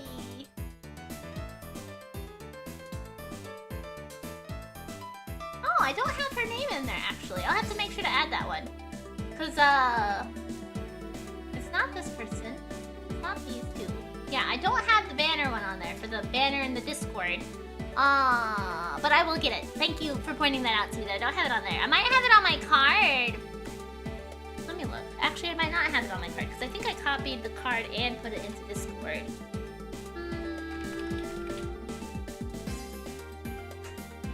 I can't find my card fast. So I will look into that later. But this model was done by Minty Cosmos. I actually haven't put her on there either.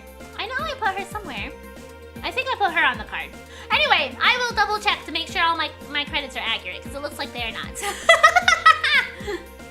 I know! Organizing, there is so many things to keep track of too. I have a spreadsheet where I keep everything, but sometimes I just forget to transfer the stuff from the spreadsheet into the actual websites and stuff, but I will fix that, thank you. But Minty Cosmos is, I know that one off the top of my head, because her model, she did such a wonderful job on this model. And the funny thing is that I got the first model, I got the base of this model, the main outfit, for free, because I won a raffle, and then I was like, I love this. This is great! And so I went back to her to get it upgraded with additional outfits and hairstyles and stuff. Okay, evidence that proves there was a third person involved.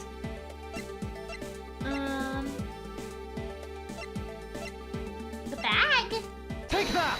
The bag! The gun in Mr. Faraday's hand and the plastic bag with his blood on it. These two items point to the presence of a third person. That's all good, I'm glad you joined. That's nice, I like it when people join my Discord. It makes me feel cool. How so? Recall Detective Gumshoe's testimony. I was in the hallway the whole time, but I didn't hear a single peep of a struggle. If there wasn't a struggle in this room, then there shouldn't be any plastic bags on the ground. Meaning that someone else must have deliberately scattered them around. Ah, thank you! Do you not see the possibility in this? Just know, if you think Miri is weird, she's weirder on Discord. I don't think that's true. I think I'm the same across the board, okay? I don't think I'm anywhere worse any one way or the other. Disregarding the gun for a moment, there's a high probability of blood splatter when a knife is used on a person. If the culprit held the knife with a plastic bag around it, they would use the bag to catch any blood splatter from when they withdrew the knife. Oh, that's true. You can vote. You can vote and join community game nights. That's true. Yeah, I do a lot of polls because I am an indecisive piece of shit. So I make everybody else make decisions for me. So yes, keep an eye out on polls and stuff so you can vote and choose my suffering. That's why we have. I don't know, man. That's why we have the current karaoke community goal right now. That's at 69%. Nice. Okay. Then, by spreading a few more plastic bags around, mixing the bloody one within them, and arranging the room to make it look like there was a struggle between the two, they were able to conceal their presence. Ah!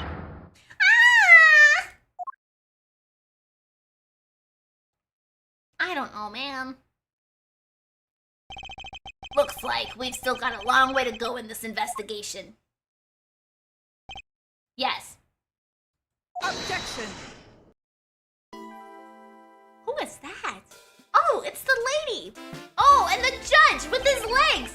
It's still weird that he has legs! I thought the rope would go like all the way to the ground, not just to his knees! What the heck's up with you, pal? Mr. Bad, I advise you place Detective Gumshoe under arrest. Judge is extra wide. Yeah, he is. What? What's the meaning of this? Huh? Looks like you're not man enough to discipline your own subordinates. I swear Miri reading is like trying to understand what somebody is saying. Both of them are trying to create a new form of English. No, I'm not trying to create a new form of English. Sometimes the mouth just regurgitates noises and sounds that I don't give permission to, okay?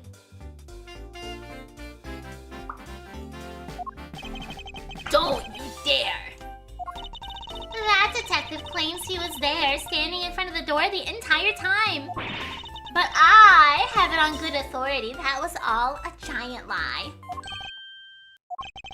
Miss Yu, I ask that you please explain the last statement. To be honest, the real threat in the Discord is Kuros. That's true. Yeah. I'll let his honor explain it himself. I saw it with my own eyes, I tell you. During the recess, there was a period of time when no one was in the hallway. What? See, Mr. Bad? So I ask you, why would a detective who was supposedly doing his job the whole time want to fabricate such a lie? Gumshoe, did you kill Faraday? No! Of course not, sir! It would appear the one who set this whole crime scene up is that detective. Which basically renders his testimony a complete lie and wholly invalid. Looks like your perfect logic has just come tumbling down, Miles. I mean, arguably that would still indicate there could potentially be a third person in here. It would just be Gumshoe instead of an unknown assailant. Ugh. I was in the hallway the whole time, but I didn't hear a single peep of a struggle. Gumshoe isn't smart enough to commit a murder like that, that's true.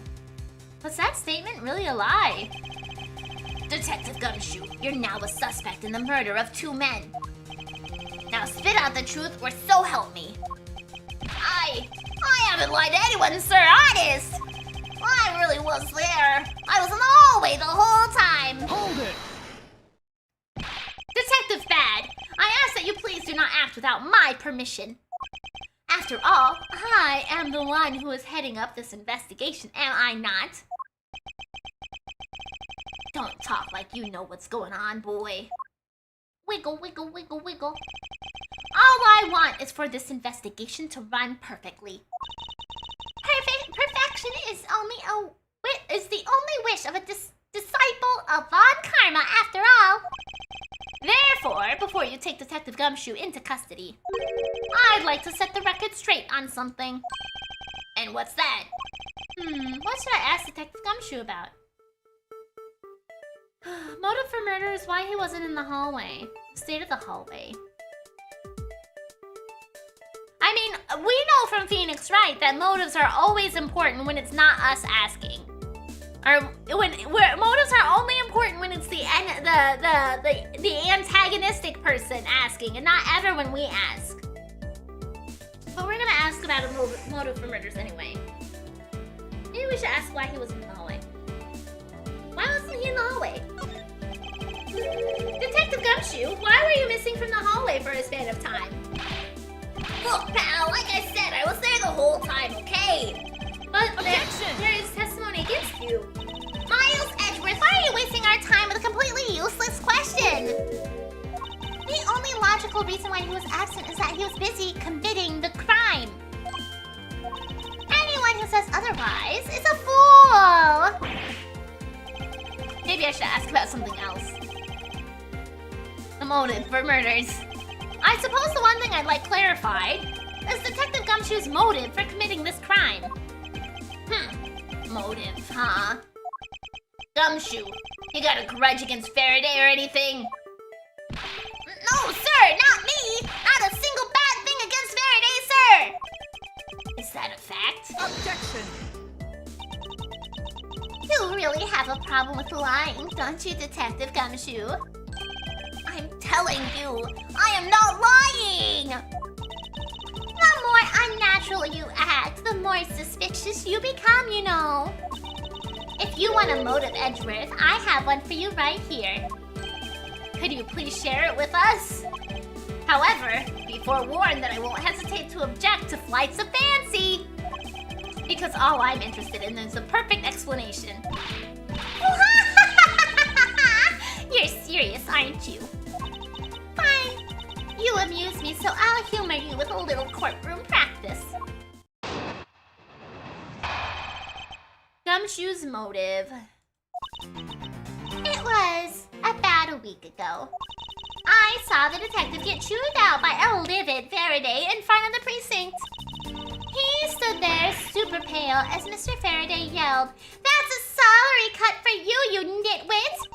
A brand new detective, suddenly getting his salary cut. That's reason enough for a grudge. Well, how's that for the perfect explanation? You totally misunderstand me, pal! No matter how mad I get, I could never hold a grudge!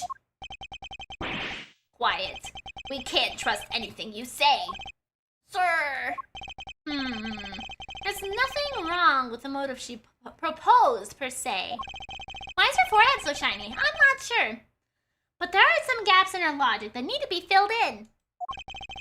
Misuse perfect explanation may not be so perfect at all. She does have a shiny forehead. You're right, I didn't even notice it. I noticed her cute little freckles, though. Gumshoe's motive. About a week. Hold it! A week ago! Then you and Detective Gumshoe are acquaintances? Wah! No way! I only just met him in person today. Then how did you know about Detective Gumshoe? Oh, I've seen him around before. Hold it! Mr. Faraday was upset? Yeah, you know what else? Mr. Faraday isn't exactly known to get angry often. But there he was, totally beat red in the face. Ahem. And the offending detective just stood there, pale as a ghost, like he was about to die. Just like the face he's making now, right? Whoa, I'm completely innocent, I tell you. The poor man. I love this expression. Ahem. It was quite the scene with the detective. He stood there super pale as Faraday yelled, "That's a salary cut for you, nitwit." Hold it! You just stood there watching this unfold in front of you. Yeah, I have to say it was really enjoyable too. But that's why when I saw Detective Gumshoe earlier, I knew to steer clear of him. No way! I thought it was because I had something stuck to my face. But you do! What? What have I got stuck to my face? Let's start with your eyes, nose, and mouth. Oh, and those ridiculous eyebrows. Wow, she's such a mean girl. Holy shit. Huh? Oh, man. Messing with your head is just too much fun. Miss you, if you don't mind, I'd like to return to your testimony just now. Sure, why not? A brand new detective suddenly get a salary cut. That's enough reason for a grudge. To cut a new detective salary right off the bat like that. I'm not really familiar with the way you guys relate, but is that a common practice?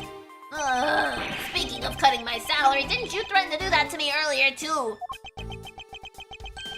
I suppose I did. It's only natural to cut a worthless detective's salary down to their actual worth. My father can even fire anyone, new or old, with a snap of his fingers. Do you think maybe that's reason enough for detectives to hate you people? Well, I guess they really shouldn't cut people's pay. Detective's bad. Don't tell Mr. Von Karma to cut your salary earlier. Okay. Well, how's that for the perfect explanation? I mean, this gives me nothing, but we're gonna press it anyway. You call your explanation perfect? Uh-huh. Is it not to your liking? Unfortunately for you, it's just not up to my standards. Oh, is there something you want me to clarify in that case? What should I do? Should I raise an objection? Yeah, absolutely.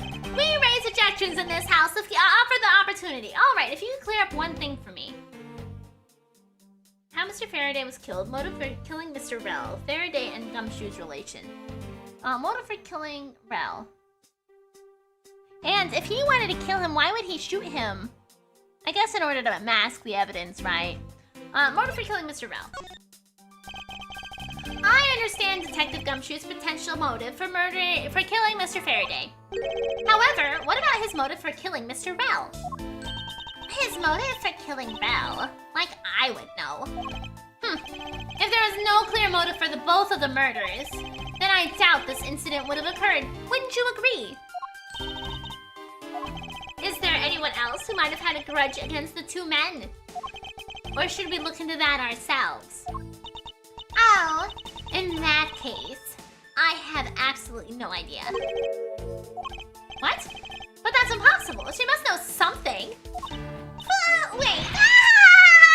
Can you please not glare at me like that? It makes me laugh. I didn't even do anything and you're already laughing away! Well, anyway, the way I see it, as long as he had a motive to kill one of the two, the crime would have played out the way it did anyway. Oh, would you care to explain your logic? And this time, please try to provide a truly perfect explanation. Perfect this, perfect that. Stop being so uptight, or is it a requisite trait for being a Von Karma? Miri always laughs at me on sight. That's not true. I'm not laughing at you right now. Miles Edgeworth, I demand that you shut this rude woman up. I wish you'd both be quiet for 1 second. Oh well, I guess I'll just have to explain it to you kids. Motive to kill the men. Oh, okay, we just moved on to another new argument, I guess. I thought I needed to re-question her on the rest of the stuff, but I guess not. There's no one out there with a motive to kill both Mr. Faraday and Mr. Rel. All you really have to establish is that someone had a grudge on one of the two men. Mr. Rel, who happened to be there, became a witness to Mr. Faraday's murder. Therefore, he was killed out of necessity and set up to look like they had killed each other. I wonder if that's really true. If there's no one out there with a grudge against both these men, I should take another hard look at the evidence for this morning's case. I would argue...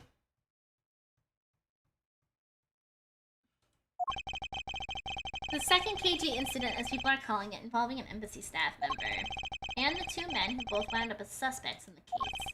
There's someone else I'm overlooking who is somehow related to them. I mean, she is related to them because it was her sister that died in all of the stuff. But I don't remember how Mackerel was related to that case. Motive to kill the men. Let's see. Objection! I wanted to inspect the item, but I hit the present button instead. But it was the right option. I wanted to see if it was. I wanted to look at the newspaper article, and I just presented. I didn't mean to do that. Looking out like a pro. Yeah, I did.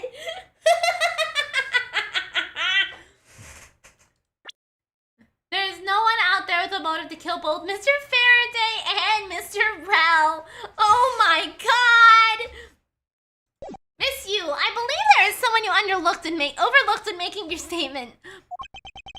Or rather, is it because you'd rather not bring this person up? What do you mean?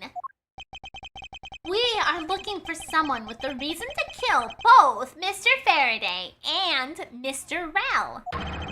I can think of at least one person that fits that bill. He was the suspect in the original KG-8 incident. And a member of the Cadofian Embassy staff, Mr. Manny Cochin. Oh yeah! Yeah, that guy! I forgot about that guy. I was thinking it was gonna be her because, you know, her sister died in a case. I couldn't remember if it was this case or the old case. Well, fuck it, I guess.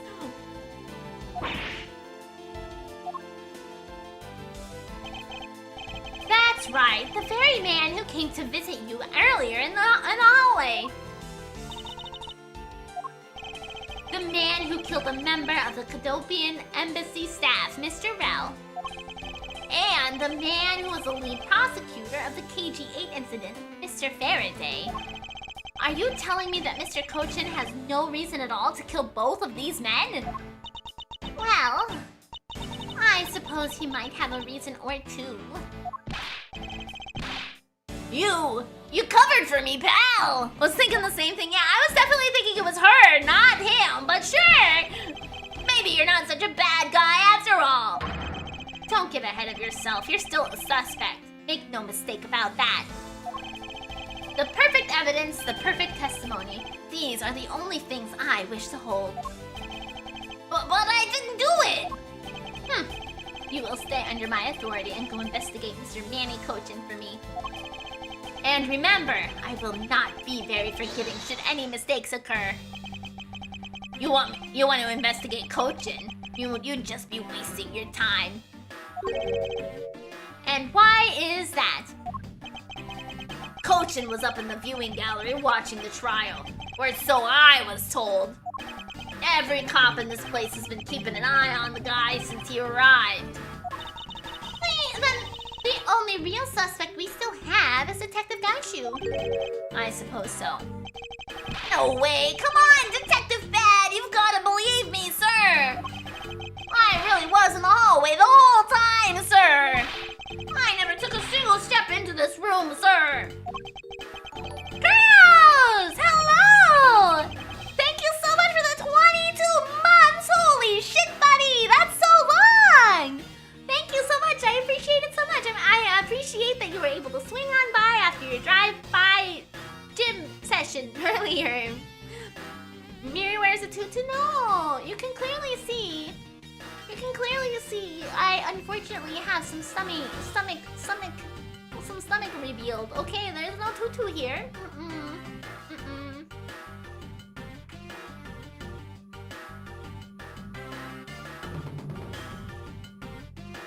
Okay, then are you saying there was someone else who passed through the hallway?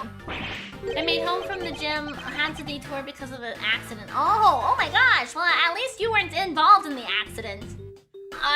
No, there was no one else, sir. Then why should I believe you didn't do it?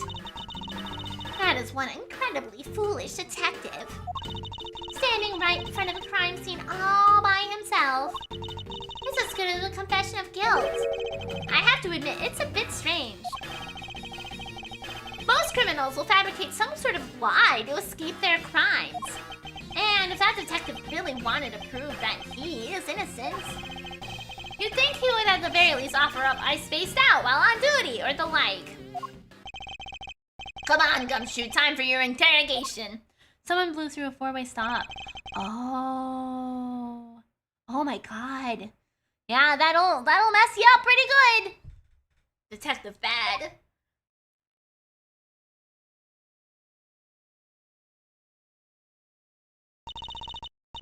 Miles Edgeworth, I will go ahead and report this to Papa. And that, as they say, is that, right, everyone? Ho, ho, ho! Are you Santa Claus? What the fuck? Well, I suppose we should both be getting back to our real jobs now, huh? Before we do, Miss Yu, there is something I'd like to speak with you about. What is it? So, what did you want to ask me about? KT-8 incident. The current case of the murdered Cadopian embassy staff member. I've heard that people have begun calling it the second KG-8 incident. Only among you law enforcement types. And what about it? I'd like for you to tell me everything you know about the original KG-8 incident. I'm afraid I can't help you. I don't know anything beyond what was reported in the papers. No, I believe you know much more, since you aren't directly tied to the KG-8 incident. I'd appreciate it if you stopped with the false accusations. Faceless outbursts are useless both inside and outside the courtroom, don't you know? I do, but I also know that I do have a leg to stand on here. I think you could stop making that ultra-serious face in front of me! If you could please stop laughing for just 1 second! Wakadashi me! I'm not gonna make any headway like this. I'm just gonna have to show her exactly how related to the KG-8 incident she is. It's you. I believe that I have proof of your connection to the KG-8 incident. That file is your proof? Very well then. Why don't you tell me exactly how I'm related to the KG-8 incident? Through the victim. Right? It was the sister that died. The victim, yes. Through the victim. Your connection to the KG-8 incident is through the victim. The victim's name is CCU. You will note that she has the same last name as you. Can you really tell me with such a straight face that you are not related to this case?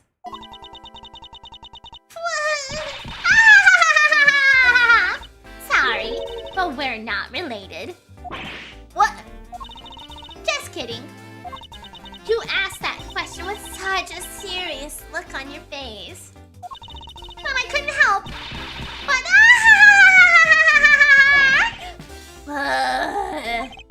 Miss Yu, I ask you please tell me the truth.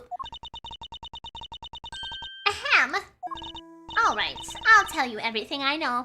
Make Edgeworth straight kiss Callisto. I don't know that that would help.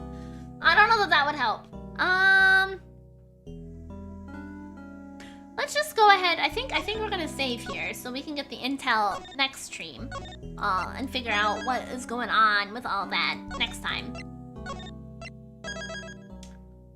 Oh. Yu joins the fray.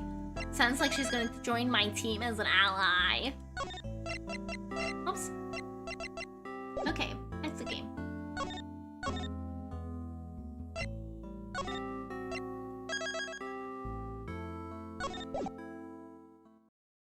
Yeah. Oh man, I forget that it really just like exits straight out. Every time. I'm always like, oh, is it gonna prompt me to like go back to the main menu and kick me out there? But no. Nope. Maybe it would make her quiet for once. Yeah, I mean, I don't know. I think if you were to try to kiss her, it would just make her laugh into your mouth. And I think that would be awkward. Probably a little bit. Okay. We will be back tomorrow, and we will be finishing up No Sleep for Kaname Dante, probably. Presumably. I assume we will, because I think we're like really close to the end is what you were saying, Signet. So I assume we will beat that tomorrow. And then, yeah. So we'll get the ending, we'll see how much time we have left, and then do alternate endings probably. We're gonna play around with it, figure it out. So happy to have dinner with your stream tonight, help me study. Awesome! I'm always happy that I get to help people, even if it's just as background noise. I always appreciate, you know, people hanging out with me, no matter the capacity, whether they chat or just sit there and just listen to me, and it always makes my day. Let's see, who do we have to raid today? Who do we have to raid today? Who do we have to raid today? Let's see.